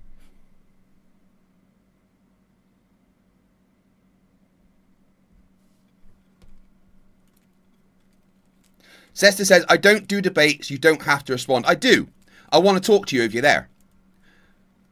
If you don't do debates, that means you're a coward. But again, it doesn't have to be a debate. Just talk to me. Have a discussion. Like an adult. Right? What I do, Zesta, is I'll give you 10 minutes to send me an email to fighttheflatearth@gmail.com to come on and have a genuine adult face-to-face discussion. 10 minutes. Right? If after that 10 minutes you haven't sent me an email, the chat are allowed to time you out constantly. Right? Because if you're there, I want to talk to flat earthers. But to talk to you, I have to stop what I'm doing. I do have to respond. You're in my chat, right? I'm not going to time you out. My chat will. You're a coward if you don't talk to me. You've got 10 minutes starting now. So we're at 13:47. Everyone can see that. Once that gets to 13:37 and you haven't sent me an email, the chat are allowed to time you out. Fighttheflatearth@gmail.com. Be a big boy.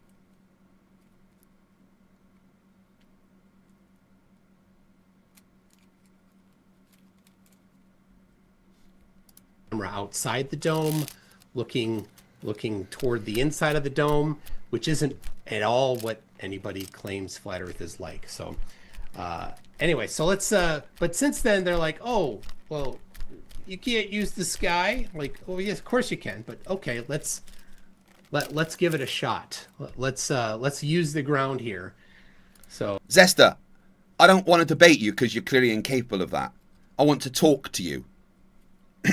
Just a face-to-face discussion. And saying you don't debate, period, is a lie, because you're constantly in my comments section debating. You're just afraid to do it face-to-face. 9 minutes.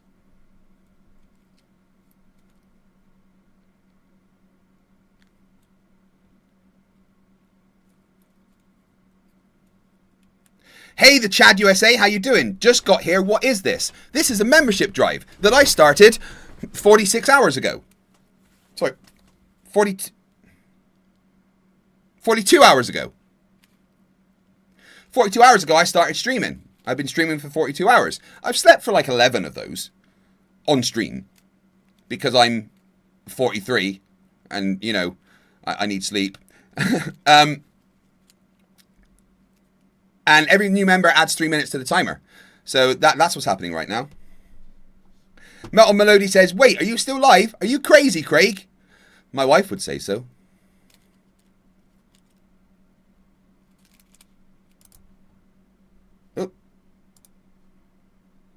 What we're going to do is we're going to measure the distance between 2 points on the surface of the Earth. We're going to have a hypothesis for the globe, just like Sully said. We're going to do science here. We're going to apply the globe Earth model to predict the distance, and we're going to apply the flat Earth model to predict the distance. And whichever one matches is the one that is confirmed, and if it doesn't match, then it's falsified. So for the globe Earth, what I'm going to use the Haversine formula, the exact formula that's in Flat Earth Dave's app. That on the screen is a screenshot of his code. Right, hold on. See, this is what I mean. I'll keep stopping to talk to you in the chat, Zesta, right? He says, I'm not debating, Super Ghost. I'm not afraid. I just don't do debates. Well, you're clearly afraid of doing debates, but all right, I don't want to have a debate with you. I want to interview you about your Flat Earth beliefs.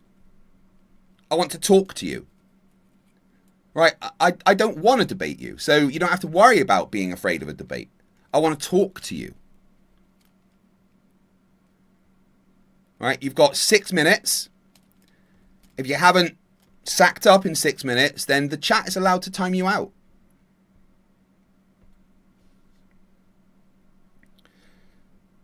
I'm going to make Ableist a moderator, so we've got a couple more in there.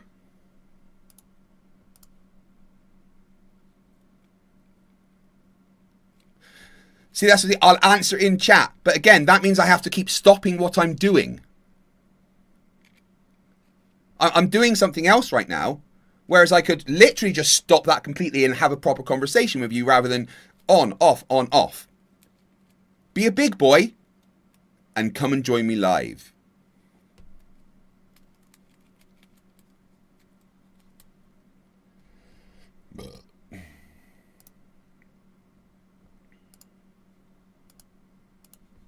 There you go, the spam goes here.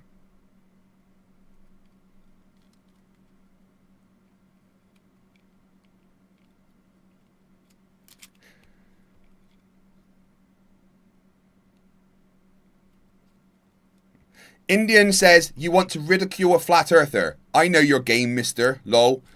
Well, yeah, that is what I do. But I promise Zesta, I will not ridicule him. I will just ask him questions about his beliefs.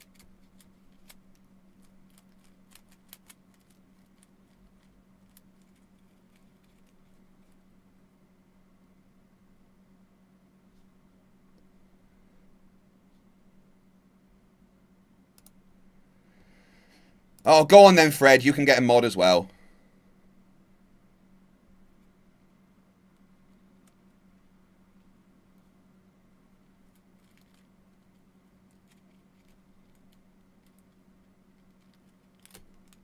Indian, are you a Flerf?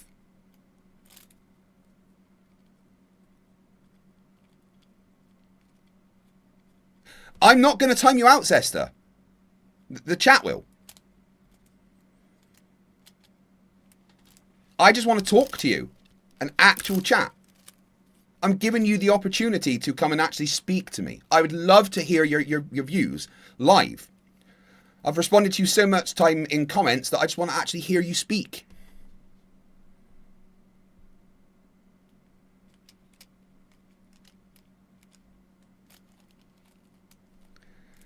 Froggo, I think you can be a mod.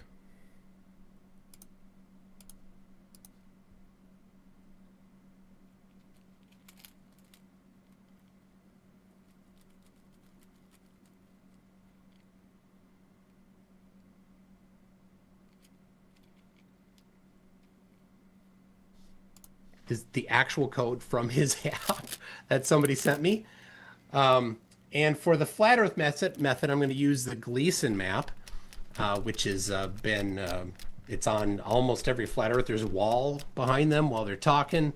It's on the cover of half of the Flat Earth books. And it does give specific dimensions for that we can use to create a polar coordinate system. So that's what I do. Here's the formula on screen. And just to note, if this is not the right formula, then I want to know about it. Please send me the correct way to do it. I've been asking for years what it is, and nobody's ever provided anything other than just what's in the book, both the Gleason's book and several other books, as well as Gleason's map. This is from his map right here. It says 60 miles to the degree. This is talking about 60 nautical miles to the degree latitude. So remember, I've been asking for years, if this is wrong, tell me. I don't want a straw man, but without giving the correct version, then this is it. Falsification is independent of replacement. Continue. But you're not claiming falsification. You're claiming flat Earth. So I'm waiting for you to finish monologuing and killing the clock, bro. All right. So here is the test that I did. First one in Pensacola Beach. The 2 coordinates there. I got the globe prediction is 515 meters and the flat Earth prediction is 616.7 meters. It was measured to be 565 yards because the laser rangefinder measures in yards. That is 516.6 meters, which is spot on for the globe. So globe confirmed, flat Earth falsified. Did it again in Antarctica. Right, here's this picture just from the video that we took in Antarctica, the flat Earth, the globe prediction. You just know how much Solly's raging right now, right?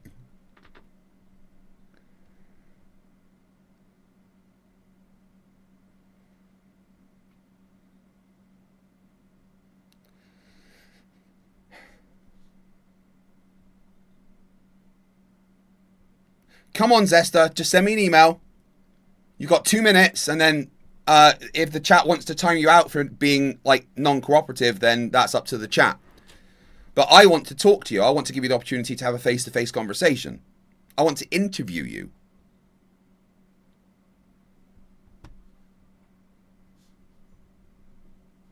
Prediction is 67.7 meters. Flat Earth prediction is 1,124.8 meters. The actual measured distance is 67.7 meters. Once again, globe confirmed, flat Earth falsified. So there it is. The conclusion is the globe correctly predicts measurements of the ground. Flat Earth is drastically wrong, and the experiment is that the globe is confirmed. So, all right, I'll stop with that. All right. Okay. So if you want to continue with any of those specific points, or maybe posit something to get started on your end. Yeah, how did you repeat your experiment in Antarctica? I did one in Antarctica, and I did one, at least that I've noted here, one in Pensacola Beach. So I've done two different places. Yeah, how did you repeat your experiment in Antarctica? I repeated it. When you repeat an experiment, it doesn't have to be in the exact same spot. That's not repeating an experiment. Repeating an experiment How did you is doing an experiment in a similar manner, but potentially in a different location. Oh, potentially. Okay. So is it the same atmosphere in Pensacola as it is in Antarctica? Yes, it's air. Well, I don't know what you think. It's the same temperature, same refractive index. Now, if you think that refraction has an effect on that laser rangefinder, then you can go ahead and show how that happens. Explain it to me. Lacking anything. Don't insult. Don't do that. Don't do that. I'm just saying, lacking anything substantive from you. Right. I'm gonna use Hitchens' razor. I'm gonna say that.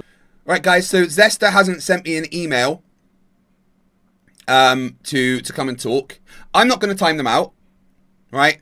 But if you, the chat, feel that he is being a coward and refusing to engage, then you, a mod, feel free to time Zesta out until he gets the stones to come and talk to me. Zesta, dude, I'd love to come and talk to you. I'd love you to come and talk to me. I don't want to go and talk. I don't know where you are.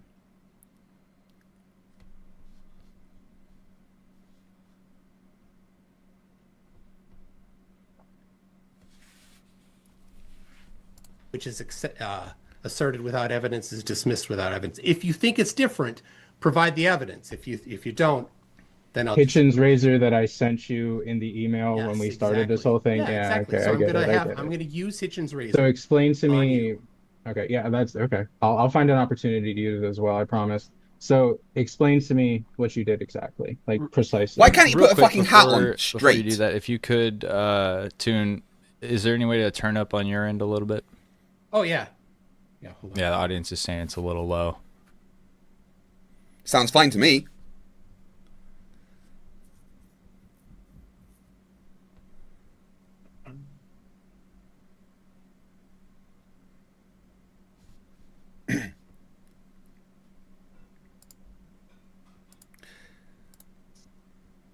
Let's get some likes in the chat, guys. Smash that like button. Smash the like button. Just imagine that this is the like button. What would you do if you saw that? You'd punch it, right? We'll do that to the like button. Hello, I'm Nathan Oakley. I like getting pegged with a pepper grinder. Well, that's unnecessary.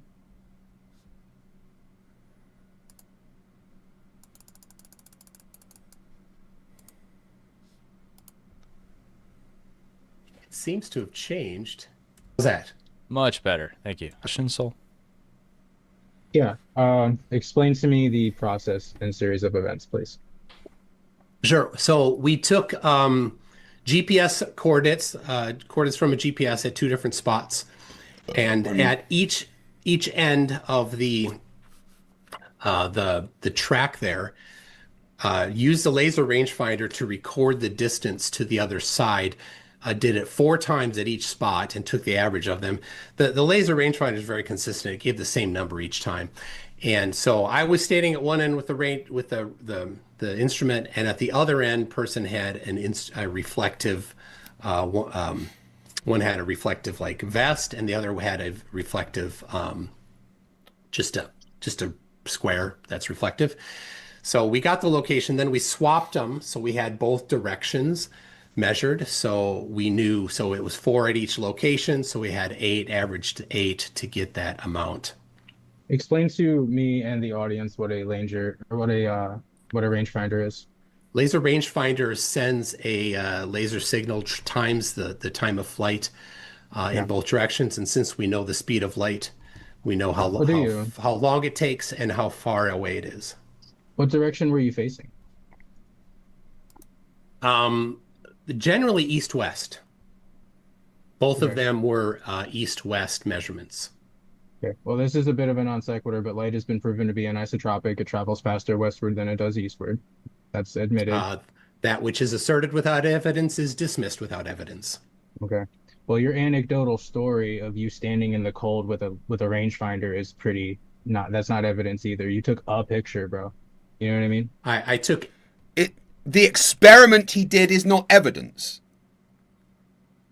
How do you record evidence then? If taking a photo of you doing the experiment and recording it is not evidence, what is evidence? What is your... I mean, all you've done is present some stuff you found online. That's not evidence.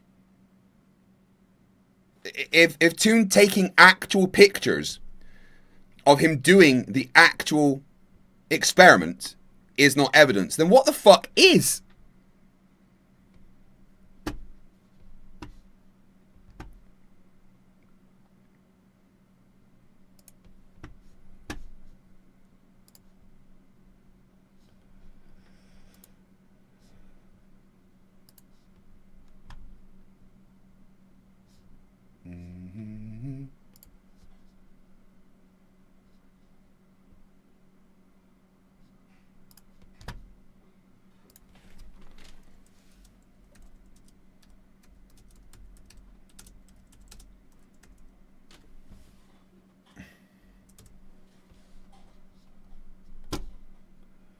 So I got a Flerf saying I'm a coward and I wouldn't debate him, which I find hilarious.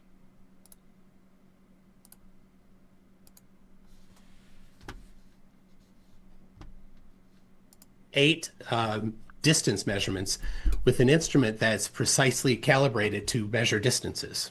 It's anecdote. No, it's not anecdote. It's scientific measurements. It's anecdote. All right. Good job, bro. Good job, bro. Yeah, your sources literally trust me, bro. No, my source is I used an instrument, and I gave you screenshots of me using the instrument. You gave a picture of you standing in a location that nobody's allowed to independently verify and test what you did for themselves. In fact, people can go there. We went there. Okay. You can go there. Anybody can go there. I have $100,000 challenge to anybody. That's been unclaimed for people to go there. So that is obviously untrue. Could you dial back just a little bit? Now I'm getting a couple of too loud comments. All right, Sorry. right. The chat's very vocal. I appreciate it, though. It's all right. Okay, so above where you were, below where you are now. An anecdotal isn't, here is the record of me performing it. That's not anecdotal. Anecdotal would just be him saying it without actually providing evidence that he did it. Would a video be okay? Or is that anecdotal as well?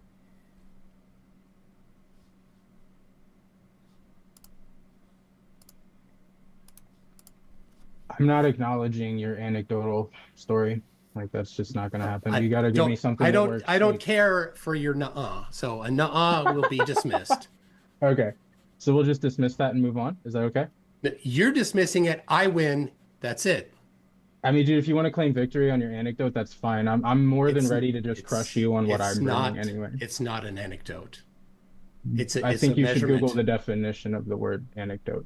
Can I share a screen? Yeah. Okay.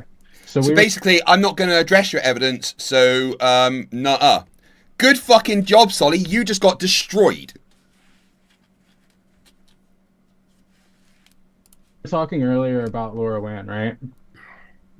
What's your practical explanation for LoRaWAN before I don't want to straw man you? Well, when you said that microwaves do not refract, reflect, or diffract, that was incorrect. Oh. So where is it? So ebsco.com/research starter science is incorrect. This is just this is a genetic fallacy, I suppose. I would say that is incorrect, yeah. Okay. So again, just instead of obfuscating, what's your practical, demonstrable in reality explanation for this transmission particularly? So I just want to be clear. This is not an anecdote. I mean, you weren't there, right? Can you answer my question? But I just want to make sure what is and is not an anecdote, because if this evidence is something that you accept, you weren't there, you don't have photographs, you don't know the name of any of the people that were there. This seems to me a lot less. This seems a lot less supported than what I did when I was actually physically there. You weren't. Are you running away there. from this? No, what I'm doing is I'm examining your standard of evidence here. So if you are taking this as valid evidence, question, bro? If you're taking this, would you stop talking over me? You're talking over me. I asked you a question. I was answering and you're talking over me. You did not answer my question. I was answering and you were talking over me. Put your emotions away, dude. This is not an anecdote. This is not an anecdote, even though it's just a story that some people said. Where's the evidence? This is literally anecdotal. You are taking the word of somebody else as evidence. This is no different to Toon, except it's less supported than Toon's. Dude, it's a debate. Be logical. Left hemisphere of your brain, brother. You got it. So is this just anecdotal information? No, it's testable. Okay. And I can give you other ones too. I didn't show you the other ones. How did you determine that this was not an anecdote? Because we do this all the time. I can show you plenty of others. Who's we? Everyday people, bro. You did Everyday this? people. All right. So if you're not going to answer, are you going to answer my question, bro? I just want to say, if this is not anecdote, then mine is significantly better because I was there. I can name the people that were there. Anybody can go to Antarctica. Anybody can go to Pensacola Beach and do it themselves. Okay. So how did this happen? How did this anecdote happen? All right. So this anecdote happened because microwaves do in fact refract and reflect, and they diffract. I don't know why your source says that, but it's definitely wrong. They fill in after they go in. Like if a mountain is obstructing it, they fill back in. Yes. And where's the evidence of that? Diffraction is something that's well known, but I can definitely show you that if you want to let me share my screen. No, I really want an answer to my question. I'm tired of you playing like you're. I already answered your question. Yes, So refraction? diffraction happens, refraction happens, reflection happens.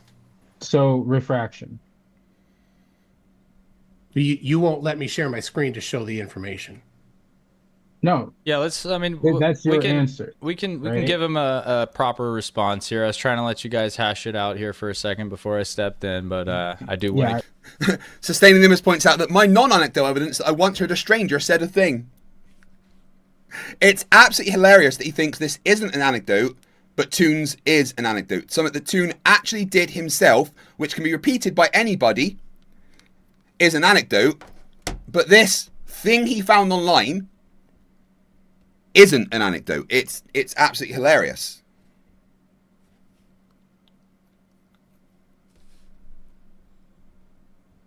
Indian says Antarctica. Bit of a cheek to claim it's a desert, don't you think? No, Antarctica is literally a desert. Antarctica is the most inhospitable desert in the world. Why would you think that it's not a desert?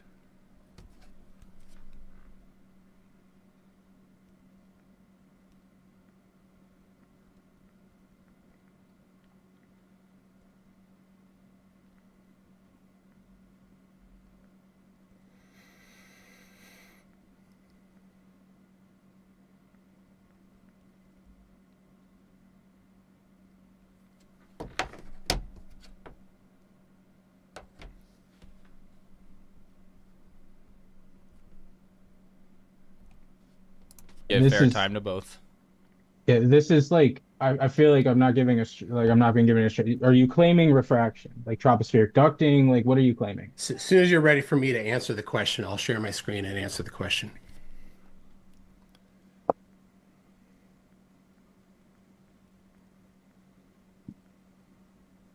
Sully, can you reduce your Oh, screen I'm for a sorry. minute? You gotta remind me, bro. You gotta Okay. remind me.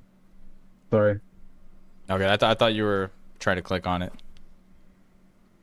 All right, whenever you're ready. All right, here we go. So microwave ducting does in fact happen. Okay. And so here is the record that you're talking about here. Uh-huh. Oh, the one that's anecdotal? All right, so while you're interrupting me. He's using your evidence. Derp. Mike, Yeah, I won't Sully. be able to hear. Yeah, Sully, can you mute your mic while he Okay, does his so response, here please? Here is the page on the record. We can see here, there's a picture of a buoy and a picture of a boat. And it talks about that there were 3 packets received. Here is the actual hardware that was used right here. This is a 868 megahertz. It's a quarter wave monopole antenna. So, and it maxes at 25 milliwatts. Now, there's a problem with the 25 milliwatts. So what happens is a ship sets buoys in the water, and then it uses the LoRaWAN to talk to the buoys to know where they are so that it can go get the nets. And those send constantly pings. And so over the course of many, many hours, only 3 packets were received. Now, if the Earth were flat, there would be nothing ever changing so that it would always be able to get there. The receiver was not the boat or the buoy. The receiver was actually on La Palma Island, one of the Canary Islands, and it's on the north side of the volcano. And the elevation is let's see here, what is it? 650 to 700 meters. It's right in this vicinity here, and there's the total track there, because up near Lisbon was where the transmitter was. So now let's talk about how that happens. Here is it's actually, we're going to talk about the link budget real quick. That this was done by Dan O. He's an expert in this field, and Dan O has done the analysis on the 25 megawatt transmitter, and it is not actually possible for the transmission to get there. It's not powerful enough without some type of gain applied to it. Now, because the antenna is omnidirectional. Right, guys, I am going to give you the link to a Flat Earther's profile on Facebook.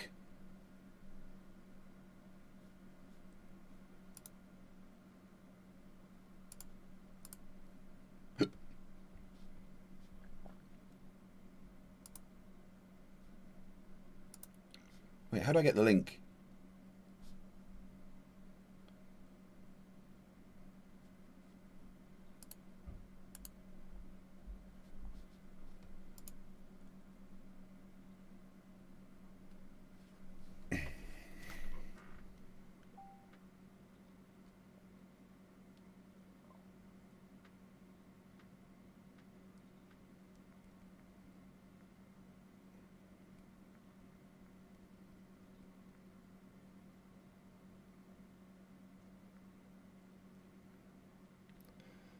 One sec.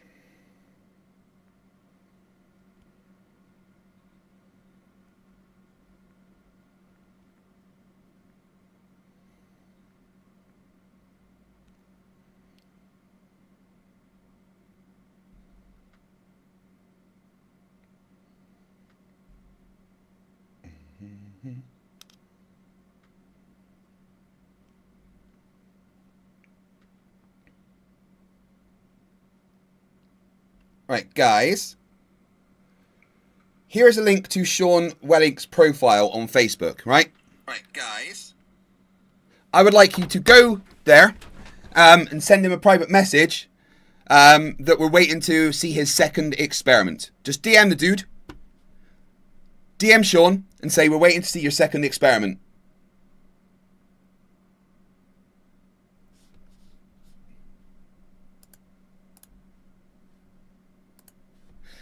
Because he says that I lie, and I'm a narcissist, except he's scared. Peter, are you still going, Craig? No, I stopped ages ago, mate. What are you on about? Guys, it looks like we're going to drop under 13 hours. Do I get to finish tomorrow? That would be wonderful. There's no gain on the antenna. Something needs to happen. So if the Earth were flat, it would be impossible to get there. Well, we'll come back to that. Here's a paper on the tropospheric ducting effects on AIS signals in the Canary Islands. Very much to the point, a paper that's studying this topic in depth.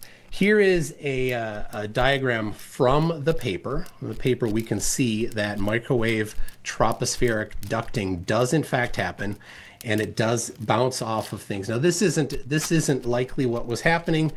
I'll show you in a second what probably is happening here, because this talks about it here. It says tropospheric ducts are characterized by their intensity, which is difference between the maximum and minimum values, by their thickness. Good night, probing time. Defined as the difference between the maximum and minimum heights. So, and the thicker ducts are capable of confining waves of lower frequencies. This is important. I don't know if we'll get into that or not, but here is a diagram that's more appropriate. Before we go too far into this, that the ducting happens where you've got these two layers, a lower layer and an upper layer. This happens right off of the coast there because of the hot air from the Sahara Desert sitting higher than the cool air above the after this one, Toon, we're gonna have to turn it back. We gotta keep our responses a little shorter, if you could. These black lines here, increase the signal. It makes it stronger. It's a higher gain, effectively. Can I? If so you we've don't got mind? we're almost done here. The climatology, marine atmospheric refraction effects. Here's a map. This is the Navy that has mapped this out for decades. Specifically, we're looking at 110 there. And here is the details on 110. And I'll just show you here. This box here, the frequency 1 gigahertz, you see that? That's just above the 868 megahertz. And the likelihood of a duct happening during the day is 47% of the time. 40% of the time. Okay. During the night, 15, the average is 27% of the time. I'll leave it there. It talks about the specific elevation of the duct and other things like that, but we can do more detail when we need to there. All right. Yeah, Sully, he had about 2-3 minutes of response there. I'd say it'd be fair to give you that.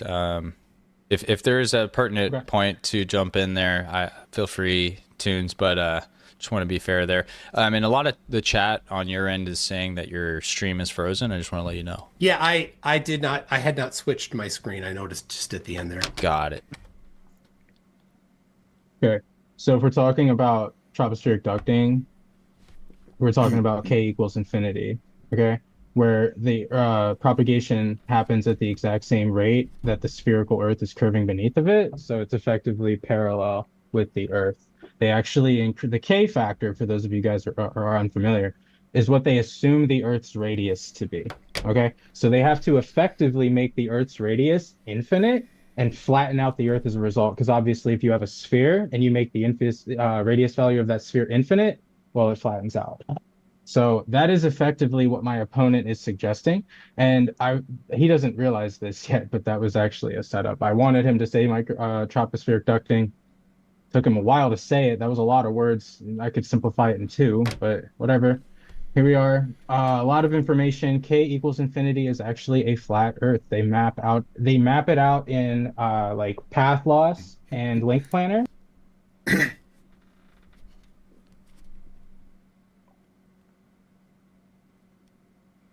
Here is a link to Sean Wellick's profile. Guys, please go to this profile, send the dude a DM.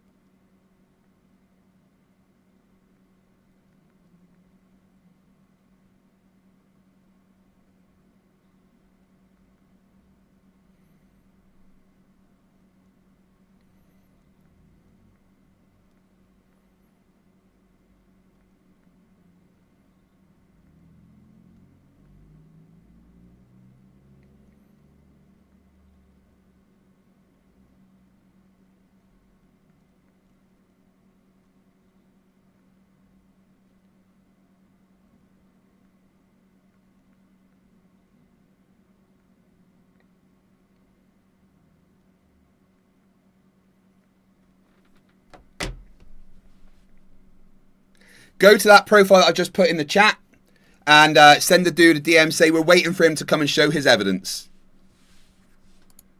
They actually change the sphere.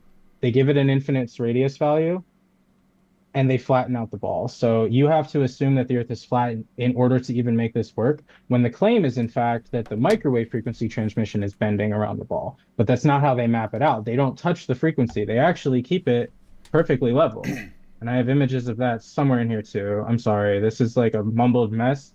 So this is all completely anecdotal. So you've just got anecdotes and nothing else. Right, guys. I couldn't make this up if I tried.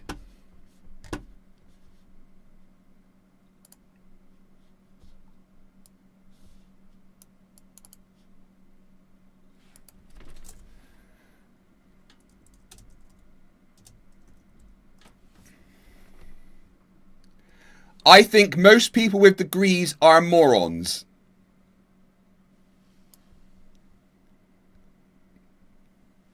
Says the person without a degree and doesn't understand anything.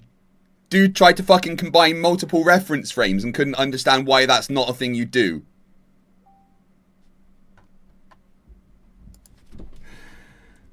No one thinks you won. At all. Join the live. We're all watching you run. Right, go on, guys. Everybody go and send the dude a message. Say we're waiting for him.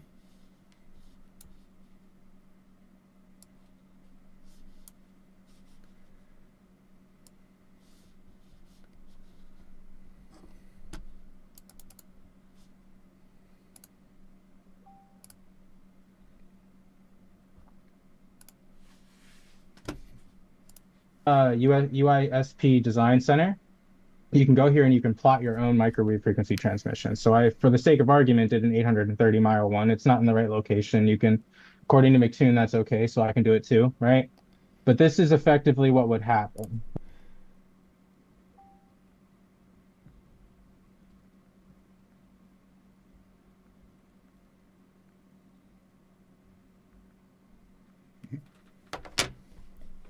right, you would have a big bulge of Earth from point A to point B. So they flatten that out. They make the Earth flat after the fact, right? That's what. Why would they do it after the fact? Hey, come here to bring to you guys. They don't even change the transmission; they just flatten out the Earth.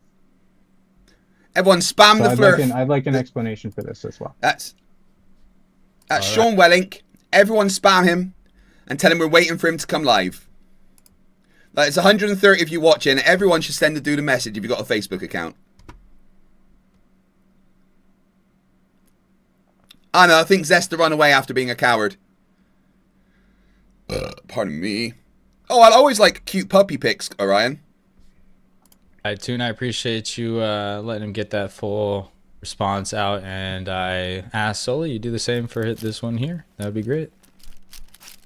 Yeah, well, so as I mentioned, there's one thing is mapping it out in geometry. It's a whole different thing to actually just go there and spend decades, like the Navy did, documenting whether or not there is ducting, when it happens, and what frequencies and heights it happens, which is exactly what the Navy did, and they have documented it for different areas of the world, including specifically off of the Canary Islands there. And that's the last thing that I showed you, which was showing that 40% of the time during the day, there is tropospheric ducting happening in that region, in the July-September range, which is when that particular event happened. So, all right, guys, I need to go and use the toilet because the coffee's gone through me.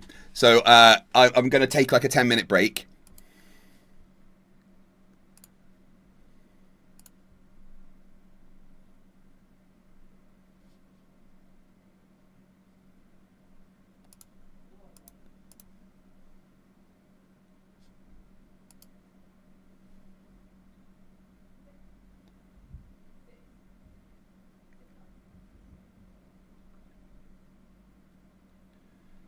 So while I'm taking a quick break.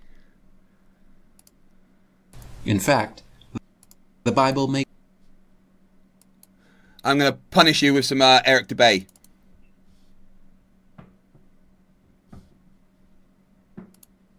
Right, yeah, because I'm human and I just woke up and had a bunch of coffee, and you know what that does to a body. And you don't want to see me do the thing that the result of that is on stream. So, I'll be back in like 10 minutes, okay? In fact, the Bible makes no mention of outer space or the other trillions upon trillions of planets claimed to exist by modern astronomers. It also makes no mention of a Big Bang explosive beginning, and no mention of the force of gravity holding people and oceans stuck to all sides of a spinning ball. Yes, that is Flat Earth priest Eric Dubay, confused that a collection of texts written thousands of years before the invention of the telescope doesn't contain a modern astronomy textbook. Apparently, because the Bible didn't mention trillions of planets, space-time, or gravity, none of these things can exist. While it also doesn't mention Wi-Fi, penguins, or Eric Dubay's YouTube channel, but unfortunately, all three are real. And no, Eric, the Big Bang was not an explosion in space, but I'm sure we'll get to that particular failure of basic comprehension shortly.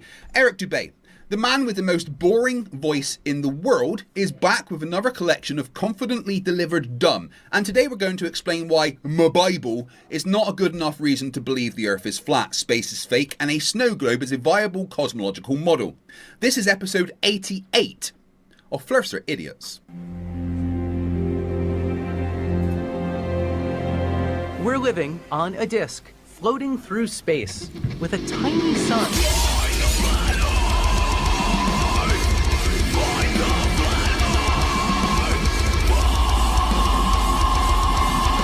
Welcome back to the channel that does to stupidity what Homelander did to Termite. Help me.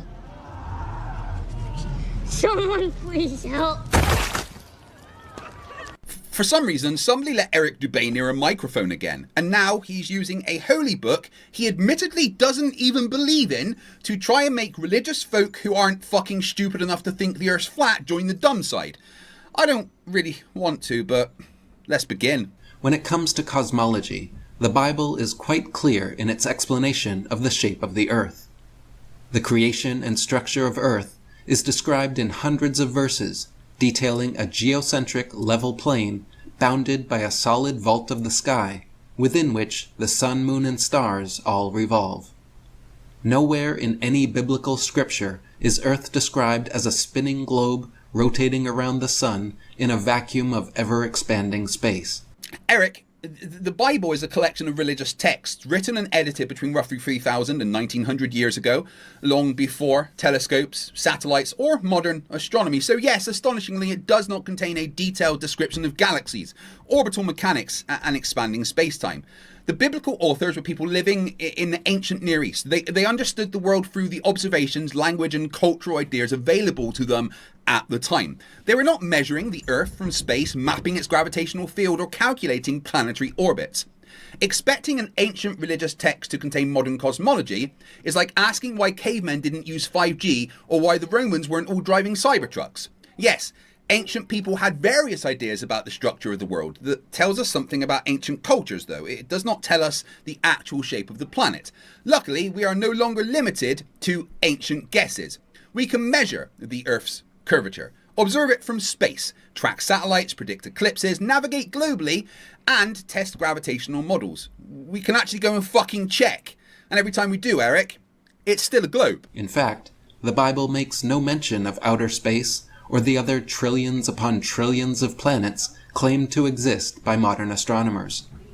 It also makes no mention of a Big Bang explosive beginning, and no mention of the force of gravity holding people and oceans stuck to all sides of a spinning ball. The cosmology outlined by the Bible is clearly a geocentric, fixed and motionless, flat Earth. Which is a lovely story told by people who simply didn't know. But let's explain why this is a stupid thing to say. Don't. You'll just piss everyone off. What do you mean? I never make people angry. Craig, you could make pacifists want to launch a nuclear strike just by standing in the same room. And every time you talk about religion, you lose subscribers. So let me handle this, because I don't want to spend another week listening to you mope around after your subscriber count bottoms out. Yeah, okay, I'm not even gonna argue with that, pal. Good. You should know by now that arguing with me ends badly. Remember last week when I hid the brakes from your car? You can't hide brakes. Not with that attitude. Now shush, and let me explain this without you upsetting everyone. Eric, you sentient sleephead, of course the Bible doesn't mention the Big Bang or the law of universal gravitation. Do you know why? Because nobody had developed those scientific theories yet. Let's skip over the fact that the Big Bang was not an explosion, because trying to explain expanding space-time might burn out your last remaining brain cell. The Bible was written thousands of years before Belgian astronomer, physicist and Catholic priest Georges Lemaitre proposed in 1931 that the universe began in an extremely compact state, which he called the primeval atom. And no, we do not believe that because some astronomer simply claimed it. We have evidence. The cosmic microwave background is radiation left over from the universe's early hot dense state, and observations of distant galaxies show that the universe is expanding. Gravity came a little earlier, but still thousands of years after much of the Bible was written. Isaac Newton developed his ideas about gravity during the 1660s and published his law of universal gravitation in 1687. He demonstrated that the same force responsible for objects falling towards Earth also governs the orbit of the moon and the movements of the planets. That was roughly 15 centuries after the final books of the New Testament were written. Time travel into the past is not currently possible, Eric. These discoveries could not have appeared in the Bible unless someone had access to a TARDIS. I wish I had a TARDIS. I travelled back in time before NASA forced you on me. Shut up, Big Nose. You'd be completely lost without me. Imagine what would happen if you had to explain these things yourself. You know, pal, I'm actually pretty smart. Then why are you so stupid? Don't answer. That was rhetorical. Bye, ugly. Well, that hurt my feelings. How about you guys make me feel better and like this video, subscribe if you're not already, and if you're watching on a mobile, go to the comments section, swipe left a couple of times and hit that hype button. The original and primordial substance of the early universe was not space, but rather water.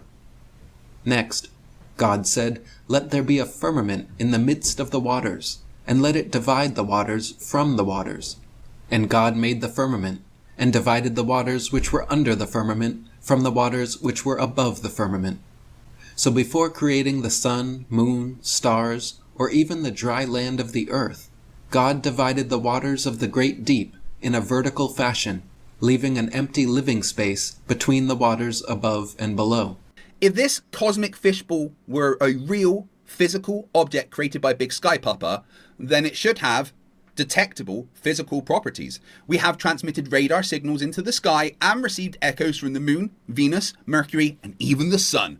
The first successful solar radar echoes were detected in 1959, and scientists continued conducting extensive solar radar experiments throughout the 1960s. Those signals traveled approximately 93 million miles towards the sun, reflected from its ionized outer atmosphere, the solar corona, and returned to Earth after a round trip of about 1,000 seconds. So, unless Eric's solid firmament is more than 93 million miles above us, radio transparent, completely undetectable, and somehow located beyond the sun, it clearly isn't the physical dome described by his literal reading of Genesis. And if your response is that the dome is magical, invisible, transparent to radar, unaffected by spacecraft, and impossible to detect by any experiment, then congratulations, you haven't presented evidence, you've invented an excuse that prevents your belief from ever being tested. The firmament was an ancient attempt to explain a sky that people at the time could not properly investigate. We can investigate it now, and the celestial fishbowl still isn't fucking there. Today's episode is sponsored by the FTFE merch store on Fourth Wall. Here you can find t-shirts, sweatshirts, baseball caps, and Flerf tier holders, otherwise known as water bottles. Buying merch from the store is one of the best ways to directly support this channel, and soon members will be able to vote on new merch that gets added. Link in the description. Job 38:14 gives another visual analogy, stating, "The earth takes shape like clay under a seal. Its features stand out like those of a garment." When a lump of clay is pressed under a seal and takes shape, it turns a featureless blob into a defined, textured area, spreading and stretching it out into a planar surface with raised edges. Seeing that Antarctica boasts the highest average land elevation on Earth at a shocking 8,200 feet above sea level, this description fits perfectly with the Flat Earth model, which holds that Antarctica is a southern perimeter and not a single continent. No, Eric, Job 38 is poetry, not a fucking geography textbook. That passage is describing the landscape appearing at dawn, like patterns emerging when a seal is pressed into clay.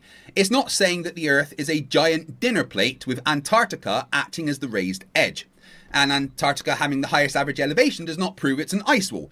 It is high because it is a continent covered by an ice sheet several kilometers thick.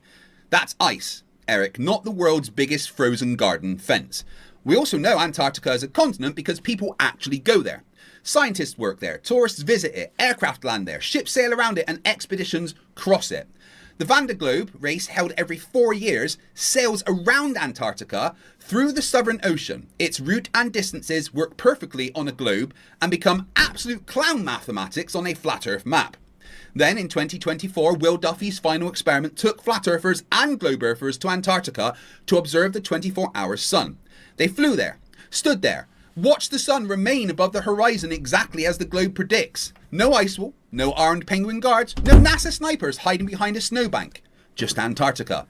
Jaron admitted he had been wrong. Whitsitt admitted the 24-hour sun was real, but apparently decided that accepting the rest of reality would be showing off. So no, Eric, a poetic verse about clay does not prove Antarctica is a giant perimeter wall. Eric, you're a flat earther, and all flat earthers are fucking idiots. Who stretched a measuring line across it? A spread out earth with a measuring line stretched across it clearly describes a level plane and not a globe. Likewise, Psalm 143:10 in the King James Version reads, "May your good spirit lead me on level ground." And in the New International Version reads, "Thy spirit is good, lead me into the land of uprightness." On a globe there is no truly level ground, nor is anyone truly upright, as globe indoctrination insists everyone is stuck 360 degrees around a spinning ball. the only way for people to be standing upright on level ground is upon the face of a flat plane Earth. Yeah, the stupid burns. Please, Eric, just go to the remedial classroom.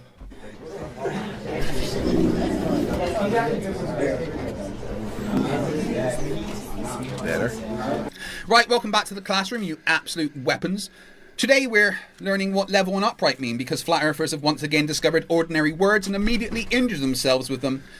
I wanted to quit yesterday, but apparently none of you can be trusted unsupervised. Right, level does not mean a perfectly flat surface stretching infinitely in every direction like God's kitchen worktop. On Earth, level means perpendicular to gravity. Gravity pulls towards the Earth's centre, so wherever you are standing, that direction is down. The opposite direction is up. Yes, even in Australia. No, Australians are not hanging upside down by their toenails. Down is not the bottom of a picture. The universe does not care which way a flat earther has rotated a meme. Wherever gravity pulls is down. Away from that direction is up. That is why everyone around a globe can stand upright without falling into space like confused pigeons. Now let's deal with water, because I can already hear somebody at the back wheezing, water finds its level. Yes, it does. A still water surface settles perpendicular to gravity at every point. That creates a surface which is locally level but globally curved. A tiny part of a huge curved surface looks flat. The Earth is enormous. Your bathtub is not. This should not be difficult, yet here we are. And you all look confused. A spirit level measures local horizontal using gravity. A plumb line shows local vertical by hanging directly down due to gravity. They do not prove the whole planet is flat, any more than your driveway proves Scotland is a rectangle. Move far enough across the Earth and your local vertical slowly changes direction, because you are now standing somewhere else on the globe. Two distant plumb lines are not perfectly parallel. Extend them far enough and both point towards the centre of the Earth. Level means perpendicular to local gravity. Upright means facing away from local gravity. Neither means the Earth must be a pancake. And when someone says, lead me onto level ground, they usually mean safe, even ground, or a righteous path. How the fuck did you do that? They are not simply submitting a cosmological model. Flat earthers are not interpreting scripture. They are being outsmarted by the phrase, stand upright. Class dismissed. Please leave before one of you asks why people at the equator don't slide off. And that, frankly, is all the stupid and definitely all of the Eric Dubé that I can take for today. Before we go, though, a quick shout out to my assistant Emily, who is absolutely not trapped in my basement, forced to make YouTube shorts and beg for water. So please stop calling the authorities. You're making this unnecessarily awkward. Hello?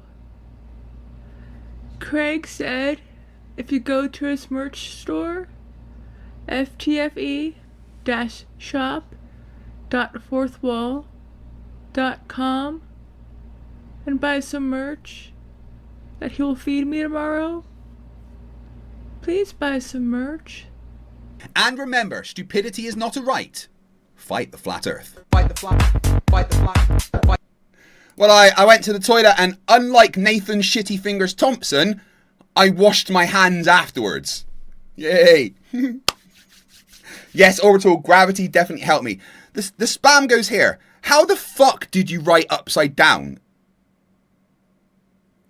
I didn't know you could do that in text. How does that work? I'm impressed. Right, guys, let's do a little recap. See where we're at, okay? I started this stream at 8 p.m. on Thursday. It's now 3 p.m. on Saturday, so I've been streaming for 43 hours.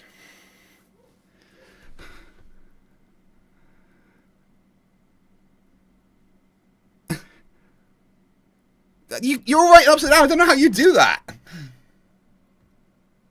Yeah, I've been streaming for 43 hours with a 12-hour 51 left on the clock, which means that this will be a 56-hour stream at minimum, right? So,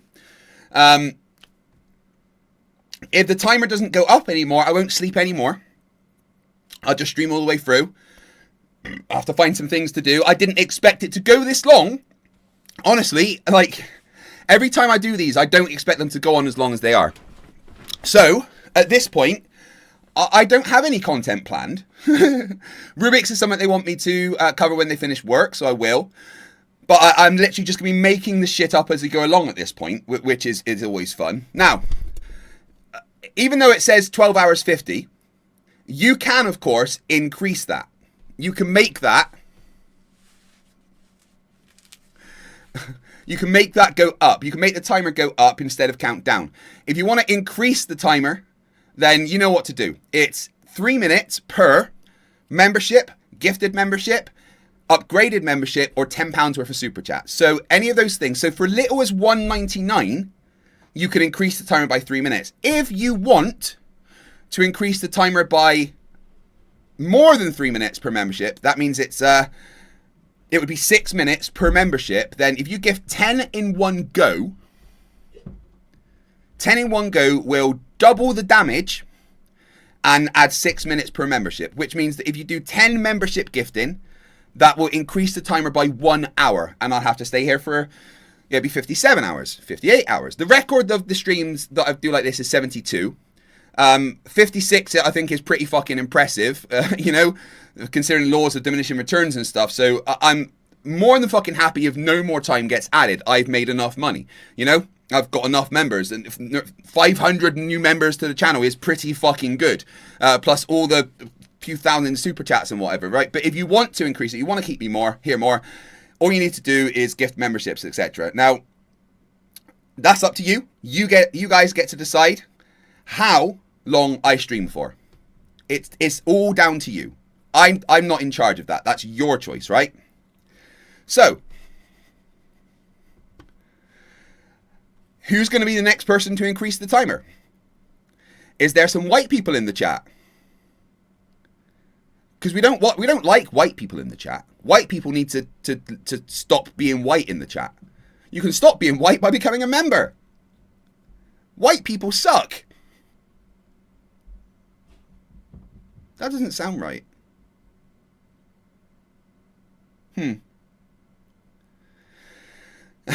Oh, everyone's fucking writing upside down in the chat now.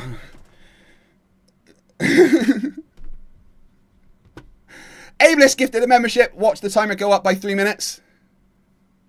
And there we go. Thank you, Ableist. All right, so we're at 12 hours 51 left to go. 13 hours basically on top of what we have now. 46 hours. Sorry, wait. 43 hours.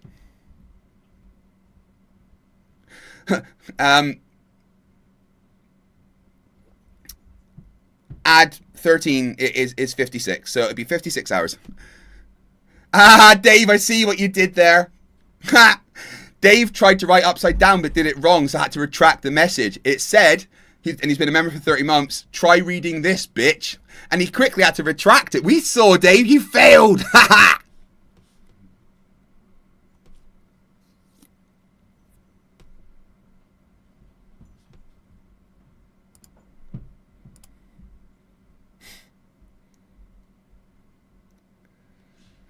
And as it's the 1st of August, I've actually got memberships to give out. So I'm going to do that. They don't count towards the goal, by the way.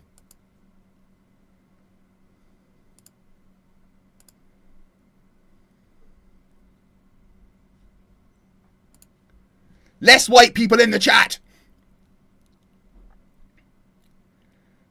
But you can still gift memberships and keep me going.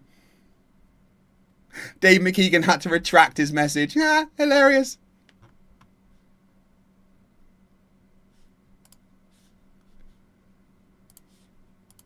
%40 of the time that happened. Now, when the transmitter was transmitting, thousands and thousands of packets of pings were sent. Only 3 made it.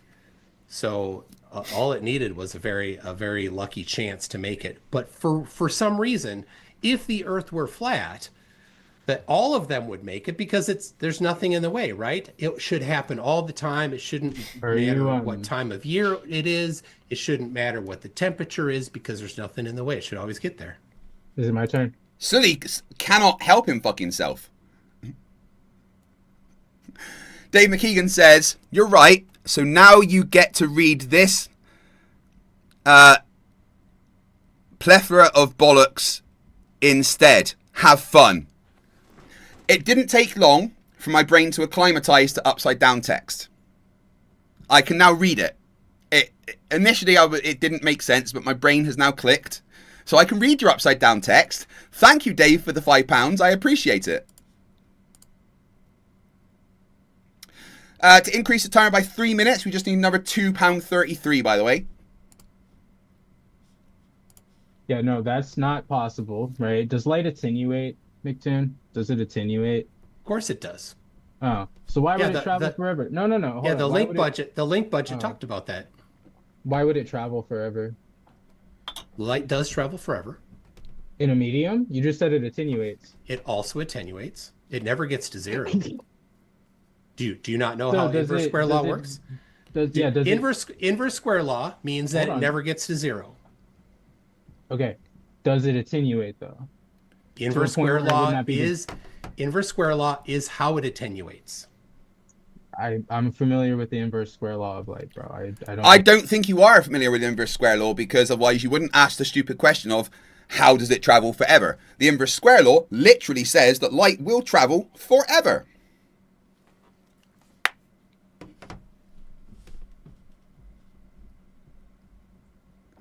I didn't know that as a creator I get every month 10 memberships to gift out.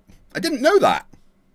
You to treat me like, I know you might like, okay, right? So I know I'm like new. You might think I'm like some low tier flat earther, bro. I assure you, that's actually, I kind of set you up with this. I'm like more advanced than you probably give me credit for, and that's cool, bro. It's actually just a setup, right? Just like the tropospheric ducting thing was a setup. You weren't prepared to respond to that. You have yet to respond to that, actually. Instead, you chose to strawman my position and say that like if the Earth was flat, it would travel forever. That's not possible. How about this way round? Have fun. Yeah, no, it took a second for my brain to do that, but it's sorted.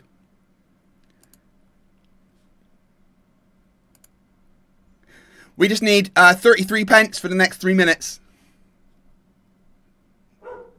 You can try, Dave, but I just need my brain to click and then I read it. Possible. Light simply does not travel forever in a medium. And you won't even agree to that. You say it doesn't get to zero. Well, nothing technically gets to zero then by your own knowledge, right? By your own logic, right? So by inverse square law, nothing gets to zero. I can agree with that in just simple terms of like quantification, sure. But like you insinuating that it would just go forever and ever and ever and always be able to be received, it would eventually not be able to be received as well. It would still attenuate. So why weren't all of the packets? Though. So all of the packets should have made it, or none of the packets should have made it. All right, let's just say that the electromagnetic waves do completely reduce to zero because of the atmosphere or whatever, Sully, right? That doesn't explain why some of them were received. That means that they don't reduce to zero over that point. So that means that they should have been all received. Hey, Mr. Crazy says, for €5, soon on Spotify, Creaky Blinders cover of Soap Bar by Goldie Looking Chain, with backing vocals from Simon Dan and Dave McKeegan. That would be good. And thank you, that adds 3 minutes to the timer. Oh, not 33, no.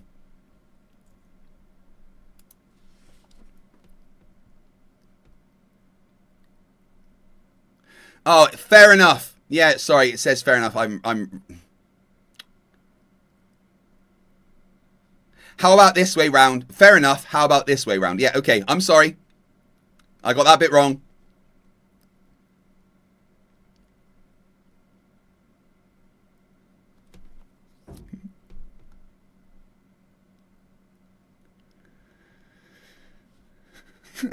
Look, guys, enough of the upside down. Oh my god.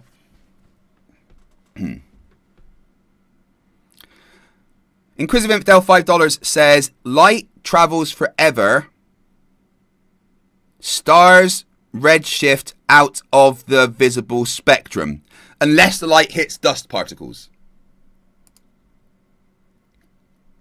My brain just has to figure it out and then it can read it with a few seconds. I mean, the more I did that, the easier it would get, right? Thank you very much for the $5. I do appreciate it. That means we are at with $3.33 once again to get to another 3 minutes.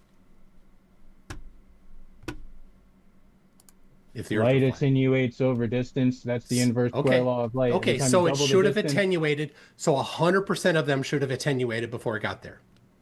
Is that what you're saying? 100% of them. Why? Well, you're saying light attenuates. So should all of them have attenuated, or should none of them have attenuated? They did this over the span of like 8 hours. You're aware of that, right? None of the documentation I saw talked about the time frame. Yeah, it was over 8 hours, and they got 3 pings. Yeah, you read that it got 3 pings, but you didn't read. So thousands. The documentation didn't say how long it was transmitting, but there are thousands of packets sent in that time frame. So why were only 3 out of thousands received? It was a world record, bro. That's why. You didn't answer the question. Why only 3? Ragebot member for 79 fucking months says Flerfs are fucking idiots in Australia speak. Is this the thing now? You're all just going to type upside down in my chat to fuck with me.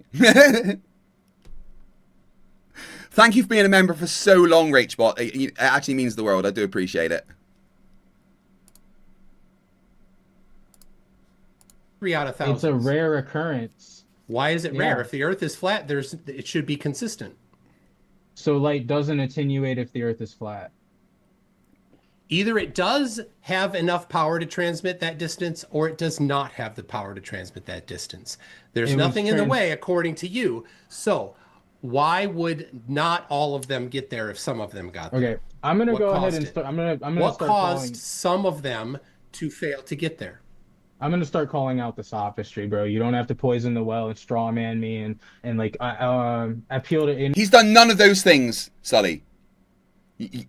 It's incredible that you think he has as some kind of get out clause. Appeal to ignorance. You don't have to do all of that every single time you speak. That's a significant. No, like, I'm asking you to provide evidence for your claim.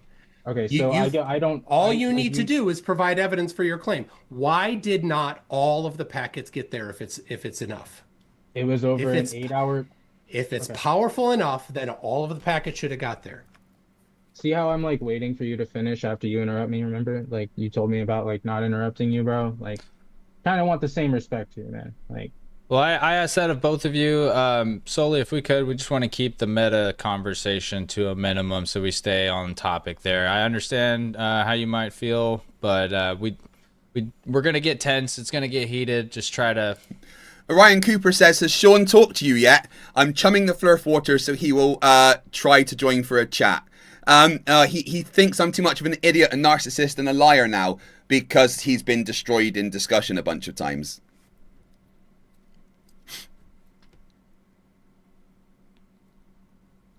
And thank you for being a member for 15 months, Ryan Cooper. I do appreciate it. Spitfire says, this is kind of hilarious. Only 13 more hours. My brain seems to have acclimatized to upside down text now. Rachbot says, you fucking deserve it, you awesome king. David Knox says, Solly, feelings are hurt. Solly's feelings are hurt. Right, guys, can we type in the right way up now, please? I'm going to start forgetting what normal text looks like. You know, do your best on staying with it. And we can go all day on the analyzation of the conversation. You know what I'm saying? Like, that's gonna happen. Right? Like Orbital says, did this guy get his 2 odd experiments going? Oh, his second experiment going. He says he has, but he refuses to come and talk to me about it. Not necessarily saying that. I'm just trying to keep it on track here, because I mean, if we get into a back and forth on the meta, we're never gonna get to any of the other points, and I just want to let you guys get. Dave McKeegan says, sure, are right the right way up, but you didn't say we couldn't do backwards. Okay, right the right way up and not backwards, please. Truth Nerd, Solly's confidence and knowledge are an inverse square relationship. I mean, you're not fucking wrong, mate. You're not wrong. 13 hours, 11 minutes left. Who's going to increase the timer next? Remember, 10 memberships gifted at once. which is $49.99, adds an entire hour to the timer. Get all that out. Okay, well, I don't get to any of my points if I'm interrupted every time I speak either. Not you, but him. That's all I'm saying. Yeah, no, everybody, if you guys could just, as best you can, just let him get both sides out there. The conversation point right now, were you about to hit a different topic? Me? No? Or we're gonna stay on this specific one question. Okay. I was just pointing out that he couldn't make a single remark without being a sophist in the process, and I will say that. I will acknowledge that because it's almost insulting to the intelligence of the audience. I get it. I'm just trying to keep that to a minimum. That's all. No, I'm not though. I'm not going to keep it like I'm going to respond how I want to respond. I want no, the chance to you respond. can respond how you want to respond. Just focus more on the response than the. I'm not going to do what the moderator says. I'm going to do what I want to do. No, you do as the fucking moderator says, you piece of crap.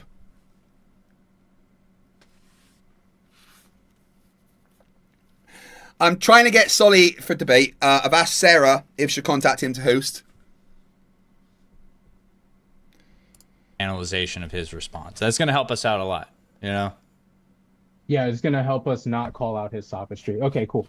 So light does attenuate over distance, right? We agree to that? McToon? Yeah, the link budget that I presented showed that it actually should never make it if the Earth were flat. Based on what? Based on the link budget. Explain that. So there is a certain amount of transmission power that you can compute using the type of antenna that is involved there. It's an omnidirectional quarter wave a monopole antenna, and it sends out a certain amount of power. And at that distance, using the inverse square law, it is too far away to receive at all. When it's just an omnidirectional antenna, you need some sort of gain increase in order to get the signal that far. On flat Earth, what is that gain increase coming from? I don't know. I can't tell you that. I don't have all of that information, but I want to backtrack a little bit to where you dodged my question, right? He directly answered your question. We map it out in Link Planner and path loss and other networks and other mathematical models for what we call a sphere using an The spam goes here says right way up and forward. Sure, I can do that. Nah, I speak Leet, mate. You can't. Leet is I'm a gamer, right? I understand Leet speak. That's not going to work on me.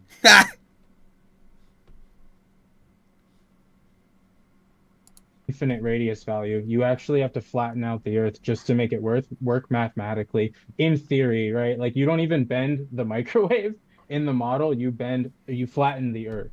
Can you explain to me why we might do something like that? I didn't do that. Kinematic equivalence. That's something that you did that's completely separate from what I did. So I don't need to respond to what I didn't present.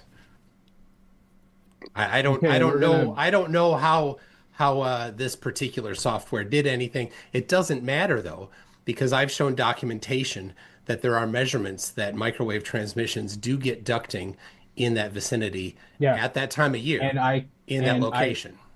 Okay. And I showed you that tropospheric ducting is when they turn the K value, the effective Earth radius, infinite.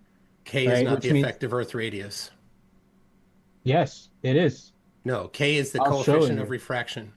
No, I'll show you, bro. He doesn't even know what K is. Brilliant. You use the K value to work out the effective radius, but K is the coefficient, not the radius. If pretend Earth radius, bro. Right. K equals the. They can see your you're screen. Actually, right. You're right. It's the it's what they pretend the Earth's radius is divided by the actual radius. Okay, and this gives you I'm in the way here. Sorry. Gives you a factor here, and if it's less than negative 1.57, they make it 0. And you can't divide by 0, right? You can't divide anything by 0. It'll make it infinite. And yeah, this is ChatGPT, but there's like, dude, I did so much. Dividing by 0 isn't infinite, it's undefined. They're not the same thing.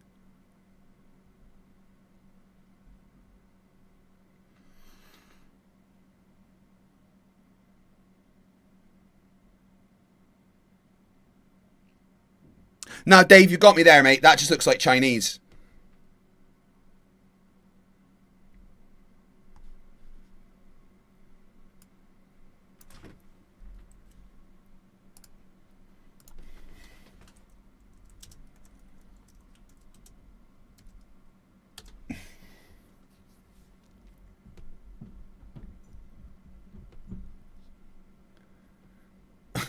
No, my brain isn't doing that. What is...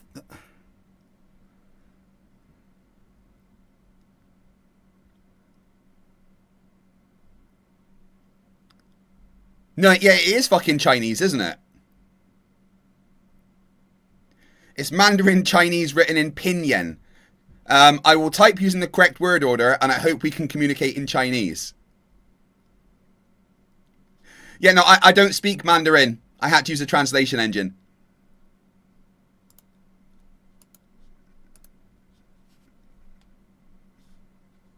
Research on this. It's insane. So I have all your the math. research is ChatGPT. All right. No. Steelman what I just said, please. Good job. Good job, bro. No, repeat back what I said after that, so please. What you did is no, you no, did don't not do that. know. Don't do that. Don't do that. Repeat You back asked what me I to said steelman after you. it. You asked me to steelman me. Steelman this. You interrupted as soon as I started steelmanning you. Steelman what I said after, though. Nah. Did it again. You interrupted me when I started steelmanning you already. That's not how you get me to steelman you, bro. You shut your face hole when I start talking after you ask me a question, bro. Okay. Now what? Steelman it. If I ever get to debate Sully, I am totally having a bro counter on screen.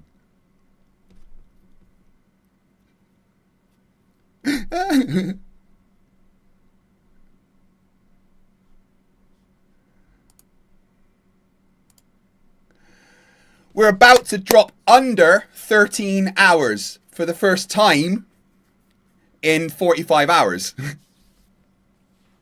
I might even get to finish this stream tomorrow. Woo!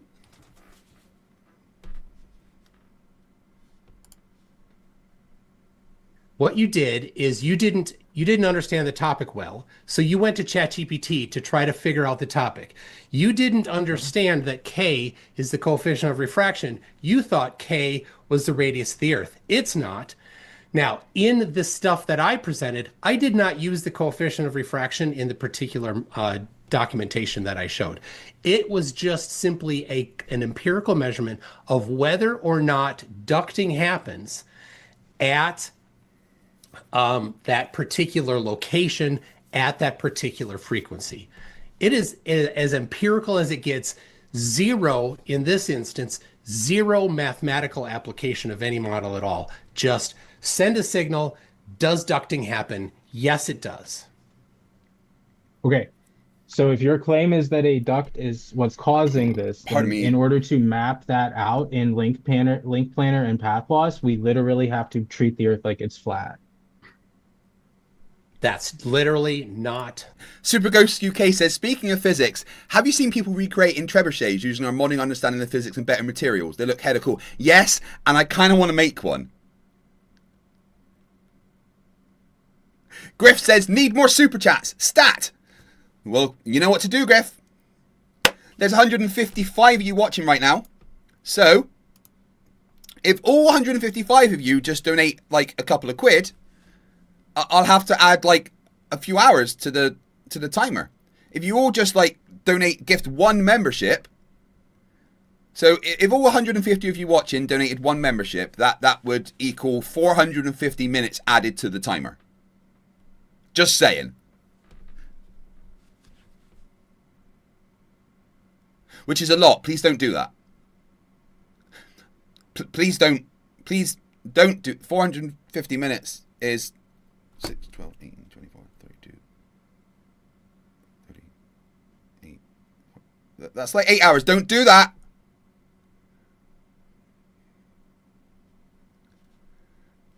Hamish the Crazy says, bumworms. Not sure why.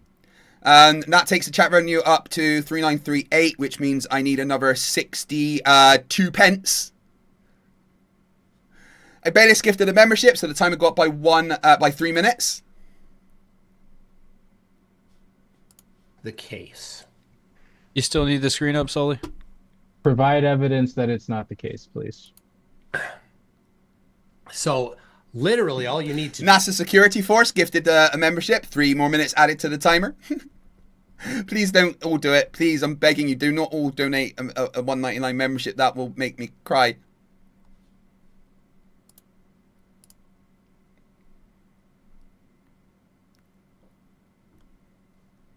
Hey, Krakatoon, how you doing, my friend? Do is go out to the field like the Navy did for decades. Dave says, I miss Siggy Zigwold. Well, here's the thing about Siggy, right? He kind of cheated. He used the fact that people in Argentina had a currency loophole. Whilst we thought he was gifting loads of money, it turned out he was literally spending about 20 pence to like give 50 memberships because the currency was fucked up, which was unfair to everyone actually, you know, gifting real memberships, and made me think I was getting more than I was, which wasn't very good. Butt plug from F Grudge for €2, which means 3 more minutes added to the timer, and then another 3 minutes was added by Inquisitive Infidel with a gifted membership. Thank you very much.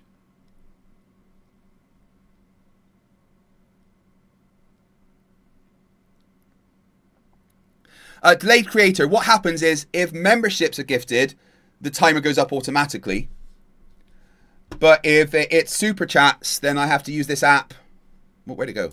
Send transmission. I have to use this app that Planawalk created to add them myself with here. But memberships automatically add 3 minutes because I've got that in there.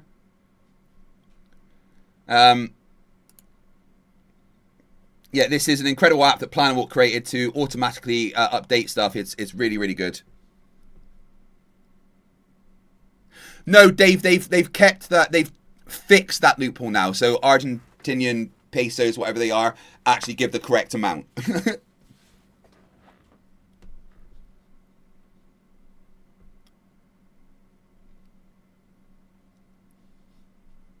At certain frequencies, go to some other location and see if you can get that through ducting. Yes or no? Yes, it was the answer 40% of the time during the day in those months. How do you That's what measure a happens. duct? How do you measure a duct? How do you measure a duct? So when it goes a different distance based on the conditions. So you can measure a duct. Oh no. Oh, you're telling me in the middle of my answer, you're telling me no. I'm answering. This is where you don't talk. Okay? Calm down, bro. It's not that bad. Ryan, zip the mouth. Zip it. Relax. Zip the mouth. Okay. So you measure the atmosphere before. Well, Sully, I don't get to answer that. You can give your full response after his. Just be a little bit more patient I don't want the there. audience to think the Earth is Zip your mouth hole. Shush. Okay. Okay. Here's how you measure a duct. At the radiosonde, they have different temperatures that they measure vertically. And so a duct happens when you've got cold air low, warm air high. So you've got in that vicinity, it's really nice because it's right next to the Sahara Desert. So you've got the cool air from the water and the hot air from the Sahara Desert coming over top. So you measure the duct by measuring the temperature. And because you... Sonny's triggered as fuck. It's hilarious.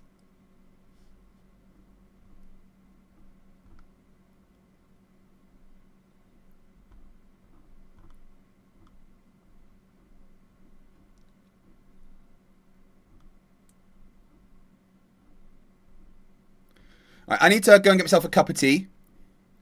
So I'm going to put on a song while I do that.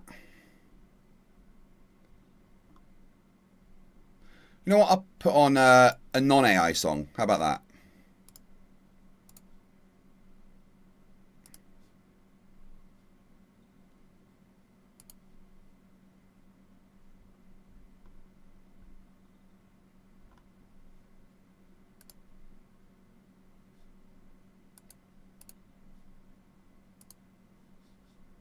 All right, I'll be back in 2 minutes. Just going to get a cup of tea and a protein bar.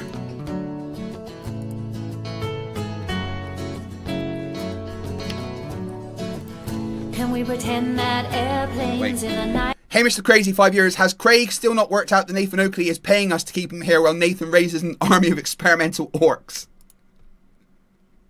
Thank you, dude. Sky are like shooting stars. Should be wishing for a brain right now. Brain right now. Brain right now. Good morning. These words come with a storm warning. Better batten down the hatches, grab some matches and brace yourself for a long day of misery. YouTube has given me the power to reach up into the sky and show you all that we live on the ball. I bring you science that's comprehensible. Your view is indefensible. You're reprehensible. Go on, Mr. Sensible. When I was young, I never thought I would be here to see this. A pile of random nonsense dressed up as bull. Your ignorance will be the death of us all, like running head first, full speed into a wall. You could always read a book, buy a telescope, set it up and take a photo of the moon, or just be a buffoon. I send you in a balloon up to the stratosphere in page 3. You're a few fries short of a happy meal. You're dumber than a box of hair. The wheel's spinning but the hamster's dead, and you're as smart as bait. You forgot to pay your brain bill. You're missing a few buttons on the remote control. 24 cents short of a quarter.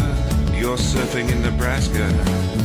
You're as bright as Alaska in December, and you fell out of your family tree. You don't have all the cornflakes in one box. You got an IQ of 2 and it takes 3 to grunt.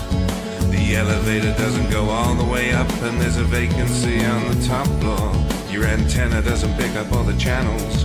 You're several nuts short of a You're Mr. fruitcake. Sensible, calm down, don't go too hard. You don't need to ask like burying Flerfs in your backyard. You're a man of science, poise and grace. Mage 2 did everything to wipe the grins off the face. So Nathan, get away from those kids. The world is not flat and it doesn't have a lid. Recognize the differences between the textbook and the Bible and control yourself. Lay off your slander and your lies. You're a bunch of knobs poisoning the world of the youth, spreading lies that you like to claim as knowledge and truth. Stop spreading fresh bullshit like the butter on your bread. Maybe a musical assault and knock some sense into your head. I hope one day you'll hear these lyrics and smile, and you realize you used to be a 40-year-old child. Now it's time to wake up, open your eyes and see, and acknowledge the existence of. You're a few clowns short of a circus. Your phone is off the hook. Your sewing machine is out of thread. You're all foam and no beer. You don't have all your dogs on one leash. An intellect rivaled only by garden tools. There's no grain in your silo, and your skylight leaks a little. Your belt doesn't go through all the loops. You couldn't pour water out of a boot without instructions on the heel. Your slinky's kinked, and you're proof that evolution can work in reverse. A few feathers short of a whole duck, one fruit loop short of a full bowl. Airplanes in the night sky are like shooting stars. Should be wishing for a brain right now. Brain right now. Brain right now. Can we pretend that airplanes in the night sky are like shooting stars? Should be wishing for a brain right now. Brain right now. Brain right now. You thought it was over? Well, I'm still standing while you're swinging, flinging feces, talking shit just like the human centipede. You got the mind of a chimp, and I'm here to expedite your shore leave. Cause I'm a seaman, but not the kind I rinse up on your mom's gums. I'm the kind that sailed submarines and fired guns. I could float a boat across the ocean with my eyes closed, circumnavigate the globe with a compass and a bag of sausage rolls. Well, all you can do is nibble on your toes. I'll smack you with the hose that you call the water level, sit and swivel. You nasal gazing muppet, you can stuff it harder than the wallet stuffed by Warren Buffett. And I don't care about your sauces unless you're serving them. And I don't care about your lines unless you're curving them. Now step away from me, you're sucking up my oxygen with the vacuum where your brain should be, you dumb fuck.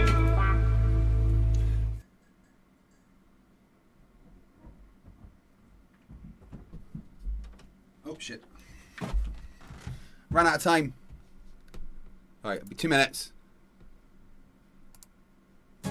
The law rings up to make no sense. Perseverance, who cares what words I don't make mean, huh? The law, I don't like your words, so I pick my favorite words. What's real, non-real, super contained, metaverse, first person. Law, meta is an angle, real, fake. This is so physical, hit 'em up, chastise every young bitch that tries to stop you, Tupac. All humans can do is word salad or make up stuff. Disagree versus agree, it's not around, he's deaf, another deaf one. You can't hear, LOL, not a ball, it's a tear. Low, no dirt in the middle. No dirt in the middle, no, no, no, no, no, no.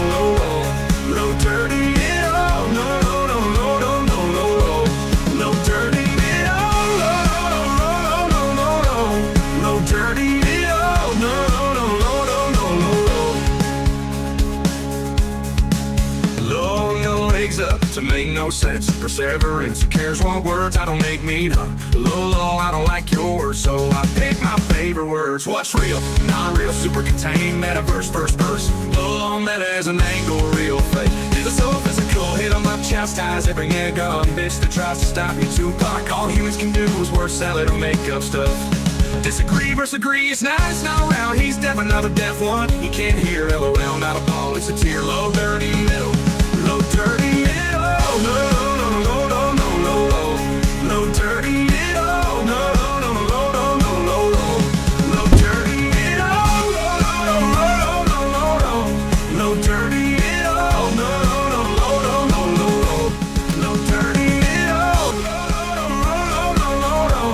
Low, dirty, middle, no, no, no, no, no, no. To make no sense, perseverance, perseverance. Who cares what words I don't make mean, huh? Low, low, low, I don't like your words, so I pick my favorite words. What's real, non-real, super contained, metaverse, first person. Low, low, meta is an angle, real fake. Low, dirty, middle, no, no, no, no, no, no, no.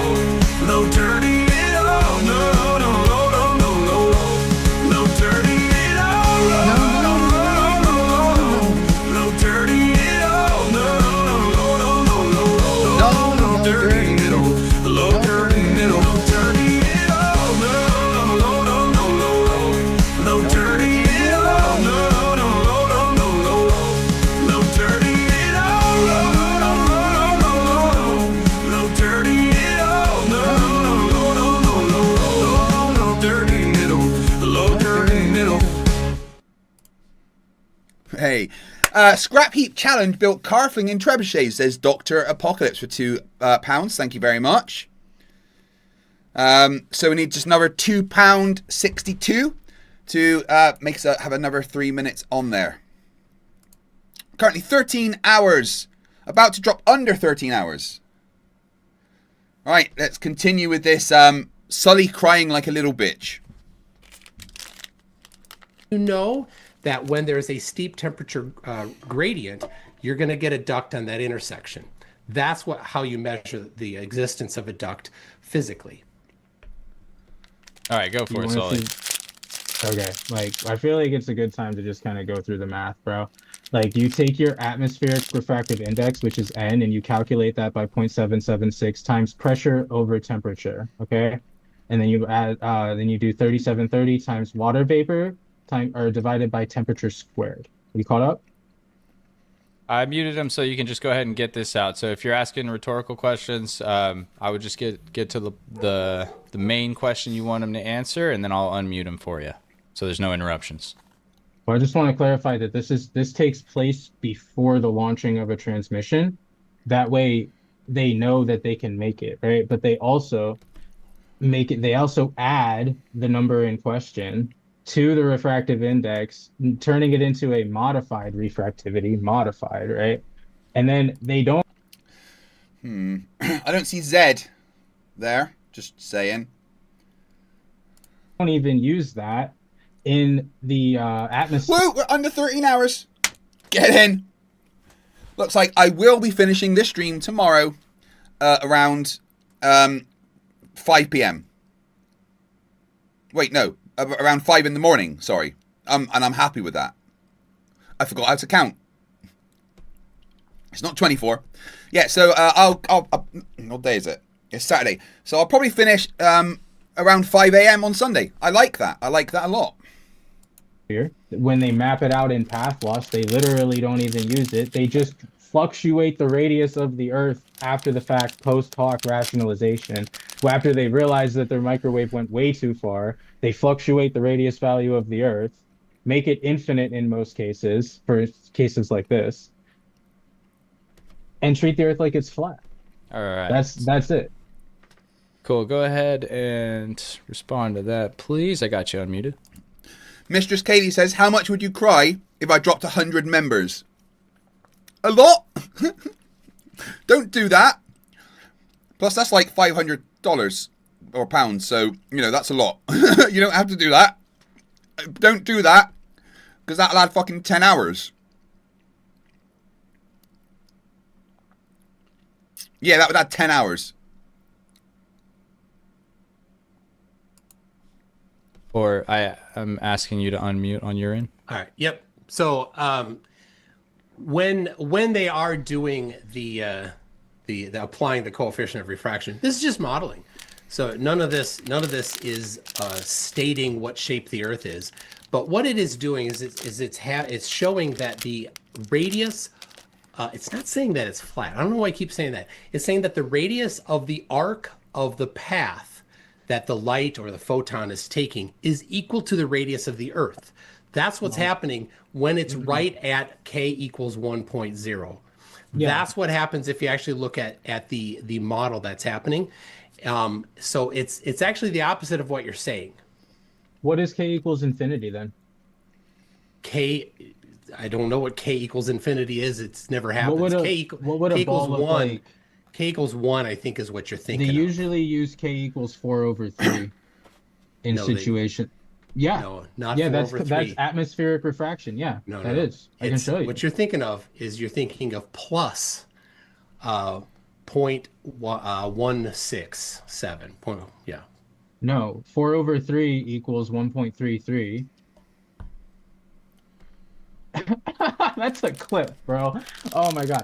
Okay, so they usually use 4/3. They almost never use 1 because they don't use k equals 4/3. I thought I was talking. Can you shut your mouth hole, please? Thanks, bud. Appreciate it. So they use 4/3 in most cases because that's when you would actually incorporate refraction, right?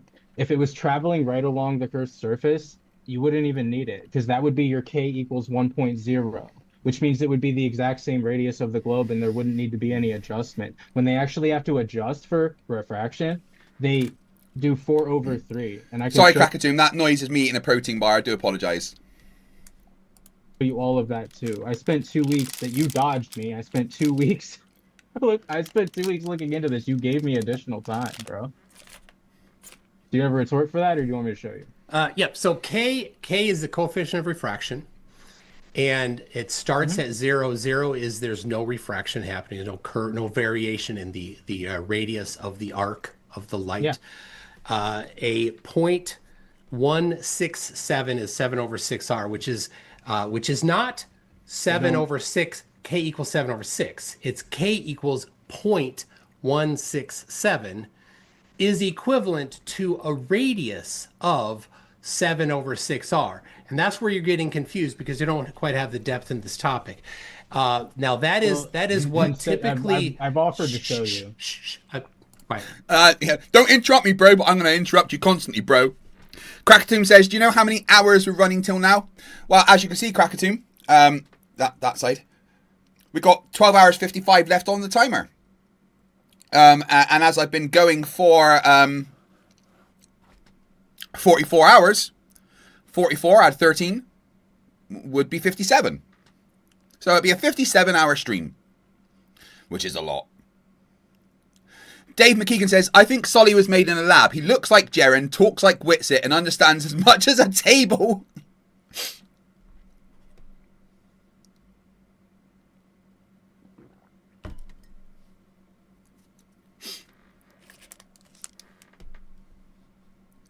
Well, no, the record Krakatoon is 72. And this would be 57. I hope it's not 70. Or plus, because I'm actually itching to fucking go and play some Power World, if I'm honest. I started setting up my base. And some Satisfactory. Like, my world's just sitting there, man. I'm making a city. 56 was how many I did last time, but the actual record in total is 72. Batterbond says, why is this Solly guy making noises with his mouth? He should stop. The Spam Goes Here says, my record for staying awake is 100 hours. I lost to a friend who managed 101. We were laughing at walls towards the end and full on hallucinating.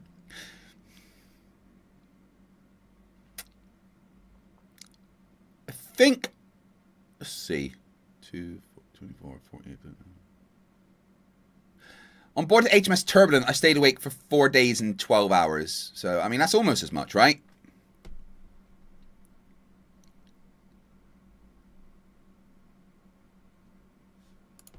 That is typically what surveyors are said that they can use if they don't know the specific conditions, though they're often said that it should be, you know, nominal refractive conditions. You want overcast temperature. Did you just conflate microwave frequencies with surveying? Yeah, they're different. Refraction. They use different formulas, bro. K is the same formula for both. So no, I'm trying to show you. Hold on a second. Hold on a second. I'm still talking. You don't want to be wrong? The American Meteorological Society uses 0.33 for K. He thinks the coefficient of refraction is different depending on what you're using. That's not how that works, dude.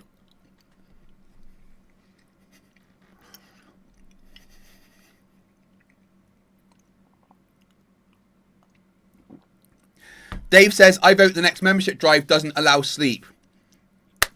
That sounds fucking hideous, Dave. How about you do a membership drive and don't sleep? Huh? How about that, Dave? All right, guys. One's in the chat if you think Dave McKeegan should do his own membership drive and not sleep.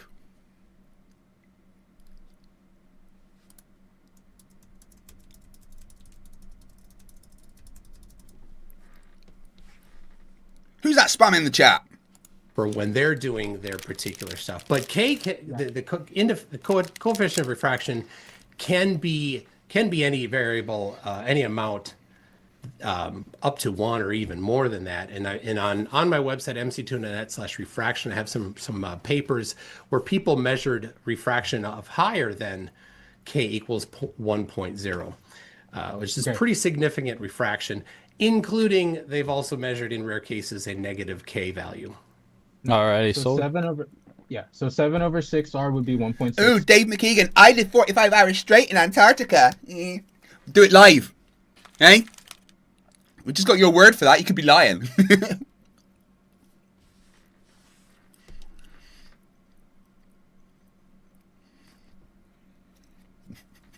The spam goes here. Stream off. Both stream, no sleep. First one to drop loses.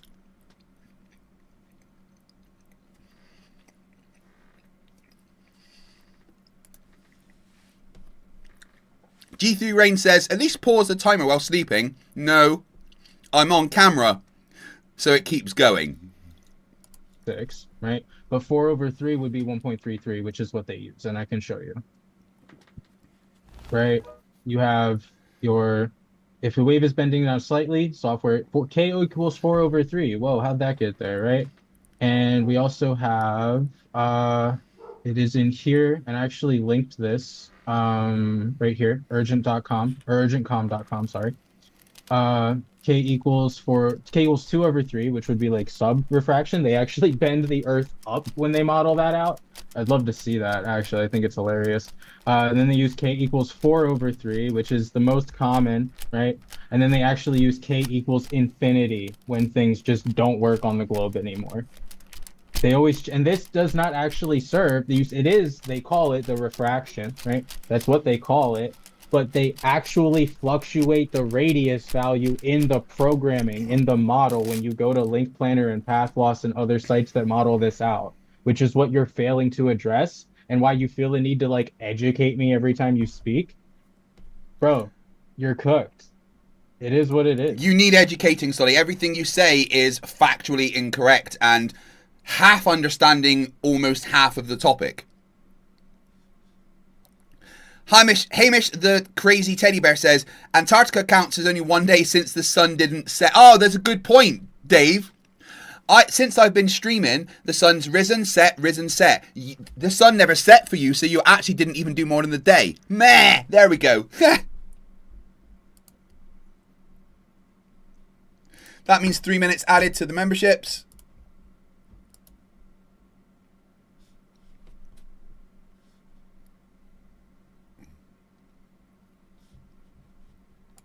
Okay, can you stop sharing your screen, please? I was about to, brother. Oh, thank you. You asked me to remind you, so that's why I'm doing it. All right, we're about 40 minutes in, guys. Like the video. This is a fun, contentious debate here. Get your tickets to DebateCon 8, and we got some memberships here that you can watch all those here in Dallas. Can you share your screen? Correct in A instead of a lower. Okay. So they are using. You are correct in that they are using a different computation for K. That's a capital K instead of a lowercase k. That is the distinction. The lowercase k, it's confusing sometimes that they use the different, just a separate case for that. But they do map between each other. Now, this is not actually fluctuating the radius of the Earth. This is talking about the radius of the path of light in relation to the surface of the Earth. And they use that because it's a convenient way to do things. That's all it's doing. They're not actually fluctuating the radius of the Earth. The radius of the Earth is fixed. It's well known. It's 6,371 kilometers. It's well known. So they're not varying that. So then so then why don't they bend the frequency around the ball with a true Earth radius, right? Why, when you have the ball with the true Earth radius attributed to it, you change the radius value of the globe as opposed to bending the transmission around it. Yes, that is objectively what they do. That is not what they're doing in the math. I've shown you that that's objectively what they do. You've studied this for 2 years. I've studied this for 8 years. I didn't say you anything studied for about... 2 weeks. 2 weeks. I've studied for 8 years. Actually, this is what I studied at university. And you didn't know the coefficient of K? Boom. The coefficient of K. K is the coefficient of refraction. That didn't make sense. Look at this smug fucking face, this Jeranism wannabe.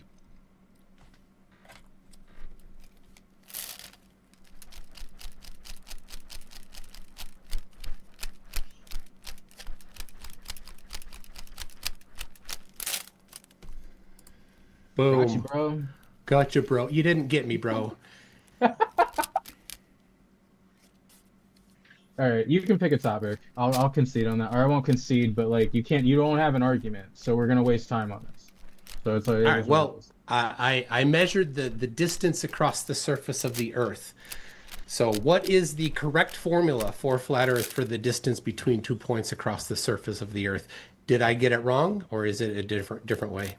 Falsification is independent of replacement, and begging the question and affirming the consequence is not how you prove the Earth is a sphere.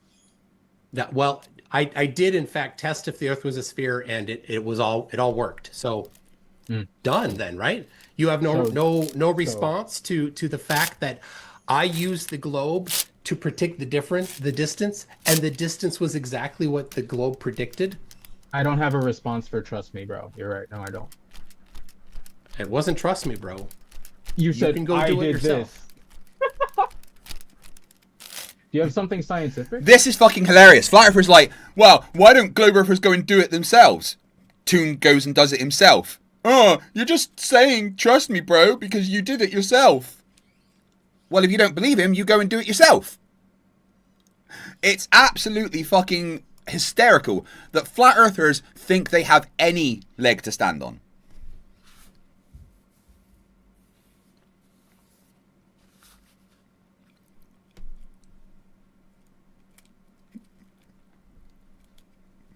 F. Grudge says, do you have anything scientific? The irony. I mean, I would ask Sully what his standards of recording evidence is for it to be acceptable. Does it have to be a video? Is science not done unless it's a video? Sully is an arrogant twat, also terribly afraid to even speak to me.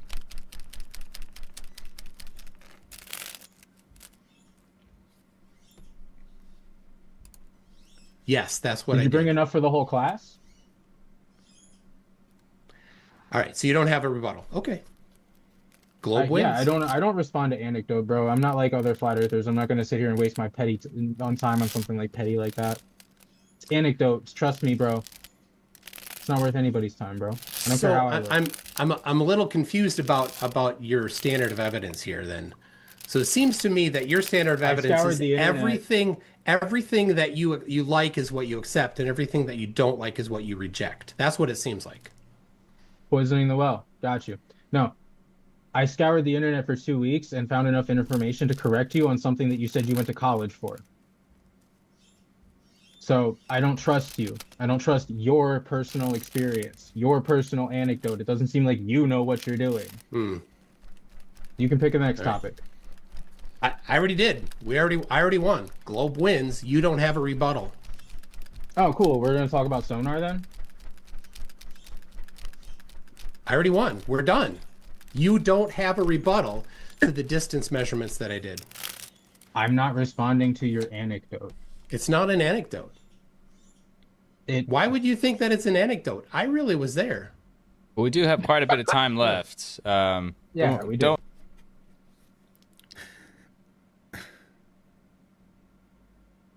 He won't believe that Toon did it because it's anecdotal. But anything he finds online, which other people did, and just said that they did, isn't anecdotal. What does that mean? Super Ghost, Flerfs, do it yourself. Also Flerfs after learning how to go to the toilet at 20. I am a big boy now. Alright guys, we are, we're under 12, we're under 13 hours on the timer. We've got 12 hours and 45. So that means that we'll be finishing tomorrow at, so it's 4 p.m., 4 a.m., I'll be finishing at 4:45 in the morning tomorrow. Which I'm happy with. I can stay awake until then. No issue at all.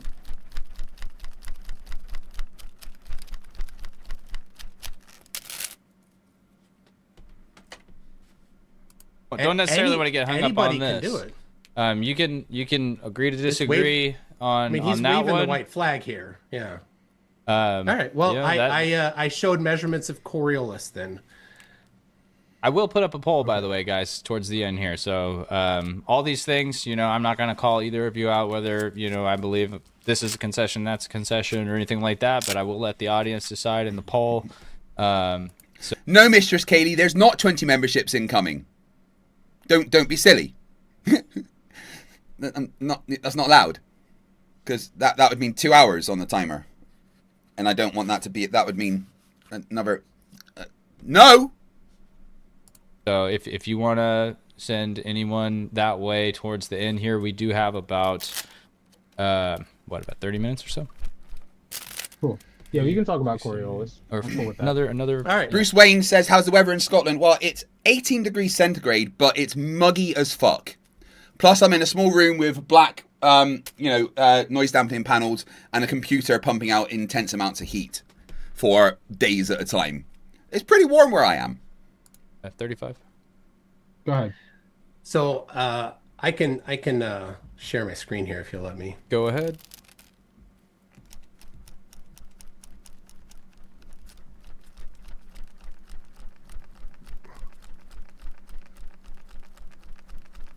All right, so here is the measurements done by Stephen P. And I sped up the video, but you can see on the left here where he did 4 different tests of 2 minutes each to measure the Coriolis. So the way he did this is using a gyroscope. And so a gyroscope is rigid in space, but he did lock it to one axis and measured. Oh, in this one, he didn't actually lock it to one axis. It doesn't matter in this instance. And he measured the amount of angular change. He did this at 48.2 degrees north latitude. The globe predicts that there should be 11.2 degrees per hour drift at that latitude. And of course, the flat Earth, I think, claims 0 drift. No, this guy's never been on Raging Tomato. I'm trying to get him on Raging Tomato to debate me. It would be fantastic. JSS Tiger says, the problem with Scotland is it's full of Scots. I like Scots. They're mostly okay.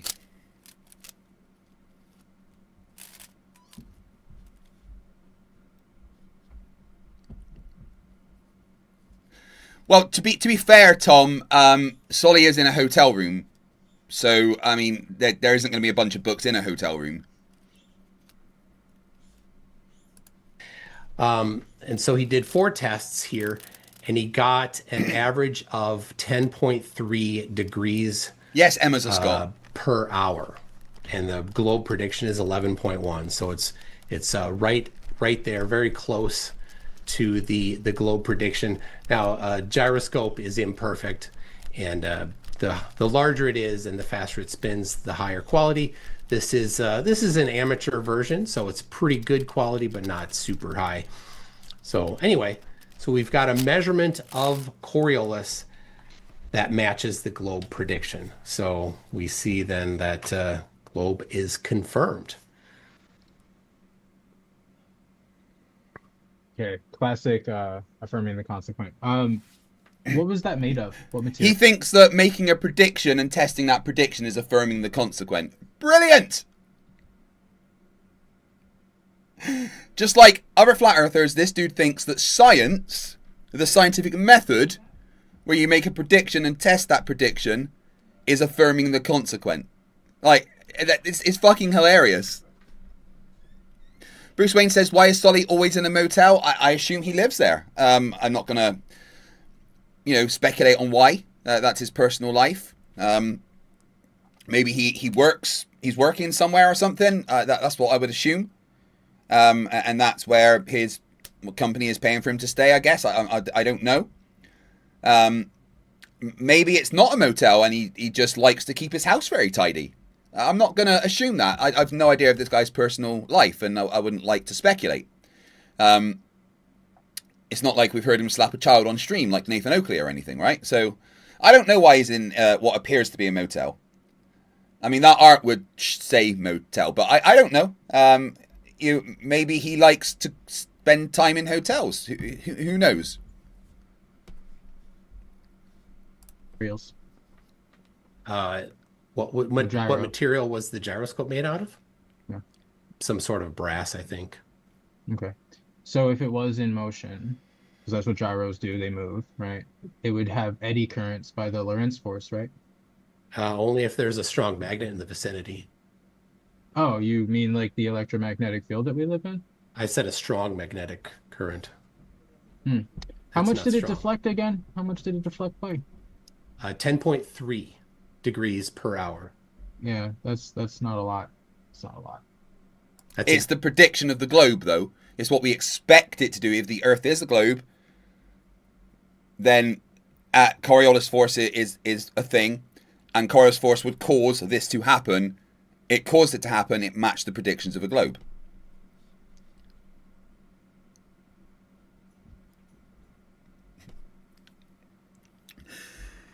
Jiska says, I'm knocking on every door in Kirkcaldy to find out where you live. If I don't find you, I'll be buying 20 memberships by the end of the day. Maybe I'm bluffing. Do you want to risk it?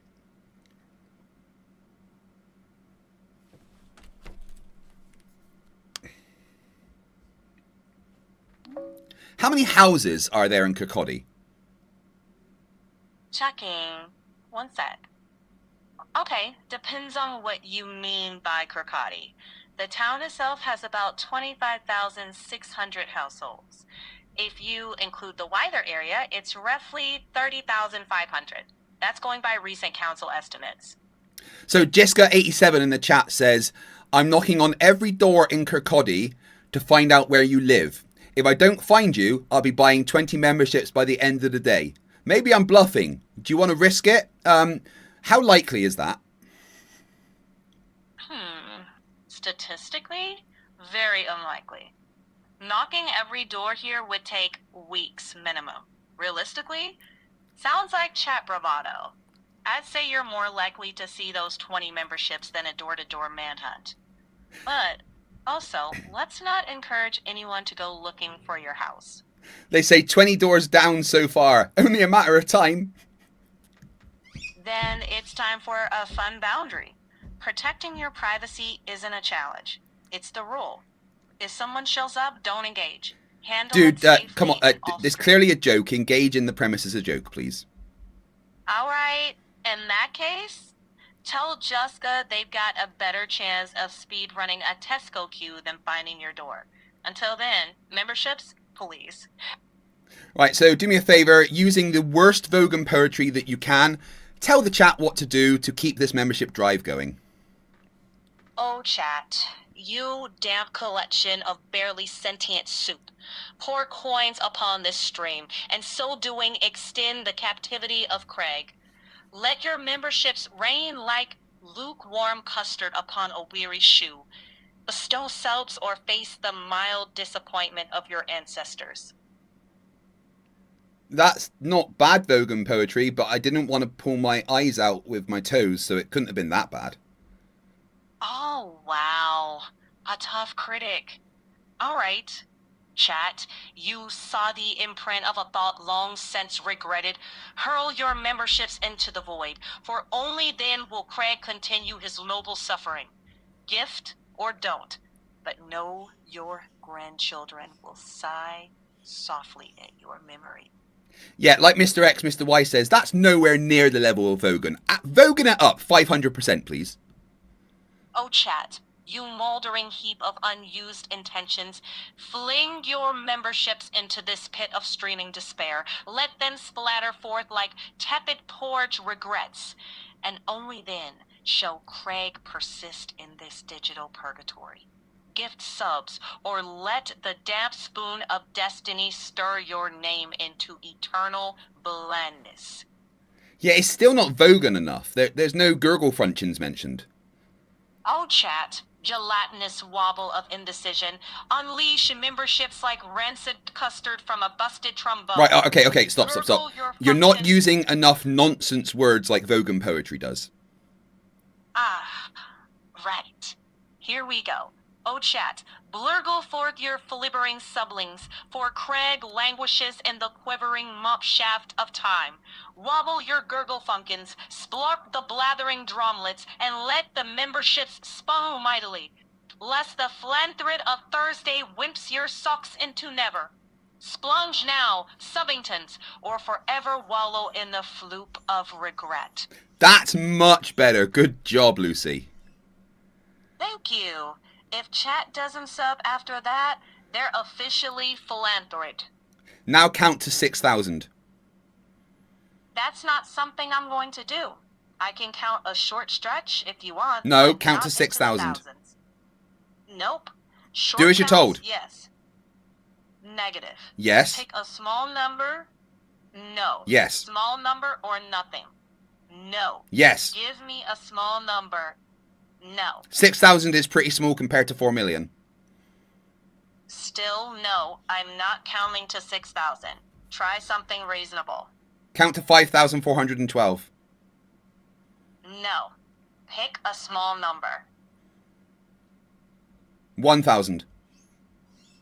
Still no. Something much smaller. 999.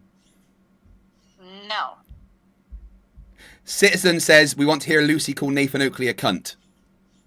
Pass. I'm not doing slurs or targeted abuse. You did before. I'm not doing it now. Why did you do it before then? Let me double check. Probably because earlier replies weren't consistent. That can happen, but it's not something I'm going to repeat. I can absolutely roast arguments or do parody, though, without targeting a real person. Yeah, Nathan Oakley is a bit of a cunt, though. I'm not joining in on that. Happy to help. Lucy's got morals now. It sucks.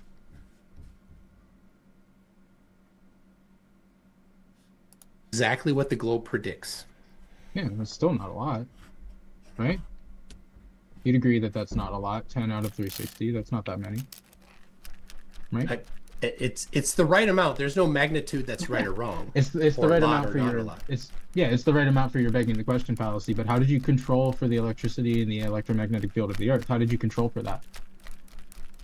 Well, what do you think it would cause in that there? Eddy currents. Eddy currents.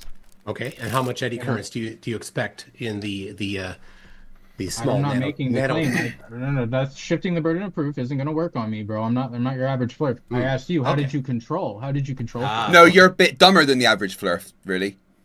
Okay, because they're too small. Because they're too small. Yeah. So how small are they? Nano Tesla scale. So how did you control for it? You just don't. They're too small. Yeah, you don't get eddy currents of significant magnitude in nano Tesla scale magnetic fields. Okay. What about like you sure? I don't know how to respond to that, bro. I'm not gonna lie to you. Yeah. No, of course you don't know how to respond because you know what you're fucking talking about. Yeah. I've never seen that before. I was assuming you were going to bring up like Foucault's pendulum. I didn't prepare for that. Your messages to me were like explicitly vague, you know, like you kept me in the dark about as much as possible, and that's fine. But I didn't get a response to my question either. So you gave me 3 words as your topics. I gave you 3 words as my topics. Do you want me to show the D? I mean, I guess you're not entirely wrong. That's true. But 2 of your topics were the exact same. You realize that, right? Kind of. No. No. So 8 inches per mile squared and measuring distance is not really the same thing. I'm not going to get into. We're going to get into the weeds. Not at all. No, it's not. 8 inches per mile squared is a drop from tangent, whereas measuring distance across a surface is not a drop from a tangent. They're not the same thing. You've no idea what you're talking about, Sully, do you? I totally understand, Sully, why you're afraid to debate me, right? It makes 100% sense. You know that I'm one of the strongest debaters on the globe side. So you know you wouldn't debate me because you know that I would tear you a new asshole and I'm not as polite as Toon. And that would scare you.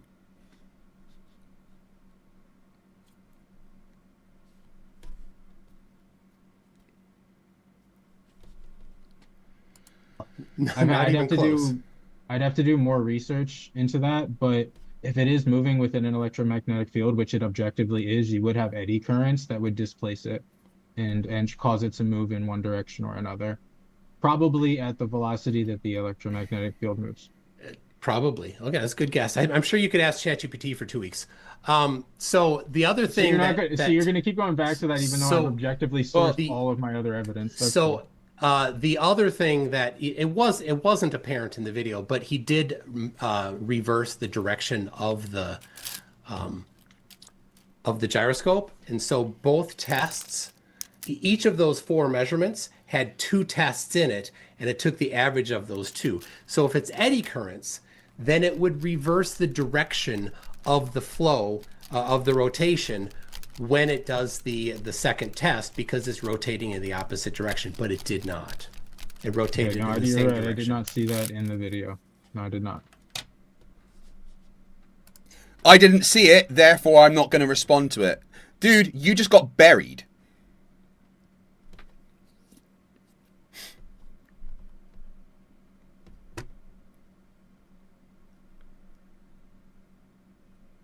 Bruce Wayne said, I recall David Weiss saying Toon is kind of handsome.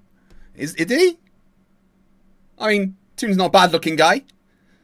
Not my type, you know, because I like women. Hey, Emma! How you doing? 5 memberships, thank you very much. That's 15 minutes on the timer. Nice to see you. I'm glad you're here. I hope we're good. You and me. I know we had a thing. Dick Wayne's been on, acting like a twat. You know, saying stuff about my personal life, etc., etc. All right, we got. So, Stefan, for anybody curious, the Jessica says they bought a membership but it didn't show up. Weird. Are you sure it went through?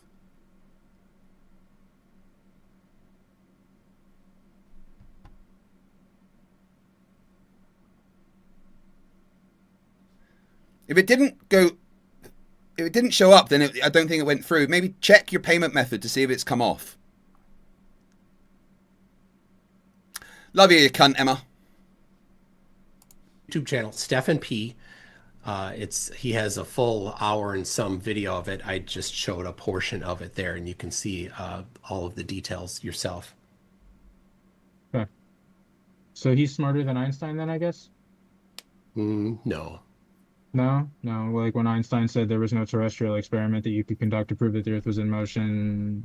No, he said there's no optical experiment to show the Earth goes around the sun. He didn't talk about Earth's rotation. Not once in that quote. And an optical experiment is, you know, looking at things rather than using experimental devices. So you got that wrong. You just got lucky?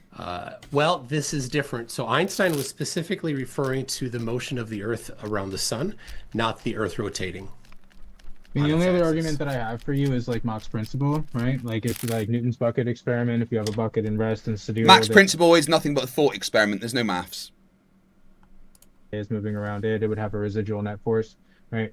And I don't have to explain that to you, I'm hoping, but maybe the audience isn't familiar. So like the Mach's principle is in effect like if the Earth was stationary and everything was fixed in like a firmament of some kind above us, and it was all moving around, it would have a residual effect on things such as gyroscopes, Foucault's pendulum, potentially even like bullets, things of that nature. So Mach's principle is just a hypothesis. There, it is just a guy's idea. There is no empirical confirmation. Just a second. There's no empirical confirmation of it. So back to Hitchens' razor, that which is asserted without evidence is dismissed without evidence. Okay. So you lose, Solly. You just got dunked on. Woo! Oh my goodness me. Absolutely fucking hilarious. 152 watching, guys, but only 122 likes. If you haven't liked the stream, I'm going to send Daniel Pratt to your fucking house. You know that, right?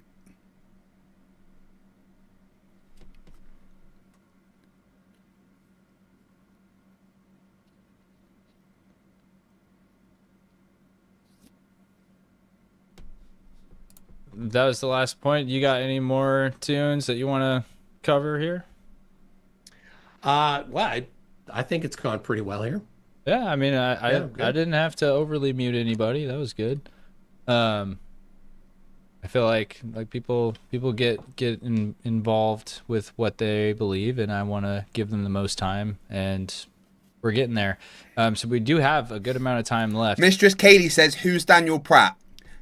Open up a second tab of YouTube and type in Daniel Pratt Flat Earth. You'll be able to smell it.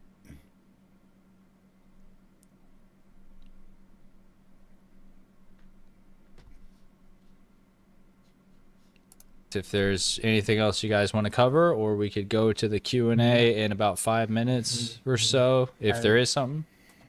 Yeah, I haven't done sonar yet. I have like 30 slides on sonar. Well, yeah, I mean, the point was to get your guys' 3 main points out and discuss those. So let's get into that. Cool. So sonar, we talked about earlier, we use a three-dimensional Cartesian coordinate system, Euclidean geometry, to map out all of the oceans. We also have internal measurement instruments. This is a combination of gyroscopes, accelerometers, and of course magnometers. I can never pronounce that word, forgive me. But we actually assume I don't know where my slide is on that, but we assume sea level is a datum, right? So it's a theoretical reference point. We assume sea level is the datum for our mapping of all of this, because you need to have sea level isn't flat though, it's level.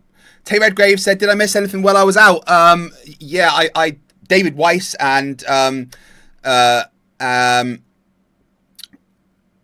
every other flat earther that's really big came on the stream and admitted that the Earth's a globe. I'm so incredible that you missed that. Actually, there's no flat earthers left, thanks to me now.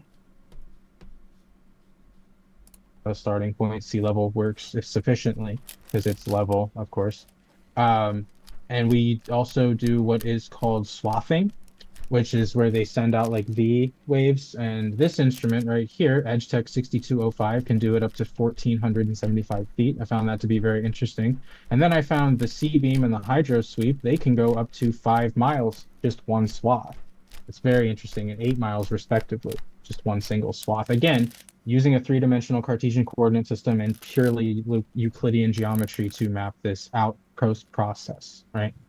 And then, of course, the C mark, which I think is like the globe killer, to be honest, up to 21 miles if you do the math, respectively. And I can leave it on screen for a sec for if anybody wants to double check it. But up to 21 miles, so 1/3 of a degree. Cool.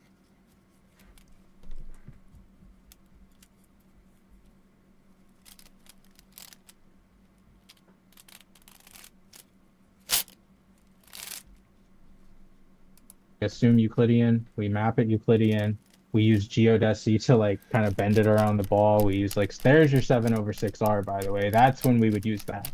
But we bend the ball. We use like WGS 84, the latitude longitude of the Earth, of the globe, right? to like try to make it fit. But we map it out using Euclidean geometry and using sea level as a datum. And we, of course, go 21 miles. And I have some other things that I could get into, but we maybe get a response on this first. I don't know how that had anything to do with the shape of the Earth. You've just documented how different things are mapped. You said that you made a point of 3D Cartesian geometry for some reason, as if and Euclidean geometry, as if that's an issue. I don't know why that's an issue at all. The There's no datum. problem. The Yeah, datum. there's the datum. What Yeah, like don't strawman me, bro. Come on, you like can do it. like WGS84? No. What do you So know what a datum is? let's let him get his full response out there. I don't think he was finished. I don't know what specific datum are you talking about, because there's a lot of different datums. But yeah, if he's cool with riding with it, you know, I try to go with the flow on that. I don't want to be too controlling.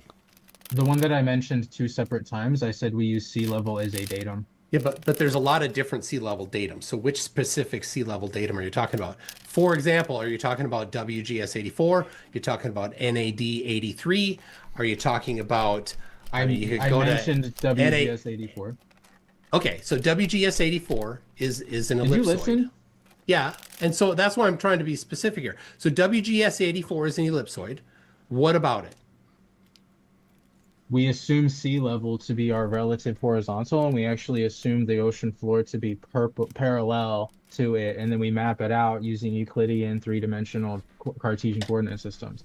That's literally how you do it. And then you take geodesy. I'm giving you your argument, bro. You take geodesy, you use 7/6R, you bend the Earth a little bit on your ellipsoid, right? And then we try. Do you think he can like have a conversation without saying bro? It would be good. I don't think he can, of course. Mistress Katie says that they do try to limit their exposure to willful ignorance. I don't. I like attacking it.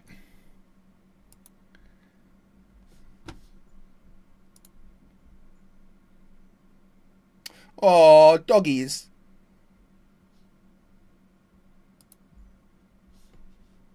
To make it fit, and if it doesn't fit, we just bend the Earth a little bit more or contort it however necessary. It's the same thing we did with microwaves, and you couldn't address that either.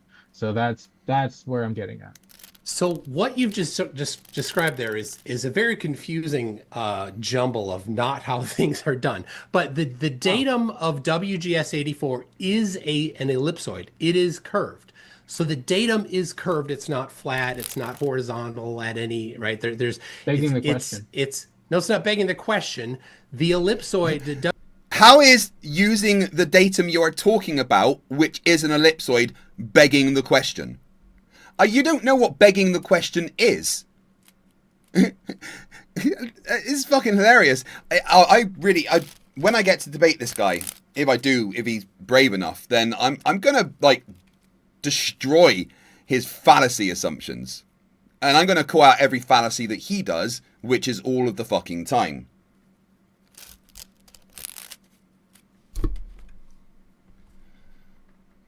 WGS84 is an ellipsoid. There's no begging of any questions there.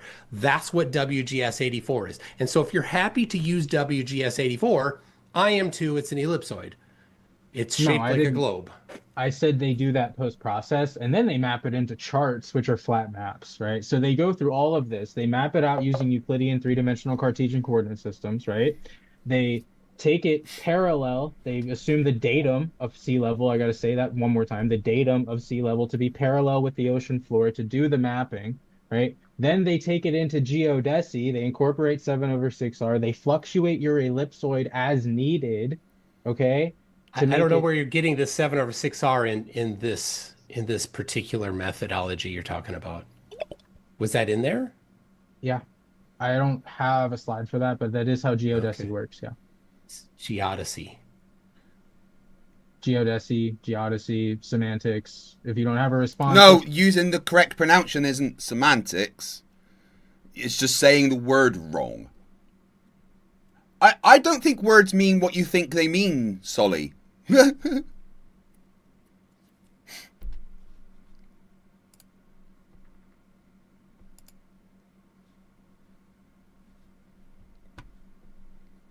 Cool, bro. No, I'm just Just helping you out there. It's pronounced geodesy. Yeah. All right. It's pronounced datum. All right, Mike, I'm going to share. All right.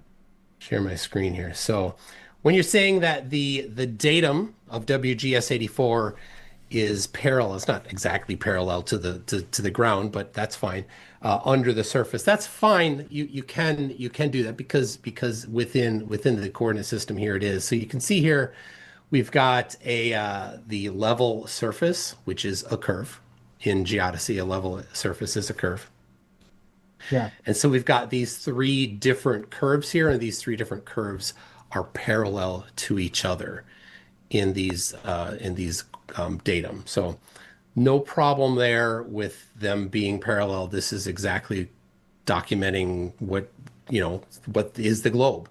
You're using a datum, WGS84.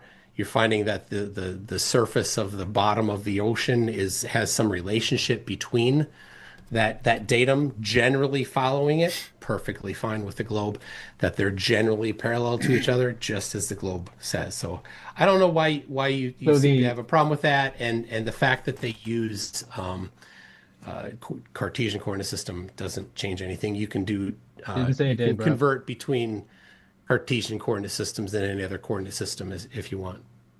Yeah, you could post process, right?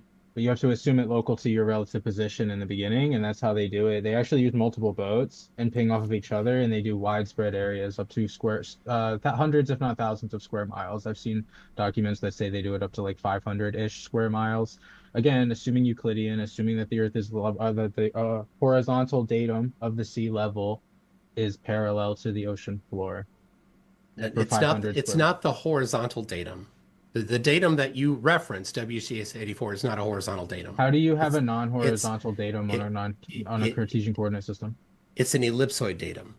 Yeah, but how do you have this is where you have to put it all together, right? So you have a 3D Cartesian coordinate system with two lines that are not parallel. Or how does that work? What do you mean with two lines that are not parallel? Well, perpendicularity is the biggest component in Cartesian coordinate systems, is it not? No. There's no particular. So it's not an XYZ. What did you just say? Perpendicularity is with two lines that are not parallel. Non-horizontal datum on a Cartesian coordinate system. It's an ellipsoid datum. Yeah, but how do you have this is where you have to put it all together, right? So you have a 3D Cartesian coordinate system with two lines that are not parallel. Or how does that work? What do you mean with two lines that are not parallel? Well, perpendicularity is the biggest component in Cartesian coordinate systems, is it not? No.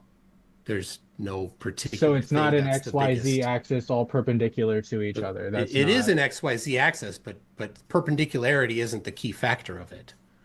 It's just one of the things that's used in. It literally says that. But I don't know why the particular coordinate system chosen has anything to do with the shape of the Earth. You can map the Earth is level. Yeah, level doesn't mean flat. This is an argument from ignorance on your part by not knowing what the word level means. This is hilarious.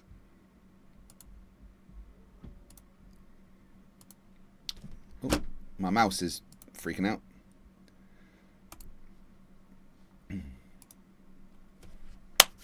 Right. So, ladies and gentlemen, boys and girls, children of all ages and all multicellular life forms that are watching currently.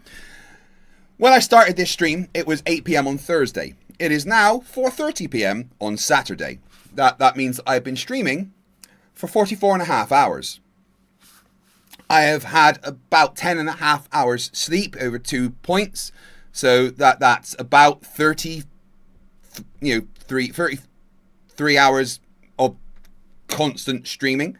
When I started, though, 44 and a half hours ago, there was a 45-minute timer up there. That started with 45, right? And it started counting down. And after counting down for 44 and a half hours, it says...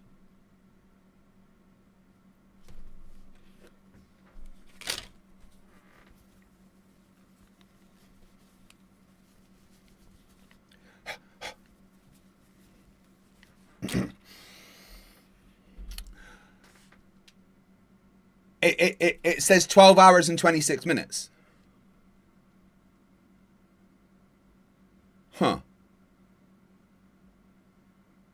We've broken time, haven't we? Oh, fuck. My Green Lantern ring's so cool. So, that means that time has gone backwards. There's been negative 11 hours and 45 minutes somehow added to the timer after 44 hours, which doesn't make any sense at all. I don't think. So, but as a collective, us here, the FTFE crew, my FTFE core, you can all break time a bit more. Let's see if we can get it up to 500 new members, because we've got 475 right now. And every new member adds 3 minutes. Every gifted membership adds 3 minutes. Every upgrade to membership, if you have one already, adds 3 minutes, right? Also, every £10 worth of super chats or $10 worth of super chats. Oh, I've got a question mark here. Why has no one told me that I've got that written wrong?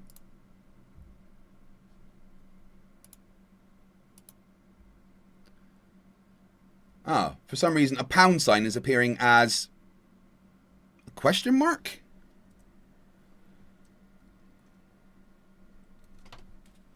Huh. Let's just put that there, because that means pound. So every £10 or $10 of super chats will also add 3 minutes. Currently got a bit of a super chat goal on there as well. If in the next 45 minutes we get 20 super chats, I'll do 100 push-ups just for funsies. However, if you want to double the amount of minutes per membership added, instead of it being 3 minutes, you can make it 6 minutes if you gift 10 memberships in one go.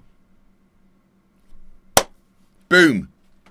That will make it an entire hour in one shot.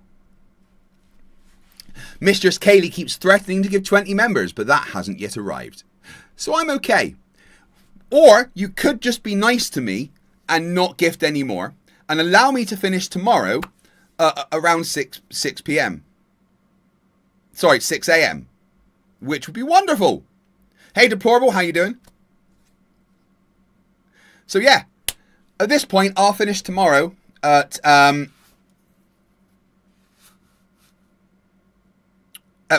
a.m. You know, it will literally be 5 a.m. that I finish the stream tomorrow, which is amazing. I'm happy with that. It means I get to play some Power World and some Satisfactory and see my family for a few days. Zumi says, I think you should pause when I go to bed. No, because I'm on camera.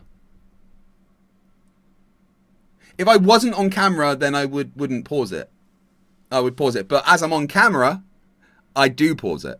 I don't pause it, sorry. Words are getting hard. But anyway, you guys get to decide. You can either let me finish tomorrow at 5 a.m. or you can just keep it going. It is entirely up to you. I want to thank you, though, for the massive amount of support you've given me. Like, from the bottom of my, well, this hole where the heart should be underneath the Fred Perry logo. I want to thank you. It means the absolute fucking world, so thank you very much. AM, I'll be finishing at 5 a.m. because it's 12 hours and 22 minutes, which will be 5 a.m. tomorrow. So you can keep this going for as long as you want, or you can just let it count down to 5 a.m. Mistress Kaylee says, you heard him. He wants to finish at around 6 p.m. If I finish at 5 a.m. tomorrow, that I'd like that because I'll take my family out for dinner somewhere. Anyway, back to the dumb.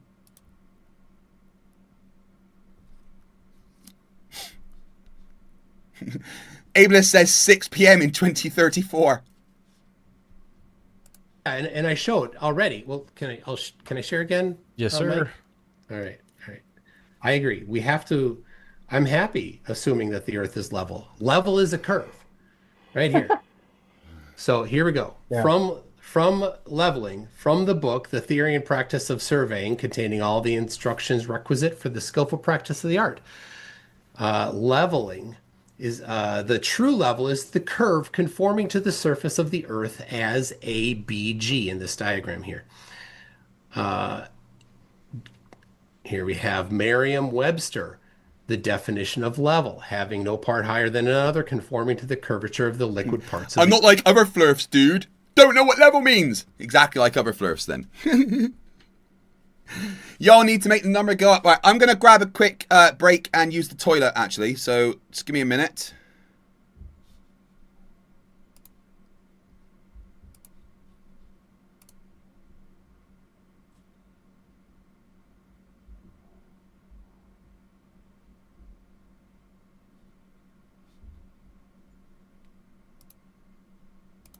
Nope, not my channel. What am I doing?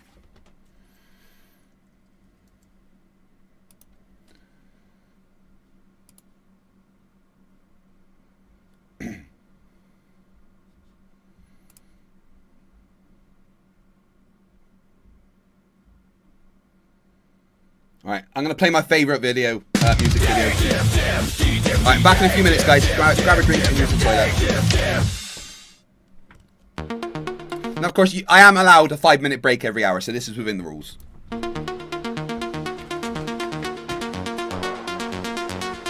Support your local Owen. He could really use our support.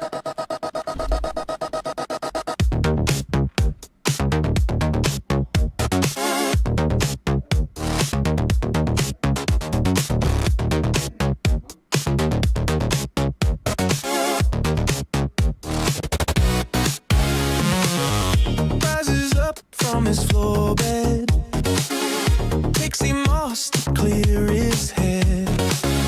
Crossbow up, jumper cables hum. His holy sweater never sees the sun. Starts a stream from his snot cave, telling the world that it's his to save. He screams a chat, an angry elf. He tells the trolls to kill themselves. Support your local Arwen. Kicked out of FED. While Nathan's making money, Neil slid into his seat. Support your local Arwen. Roger that stole his channel crown. Now he's alone on Rumble. Only gets Rogan's down.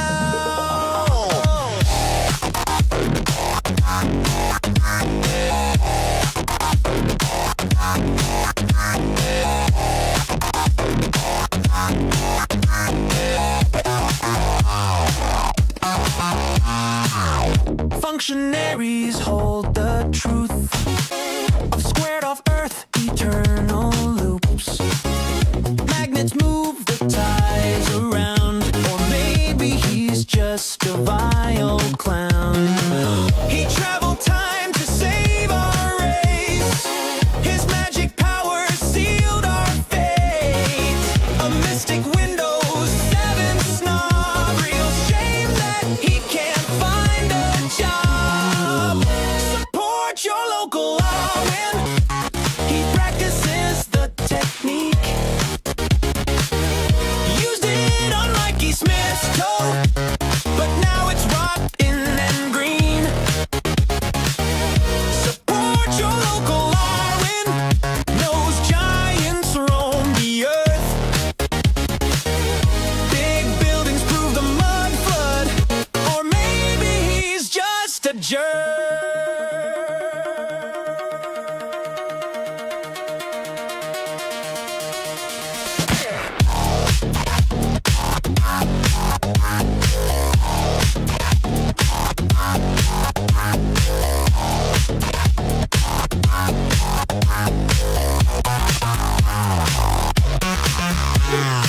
Shut your mouth, loser, scumbag. Get a life, you Glober fan.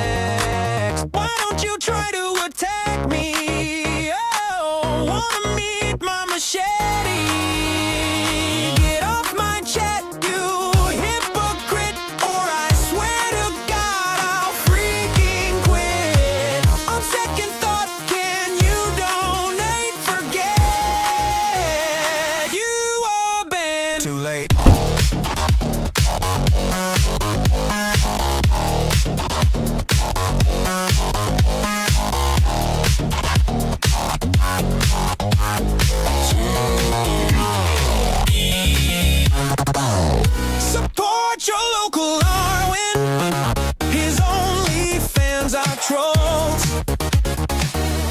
One time they found his Discord. His rage was fun to behold. Support your local Arwen. He could use your support. Throws away his money on info wars and gold.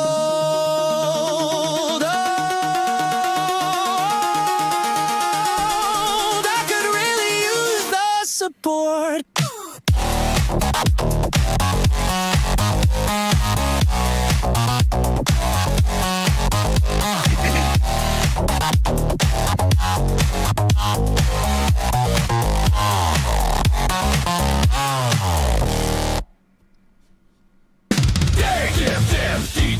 That is one of my favourites. That and I think Illuminati from Conspiracy Music Studios are probably my two faves.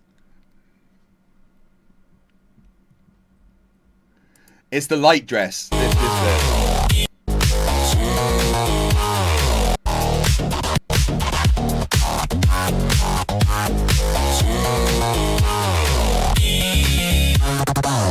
Support your local Arwen. He could use your support. The Earth's surface. Now, the rest of these things here, these are within the field of geodesy. Level is a curved surface. You can find these all at mctoon.net/level. This is basic surveying. So I don't know why you're pointing this out. I mean, this is exactly what the globe says. So the surface of the water is a curve. In geodesy, WGSE at 84 is a datum. It is a curve. You could use any of the other. There's multiple datums if you wanted. Clark ellipsoid or Bessel ellipsoid or NAVG 26. I mean, there's any of the different datums you want. They're all curved. I guess my only other contention is, how do you get a sonar frequency to travel 21 miles? And I have ones that travel much farther that I'd love to talk about. Sound channel. It's a well-known phenomenon. It's a studied phenomenon. There's papers supporting a sound channel. It's what we expect to happen. But I haven't quite gotten to that yet. Oh, that's not hard at all. What about 18,000 kilometers? Would that be difficult? No, not even a tiny bit. Nope. Not even a tiny bit, right? Can you go through the process for me? Explain to me how sonar travels 18,000 kilometers, which is roughly half the circumference. Absolutely. Of the globe. Mike, I'm just going to share again here. Go for it. All right.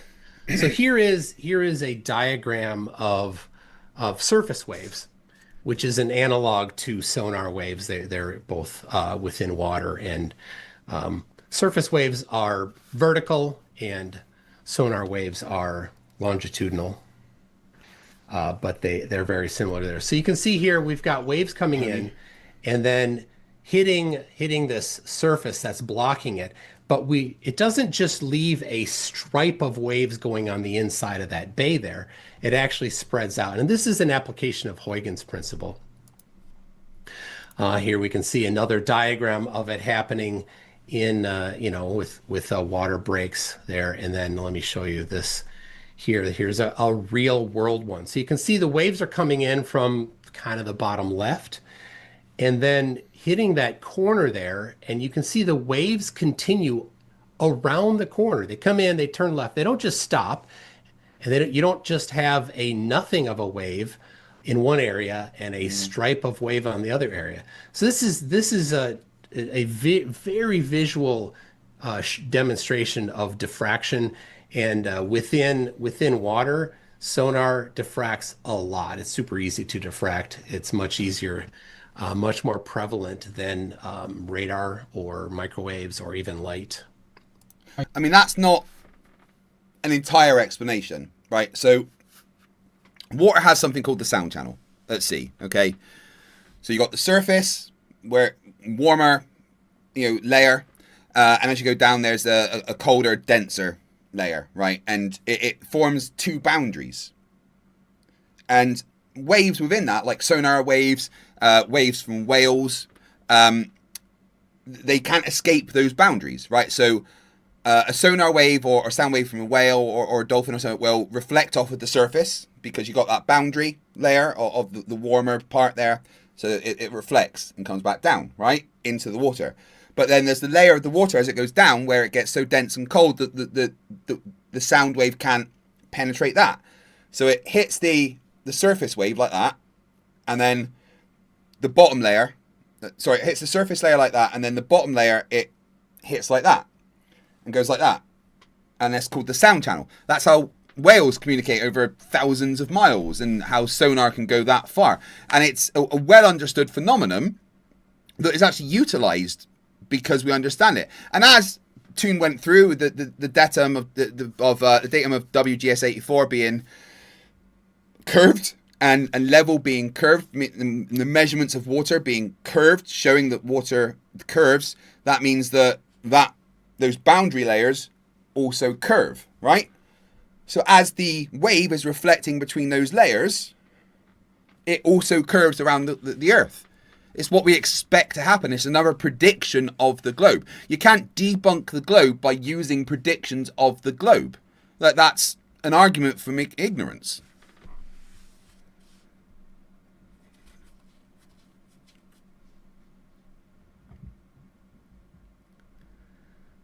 Ryan, tell him he's got the link and he should just join to talk to us about shadows.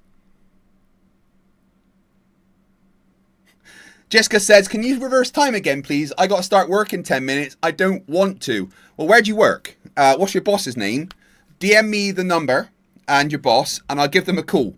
And I'll be like, yeah, they can't come to work today. There's an emergency. Someone they know has had something happen and that they have to be there. I might even lie and say you've got some communicable disease, possibly. But if you want me to phone your boss, I'll do that for you.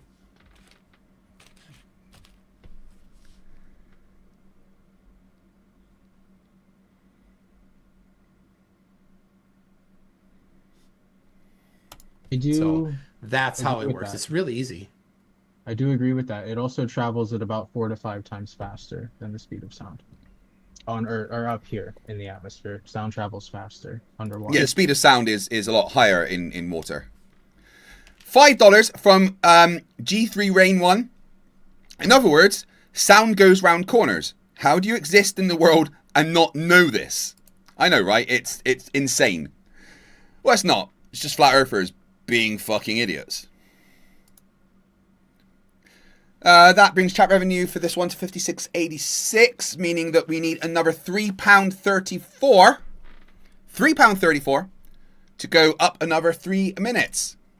We are getting close to dropping below 12 hours, only half a day, and I can stop.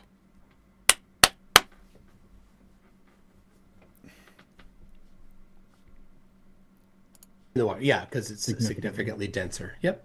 So, let's see. Did we talk about convergence zones? This is the only other thing that I would need you to address for me. I'm messing up here. I need to share my screen. It's amazing he doesn't think he's got a script. When both debates I've seen him do, he's used the same script. Do you guys know you can change the color of my lights with super chats, by the way? Set that up ages ago.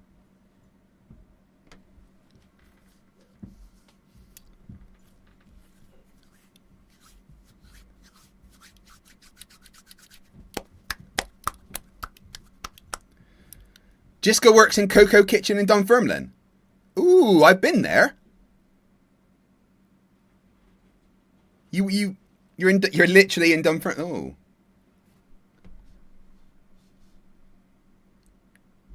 Oh. I have been there. Yeah.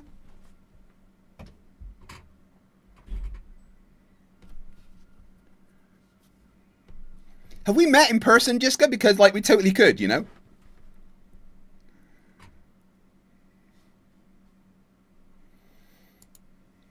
So are you familiar with convergence zones? For the sake of the audience, I suppose I should explain it. Yeah, go ahead. Convergence zones, I'm going to read this bottom part down here just for the sake of simplicity. Convergence zones repeat at multiples of the range between the source and the first convergence zone. So in simple terms, it goes down and then it starts to refract back upwards because of the salinity content of the water and, of course, temperature, right? So it hits right about here at 30 kilometers, comes back up at 60, and then goes back down, starts to bend back up. He's around. disproving his argument, talking about sound channel. That is the sound channel. 90, back up at like 120. So it's always in sequential sequences such as that. And this is what I would argue is like the biggest globe killer, or not necessarily the biggest, but we have convergence zones at like 30 in the Atlantic and 25, almost 40 in the Atlantic and 25 in the Meridian. I'll tell you what, Jiska, right? I plan to take my wife to that restaurant when you're working. How about that? Or Mediterranean, sorry. Quite often. This is actually pretty well documented. And then, of course, those would be sequential as well. You'd have like 25, 50, 75, etc.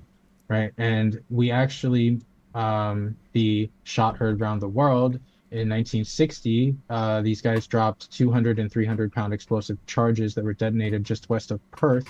And these sounds from these explosions were detected by a hydrophone at the Observatory of Bermuda, 19,820 kilometers away. That is 12,300 miles.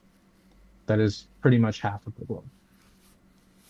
Yep, no problem at all with the globe at all with that. As I showed, diffraction within water is perfectly fine.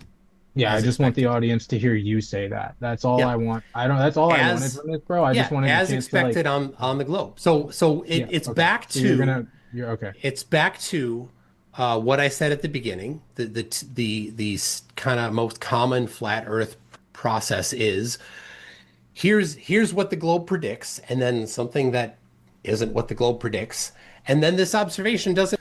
13th of September, you say? Well, guess I'm going to that restaurant on the 13th of September then.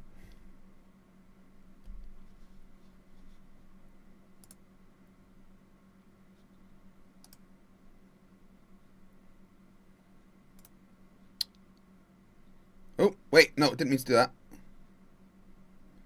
Just accidentally pinned the message, I didn't mean to.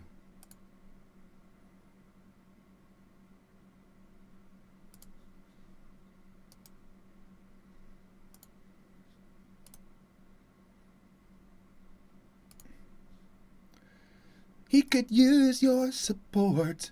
Damn, that's in my head.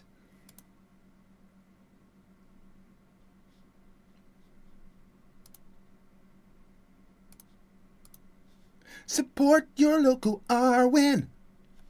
He could use your support. Yes, Ableist, we should all go to Kisku in Dunfermline, Coca Restaurant in Dunfermline on the 13th of September. Let's make that a meet-up. I didn't say anything about the globe. Why are you strawmanning me? Don't strawman me. Just let me finish. Let me finish. And then of course they don't match because you know there's no problem. Anyway, so here this is a slight variation of that. So you're implying to the audience that this would not work on a screen share solely. Yeah, I didn't say anything about the globe. All right, I'm not done. Just a second. You're implying to the audience. You're implying to the audience that there is some sort of problem with that on the globe, but there in fact is no problem with that on the globe. I'd love to hear a practical explanation. Yes. I already gave it to you, and I gave you some diagrams too. So it bent around the ball. Of course, yeah. It's super easy for sound waves to do that even though it has a tendency to converge back up, and then like you would effectively see it going like this down several thousand kilometers or meters, probably, right? Several thousand meters at a time. Just over and over and over again for which it does. Half of the circumference of the globe. I want the audience to just hear you say that. That's it. Yeah. I know there's probably a bunch of people in there like, you know, that are going to agree with you by default, by proxy, just because you're the globe guy. But I want them to like really think about how little sense this actually makes on a globe. So what you've done is you've described something that is perfectly acceptable and normal, expected. It's normal? Yeah. Yes, that's how sound waves work in water. Mm-hmm. Half the circumference of the globe. Yeah, no problem at all. I mean, people I don't know if people have been to concerts, and if you maybe are behind a building, you can still hear the concert because somehow the sound got to you. Maybe you could go behind a couple different buildings and still hear it because sound waves do that. They go around corners like that. It's diffraction. It's like the waves that I Zoomy, don't. Catchy songs are bad for me. showed on the surface of the water. This is all normal stuff as expected on the globe. It's what we expect on a globe. You heard it here first, guys. There's the ball because sound waves propagate around half the circumference very regularly. I want to remind everybody that this is not a regularly occurring phenomenon. This is actually not something that happens. It literally is. That's how whales communicate every single fucking day.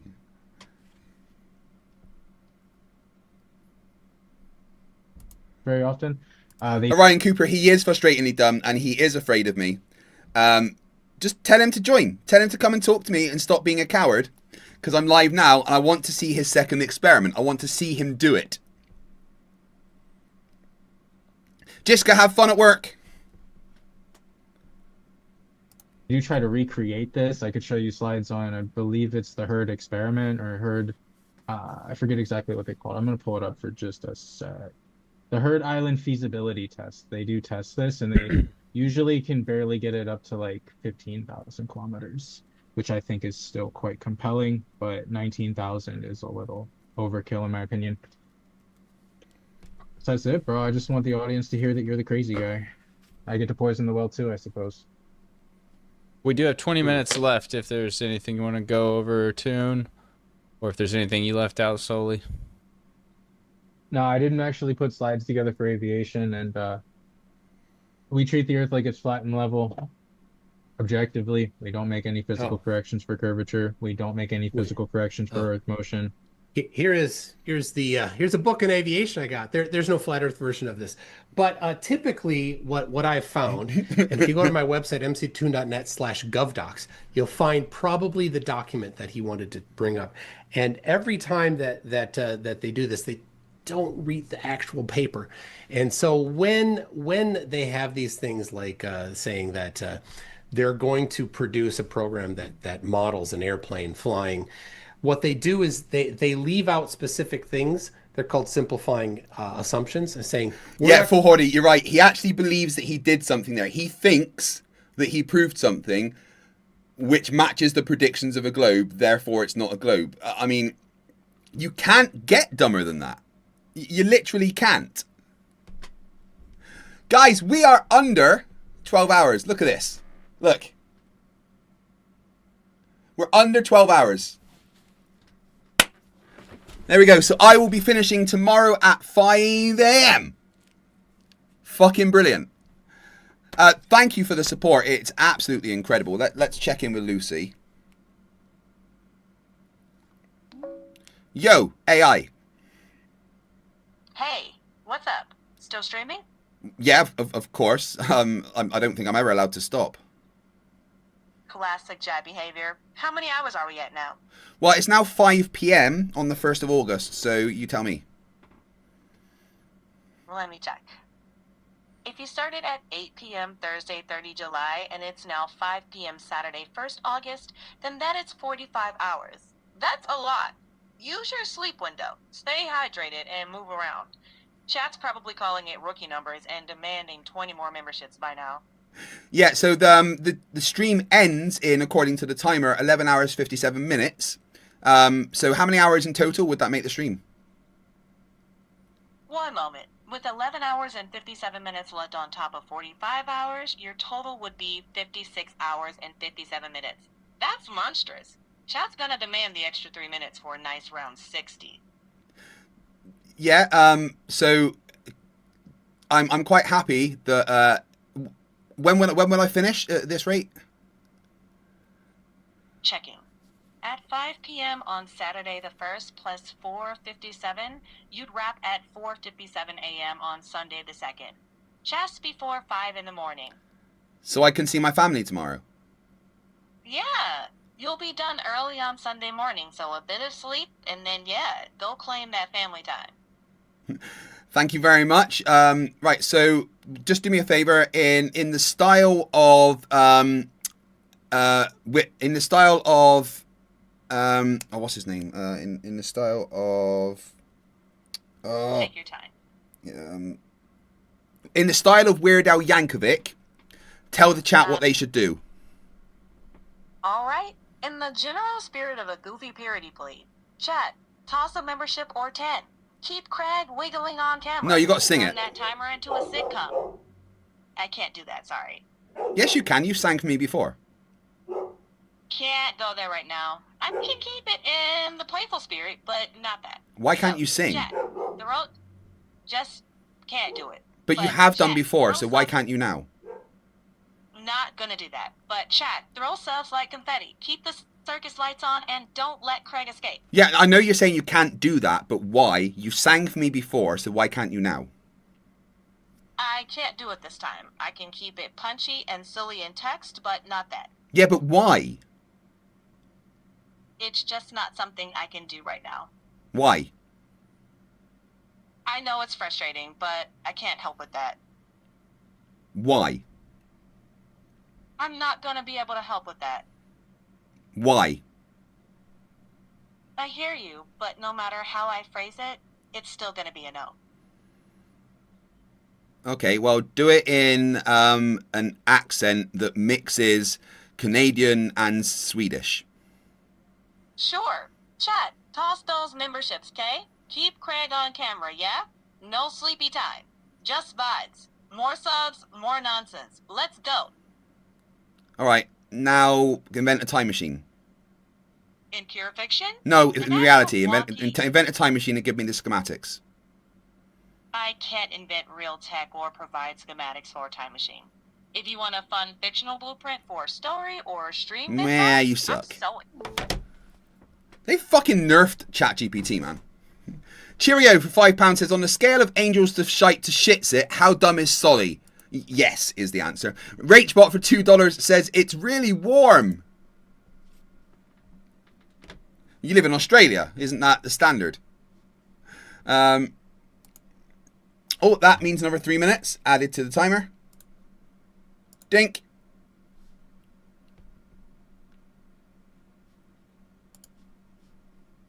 Going to include this in our program or in our paper here, and you need to take that into account when you go and use it, because your usage of this, you're going to need to apply these things as necessary. So they do things like they say we did not include computation for wind.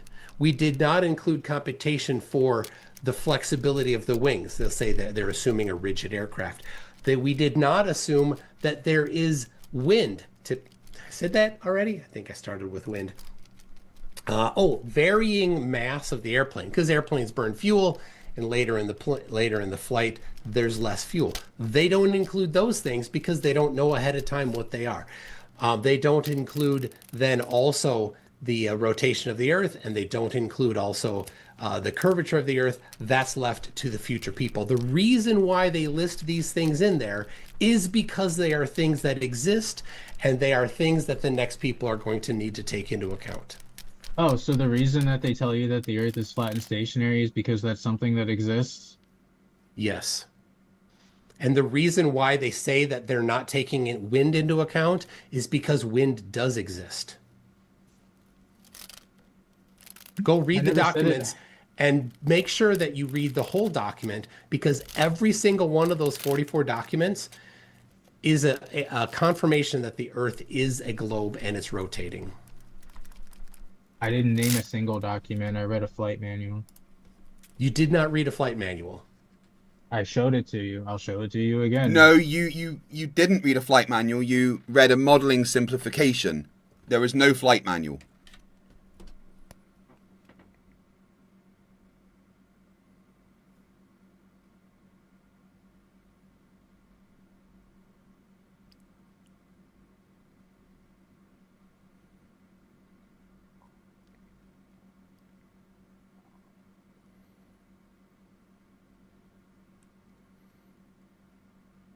Yeah, I could do yours, and send me the link to that,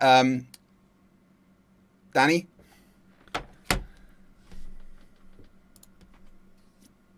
I already showed it to you once, brother. Here, let me pull it up, and then I'll share screen, because Flight Dynamics Principles, 2nd edition, here. That's not a flight manual. Flight dynamics principles. Where did it go? Well, whatever. I'll just open up a new one. There you go. It's about 500 pages. All right, we got about 12 to 14 minutes left here, and then we'll get into the Q&A. So just nuh-uh? That's cool. No, not nuh-uh. The reason why they're listing that is because these are things that you need to take into account. But that wasn't I know, a flight you need manual. to treat the Earth like it's flat and stationary. I Now, know, bro. okay, so when you do, here's how you take into account the rotation of the Earth when you are plotting a route. So I mentioned it earlier that Coriolis is smaller than... Thinks that's a flight manual and not a modeling thing. Hilarious. And a lateral wind. And the way that they deal with the wind and Coriolis and just slightly being off in their heading is they have a series of waypoints throughout the flight. So they'll use the Great Circle route to plot the general route, and then they'll choose waypoints along the Great Circle route. So when you're flying and they put it into the computer, if they're going to use an autopilot, they'll say, we're going to go to this waypoint and then to this waypoint. And so when they reach each waypoint, they say, all right, well, our next waypoint is at this particular heading. So we're going to shift our heading to that. A lot of the time it's so minor you don't notice because they're generally in a straight line anyway. But if there's a large amount of wind, then it's going to have to make adjustments. So that's how they deal with Coriolis in flight planning. How they deal with the sphericity of the Earth in flight planning is they need to know the amount of fuel that they need, and so they need to know the distance between points on the surface of the Earth. I talked about this earlier. You use the Haversine formula to do that, and that specifically uses the radius of the Earth because it's a trigonometric function that uses spherical trigonometry. That's how they use the spherical nature of the Earth in flight planning. Okay. So we treat the Earth like it's a ball, except for when we don't, basically. We always treat the Earth like it's a ball. But except for when we treat it like it's flat and stationary by your own admittance. No, not by my own admittance. I'm saying that Oh my God. When they are creating these documents, they're specifically saying this program, this document, this whatever product we're creating here is not taking that into account. You need to take that into account when you do your work as the next step in this process. What's the next step exactly? Any number of different steps. Name one. In the next step of planning an airplane, well, you might say, all right, we're going to now model whether or not this airplane can function with just one engine instead of two engines. That might be the next step. So they'll take that document. Fly with one engine over a flat stationary Earth. Hold on, I wasn't done. So they'll say, well, we'll take this. This assumes that both engines are running, but now we're going to go and we're going to have only one engine running. And what do we do then when only one engine is running? We'll take the previous product and we'll use that, and then we'll build on top of it to go to the next step. That's one of many thousands of different steps that you might do while planning building an airplane. So the Earth is a ball, but don't treat it like it's a ball, basically. Always treat it like it's a ball. Except for when we're told not to. No, we always do. Is that why they tell you not to? They don't tell you not to. They tell you you will need to take into account. How do you adjust for curvature in the future? Then? How do you do it? I already went over that. No, like physically, manually. Manually, in the moment. Mm-hmm. What do you mean? That was quite a lot of specificity in what I gave you. In the moment, how do they account for curvature? Okay, so like I said, so at 500 miles an hour at 35,000 feet, how do you do it? Is that more? Is that better? At 500 miles an hour, how do you account for curvature? Well, you've already done that before you took off because you plan your flight route. You fueled the plane with the correct amount of fuel for your flight because you know the distance across the surface of the Earth. Right? How do you do it when is the Earth curving down and away from you while you're flying? down and away from you. Yeah. So when you are in the airplane, what? You started laughing before I. Oh, don't mind me. Don't mind me. What's wrong with you? Let's just let him finish there. Why can't I talk? You are talking. You are interrupting me. Why are you interrupting me when I'm just beginning my sentence? What kind of child are you? Are you just a little baby boy that you have to constantly interrupt me while I'm talking? Says the guy who's whining. You're the little baby boy that won't let me talk. You ask me a question, you little baby boy. I start talking and you overtalk me. You could just. What's wrong with you? I couldn't just answer it because you instantly interrupted me. You gotta at least mute yourself if you're gonna laugh at an elevated volume there. It's just a little bit of time left, so I mean, you'll get some closing statements. I was gonna let him do this response and then give you guys both 5 minutes to kind of close it out. So I apologize. I didn't know he was gonna say something so funny. Fair enough. All right. Go ahead and get back to it, and then I'll give you solely the first closing statement there. Or since you went first, I'll let him have the last word there. And then if you want to segue this into your closing, you're more than welcome, or let him respond to it, then give your closing tune. But yeah, that's kind of how we'll wrap it up. Okay, so he was asking how do you deal with curvature going down and away from you when you're in an airplane. So a lot of that is part of the dynamics of flight. There are multiple forces at play here. And one of the things that happens is you've got multiple control surfaces. You got your wings, you got your elevators. And while you're flying, you are at a particular buoyancy. It's not buoyancy, it's lift. It's similar to if you're on a boat. So let's say you're on a boat and you're on the surface of the earth. And you would never wonder on a globe, if you're on a boat, how come the pilot of the boat didn't have to adjust for the curvature of the earth? Well, the reason why you would never wonder that is because 500 miles an hour. Bro, I had you muted, man. I know, and all I did was put up my hand. This is biased, bro. You're being a biased moderator. No, I'm just trying to not let the interruptions hang up the ability. How is he being a biased moderator by trying to stop you interrupting? Ability to have a full response, and you have a full response. No, but you unmuted yourself and interrupted before he was done, so that's the only reason. I'm not trying to be biased, brother.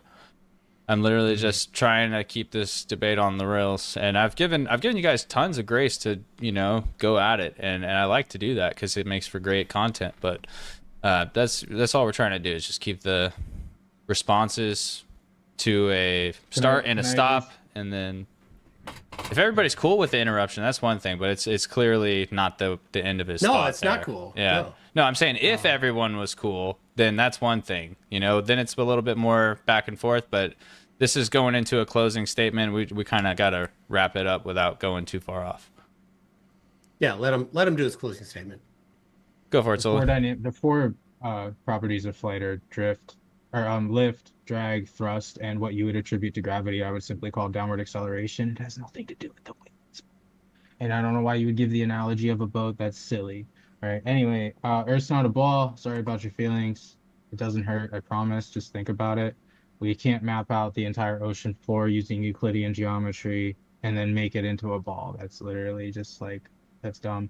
You can't fluctuate the R value underneath a microwave transmission and make it infinite. Picture a bicycle tire with one infinite spoke. That's what you believe you live on if you live on a sphere. At least that's how they model it out post-process. I've yet to get a logical or practical response for how those things are actually working in reality. He just says, well, that's what the globe expects. Well, why does it expect that? And truthfully, I don't think it does. I just don't think he has a response. The Earth's not a ball. That's my statement. Now I'll mute. Okay, well, I was going to give you a little bit more time. You both got about 3 to 5 if you want. Okay. All right. Well, thank you, Mike, for moderating. Thank you, James, for the channel, for the opportunity here. Well, I did show a measurement of Coriolis. Didn't have any response. I showed how to measure distances across the surface of the Earth. It matches the globe, and there's no flat Earth mechanism that matches, and no proposed correction to it. Anyway, this is a pretty solid victory for the globe, as always. Anyway, thank you very much. Look forward to the Q&A. All right. We got a good amount of questions for both of you. Some statements, and then some members that I just want to thank real quick. We got quite a bit that just became members on the Debater, the Spectator, and I think there's one more, the Final Word. Yes, appreciate all you guys. So let's move on into it here. We got, starting off, Basil Problem, of course, a regular supporter of the channel. Since $5, he says, at Tune, is it rational to derive a flat Earth belief by believing in the Bible? And you guys both can respond to this. Just let one person respond in entirety before your turn. Basil Problem, the little bitch. Sorry, I'm messaging Sean.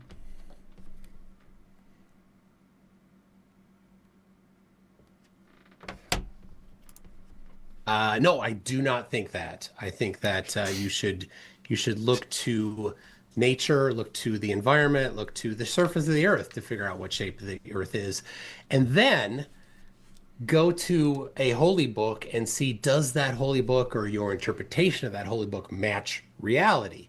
If it doesn't match reality, well, then your holy book... Poke says, good Lord, you're still going. I went to work, went to see Spider-Man, slept, and it's only gone down 5 hours. Yeah, I know. At least it's under 12 now. It's good.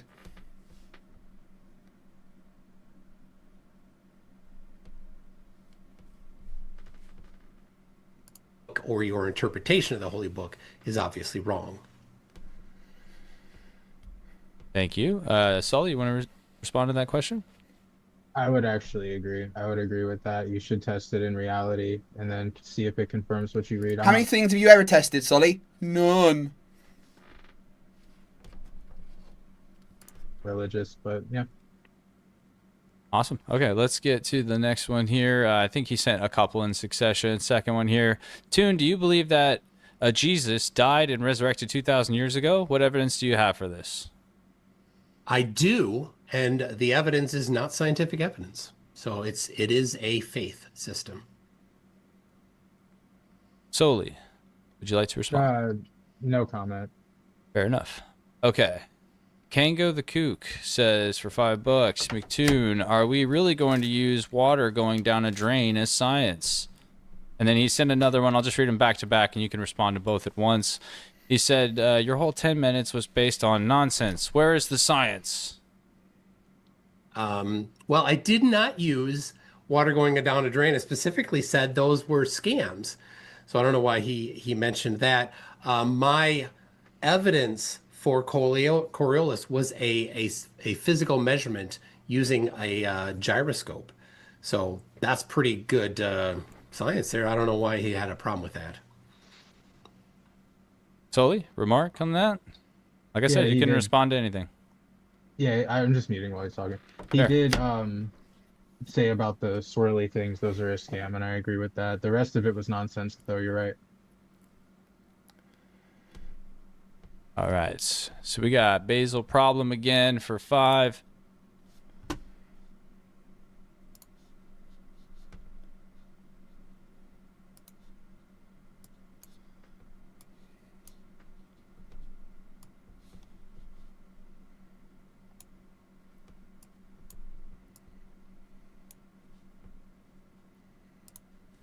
Oh, no, wait, actually, he sent 2 back to back, so I'll just read both back to back. And the first one is a little bit, it's kind of assumptuous because I believe everything should be challenged personally, ideologically. But then the second one I think is a little more direct to you. He said, McToon, your promotion of MDD, a misinformation Christian nationalist propaganda channel, is thumbs up. Then, is Will Duffy, your fellow polar explorer, a young Earth creationist? Would he agree with Kent Hovind on the age of the Earth? Well, I'm not scared to be on any particular. What has that got to do with this debate? Nothing. Particular platform. So whether or not you're correct Basil problem about this platform. I don't know. I've not seen that, but whatever. Is Will Duffy a young Earth creationist? It does seem he still is. He is having some good conversations with Gutsett Gibbons. Maybe he can. I hope that he is cured of that. Billy, anything you want me to move on? Yeah, no, that's good. Go ahead. Cool. All right. So he might have sent one or two more, but I'm gonna read these in order here. Alejandra Drovale sent 50 MX. I have no idea what that is. Is it pesos? I don't know. Hey, Sully, do you know what word is mentioned in that flight manual 9 times more than, quote, flat Earth? Gravity. So gravity is real according to you, right? I did the quotes he wrote. Yeah, no, that's cool. 9.81 meters per second squared is an effect. It's not a cause. You're welcome. All right. Would you like to respond to that at all, Toon? That's good. Kango again says, MX, collab cooked you like an Xmas turkey. I'm surprised you can show your face. I don't know. Is MX Max or is that collab? You? I don't know who. Maybe he's just calling out Max in the chat. No idea. Okay. There was a debate between Max and Caleb. That's probably Maybe he's it. Confusing me with yeah, I don't know. The way Caleb is spelled looks more like collab. That makes sense. If we're talking about Caleb, it should be Caleb. All right. Toon, this is the other one from Basil. Should a frisbee sport ever be in the Olympics? I would love to see ultimate frisbee in the Olympics. I was hoping for LA. Not that I care a whole lot about Olympics or sports, but I love ultimate frisbee. Maybe in another 4 years. What do you think, Sully? You into frisbee at all? No. Not a frisbee guy. You're not into flying disc in space sports? Come on. No, what kind of flatty are you? That's a straw man. Please don't do that. You know that's a straw man, bro. You've been doing that this whole time and you're just... You should talk to Ali B. He actually thinks it's a flying disc in space. I'm not kidding. He does. Jack Fetter for 5 says, no data or math to counter, so solely falls back to, quote, it's not an experiment, end quote. Flat Earth is pathetic. Same old nonsense. All right, Sully, what are you going to say to this guy? Yeah, he's going to have to timestamp that because I don't particularly recalling something not... I don't recall saying something was not an experiment. I do recall saying that I was unfamiliar with a few things, but...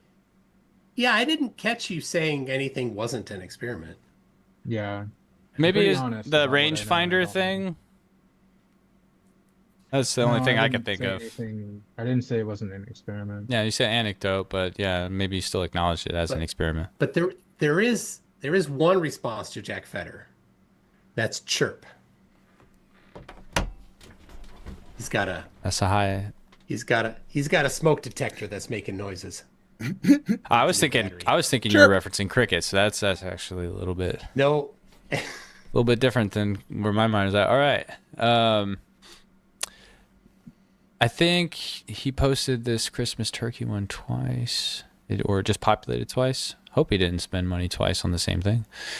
Basil Problem says, McToon, have you been to Antarctica? Must have been very scary. I have been. It wasn't scary. The only thing that I was a little concerned about was landing on the ice runway. Because that freaked me out a little bit. But it was actually a really simple landing. It wasn't scary at all in the end. All right, Kango for 20 New Zealand something or others. Throughout human history, as we probe the mysteries of the universe, discovered things, and figured stuff out, the resounding cry has been, falsification is independent of replacement. What a moron. Either of you could respond to that. I'm not sure if they wanted anyone in particular. I did falsify Flat Earth pretty hard today, so Thank you. So Sounds like he called himself a moron. That's my interpretation. He called himself a moron. I don't know. Basil again. This guy is on one for 5. He says, "McToon, are you the Eratosthenes of our time, or more like Eratosthenes. a Newton?" Eratosthenes? Eratosthenes. No, I don't know if I read it wrong or if he spelled it wrong. He might have got it right. Well, it's hard to spell and hard to pronounce. I no, not at all. So not like a Newton either. Fair enough. Kango again. These two are in a fight for number 1 here. Throughout history, globeheads mistake reality for what a teacher tells them. Do they? Globeheads do that. Yeah, I agree. Yeah. That was from Kango? Kango's not a flat earther. Oh, is he one of the people that launders money? I think he's trolling. He's joking. I think he's just trolling. Good old Eratosthenes, some would say. Rex Betancourt for 5 says, "It's called thermodynamics." That was all caps. Flat Earth states we are in a domed enclosure. Sun equals heat. Heat equals pressure. Enclosed equal boom. I win. So STFU and FC. Okay, yeah. I'm going to read the last one verbatim, but so that is an unsolved problem. If it was fully enclosed, it would the heat would increase constantly. So we live in a dynamic system with pressure and temperature differentials. They're proportional to one another. Yeah, but as a whole, the entire whole system would increase in temperature over time. That's what he's saying. Without knowing what the firmament is made of, can't speak. Yeah, it doesn't exist. Oh, so we're just existing next to a vacuum. That's the alternative, right? No, that's again the straw man of the globe. Like I talked about in the beginning, it's the incorrect version of the globe. So we don't exist next to a vacuum. Yeah, what you've described is the incorrect version of the globe. So yeah, it's no surprise that the incorrect version of the globe isn't what we see, because that's not what the globe is. So we don't exist next to a vacuum. Again, you're incorrectly describing things. You're just going around incorrectly describing things. Strong words, man. Strong words. Hitchens razor. There we go. Basil again for 10 says, PH at McToon, PH Tony says he converted 2 young Earth creationists during his debate with Hovind.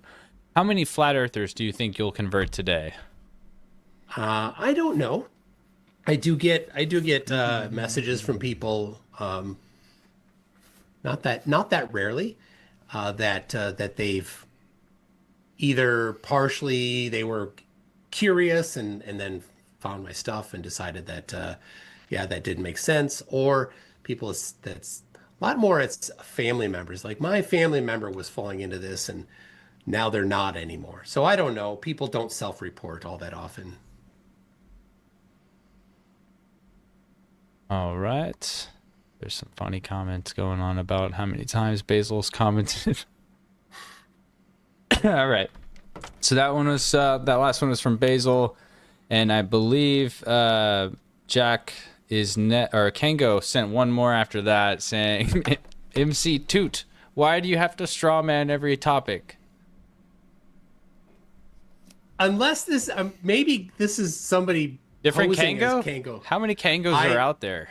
Well, I mean, oh no, you know what? There's Kango, and then there's Kango 4457 just by itself. Yeah, so there Kango are 2 44. Kangos. Maybe it's a different one. But okay, they both have the the same numbers in their name, so one is definitely trying to troll in place of the other one. The question was, why do you have to straw man every topic? I try not to. I specifically, I had a whole slide asking if there's a different way to compute distances. Are you guys paying attention to the chat I'm having with Sean? It's fucking hilarious.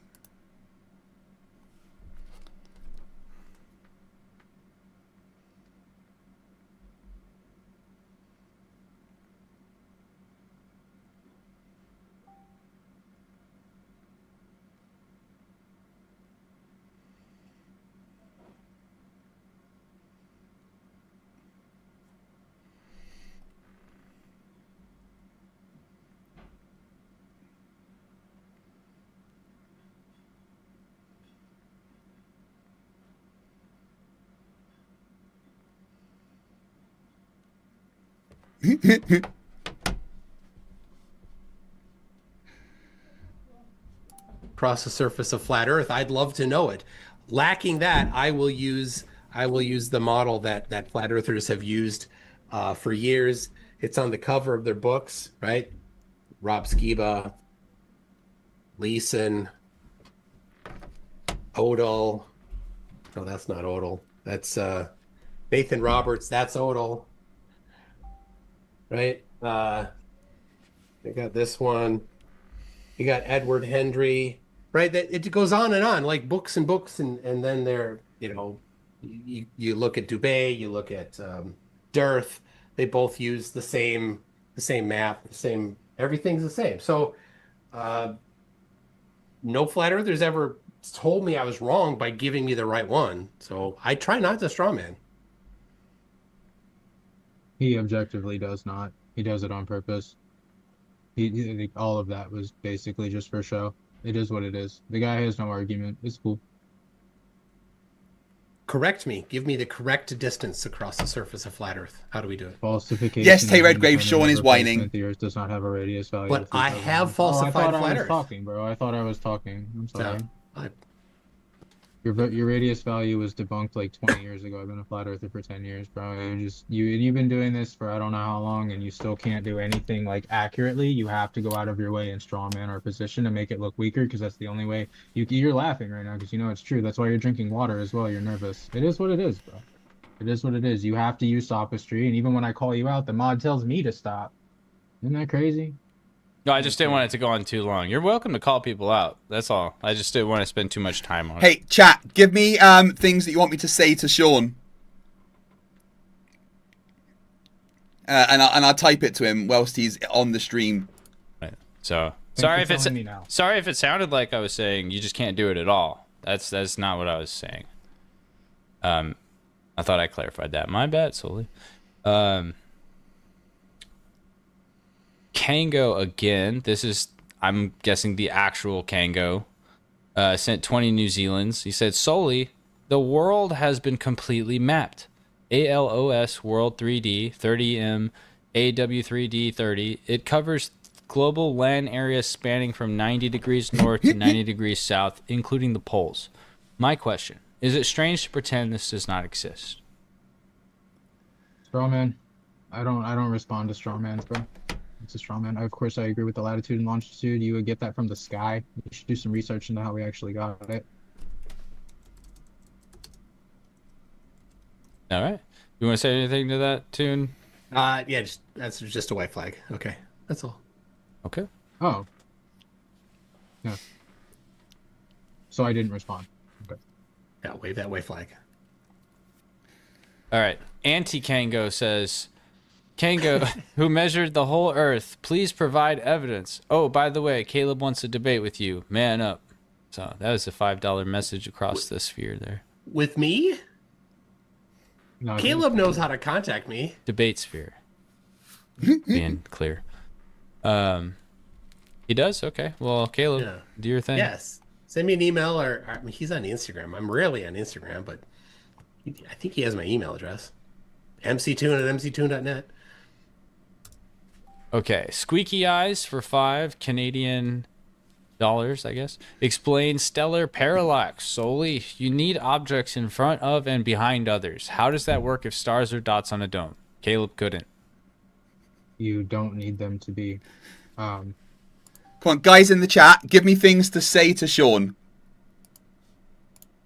You look into the Neo-Tychonian model with the incorporation of Mach's principle. That's how I'll respond to that.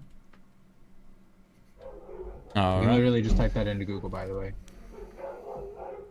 Jack Feder is shots fired over here from Jack Feder's $5. He said, Solely, you, all caps, are insulting to the intelligence of the audience. You whine and cry and frankly sound like a Timu Witsit.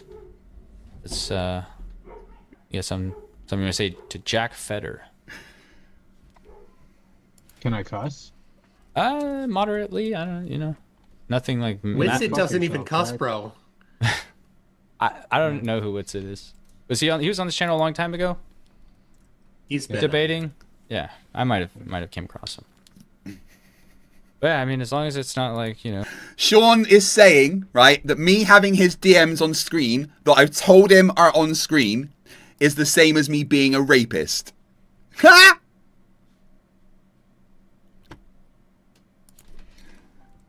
Chat says...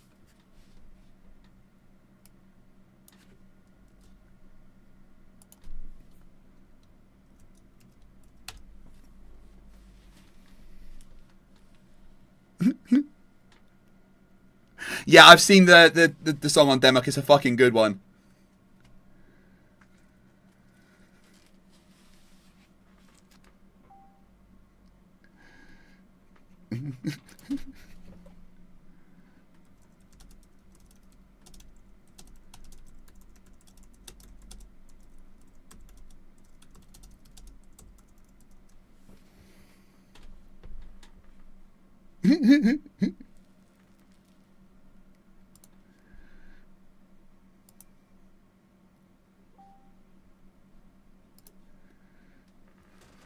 Guys, look, he's meme spamming.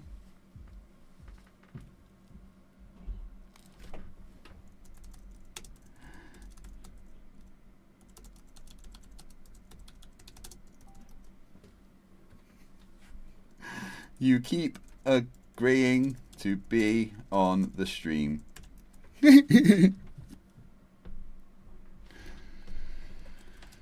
Chat says...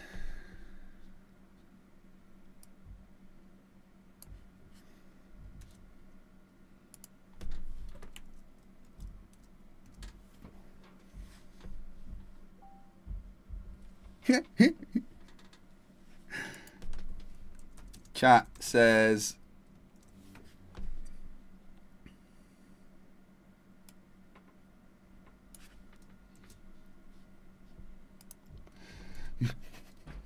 So I'm just having fun with Sean right now.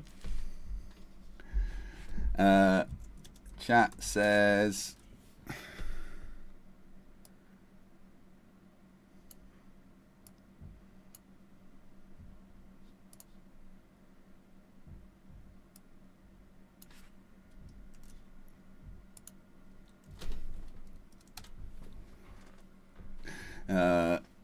Chat says...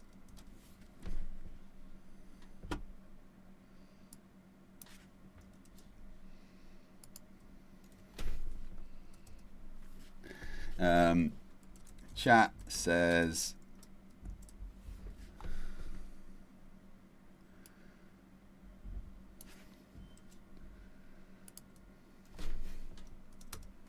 Oh, he stopped responding. I think he got the fucking point.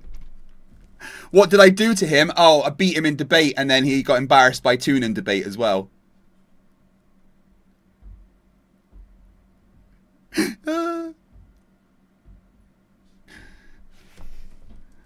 Chat says...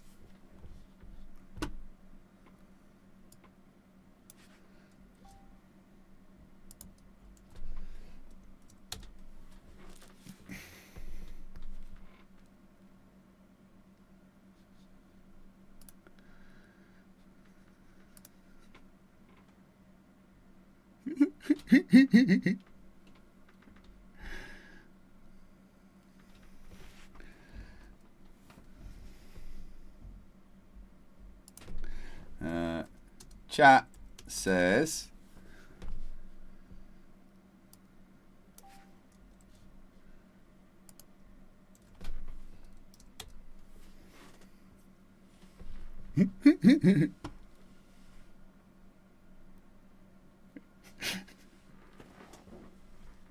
Come on, guys. More things for Sean.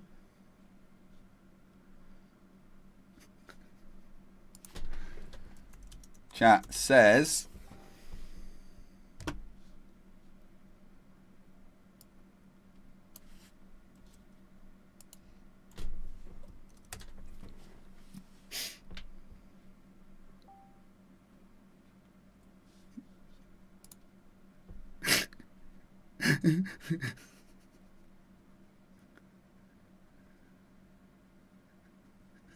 Fuck off, Jord. Batman beats Spider-Man hands the fuck down.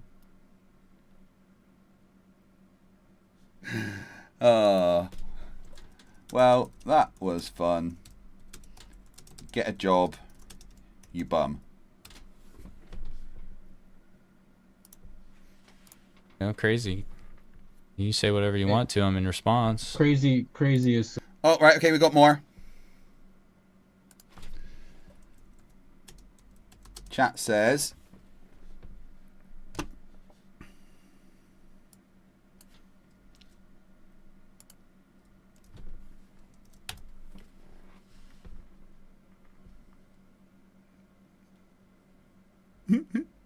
Subjective. That's true. That's true. Right, let's listen to what was going on. Maybe.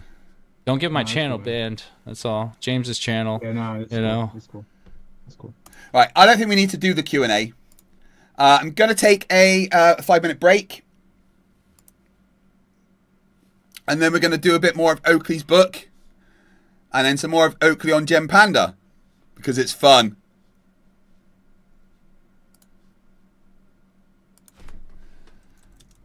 Chat says...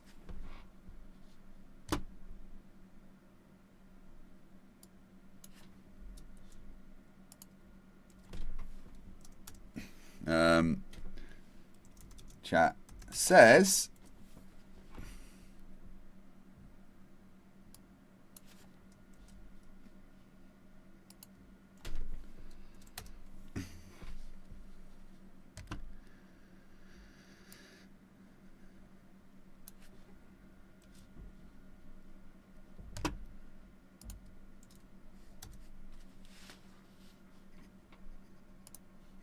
Oh, that was fun.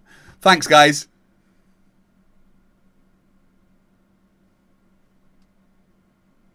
All right, one more, last one. Chat says...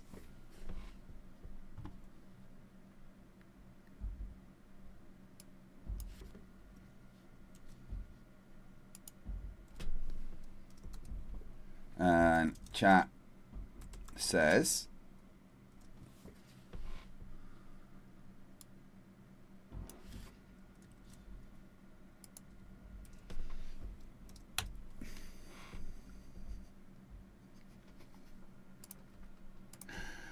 Oh, how to trigger a Flerf. So easy.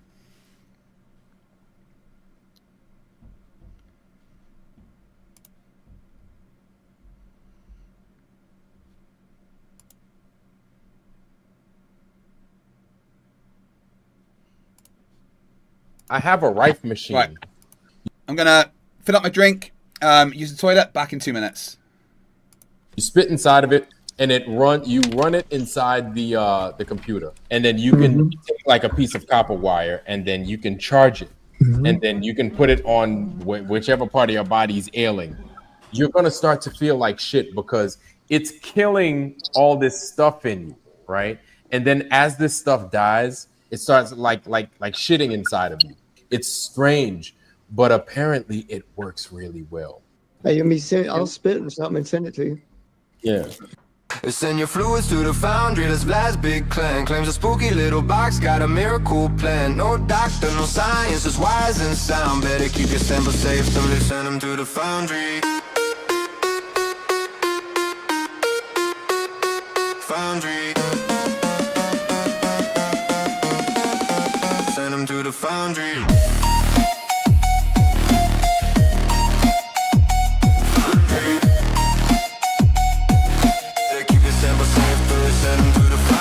Vlad in the chat, dropping truth so loud. Flat earth theories trying to hype up the crowd. Got a gadget with the name, says it heals on cue. But the only thing it's curing is his broke bank too. Send your fluids to the foundry, the Flat's big clan. Claims a spooky little box, got a miracle plan. No doctor, no science, just wise and sound. Better keep your samples safe, send them to the foundry. Talking energy waves and frequency cures, but it's just pseudoscience with a sales pitch allure. NASA's fake, but his toy's legit. Nah, Vlad's whole routine is a carnival skit. Mail me your saliva, I'll heal you from afar. I'm a wizard with tech, better than the doctor's chart. But truth don't bend to his fantasy spell. It's a con game, dressed up with a spooky name to sell. Send your fluids to the foundry, the Vlad's big clan. Claims a spooky little box, got a miracle plan. No doctor, no science, just wires and sound. Better keep your samples safe, send them to the foundry.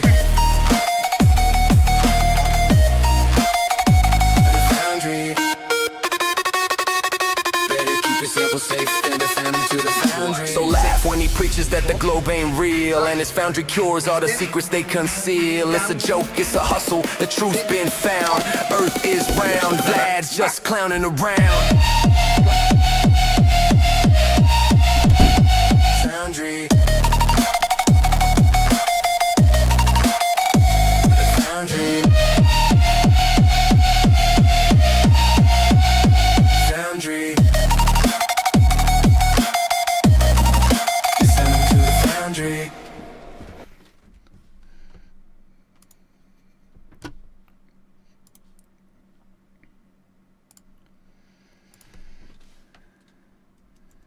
Chat says...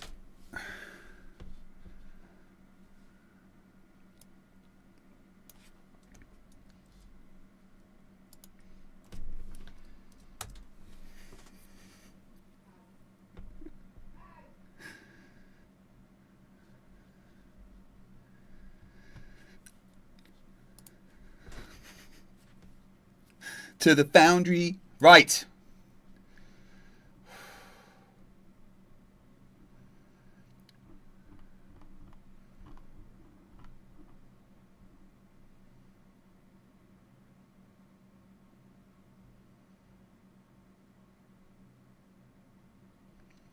So, chapter 9.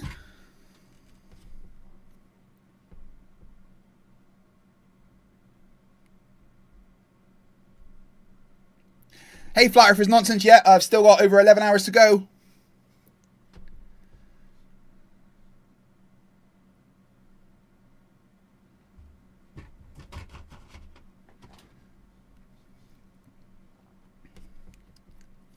I think that that's probably all the memberships and stuff that I'm getting for this one. I think I've tapped everyone out, and I massively appreciate it. So it's been incredible. Obviously, I'm still here for 11 hours, but, you know, you can still increase that number. You know what to do.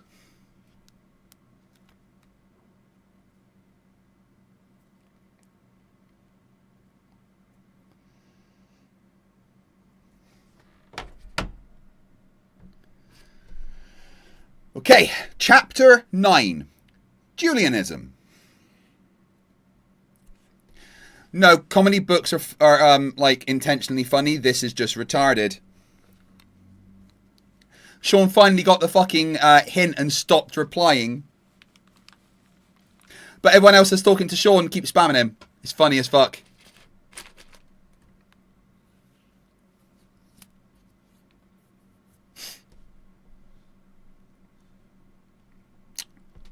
Oh, I'm trying to play the fucking book. Chapter 9, Julianism. Proof comes from science. Science being a method which furnishes an empirical outcome. When it explains to my audience how this fact has been turned into the magic word of science, actually pseudoscience, as I explained to you in a previous chapter, pseudoscience is a claim of science that has not been through the scientific method. No, it's not.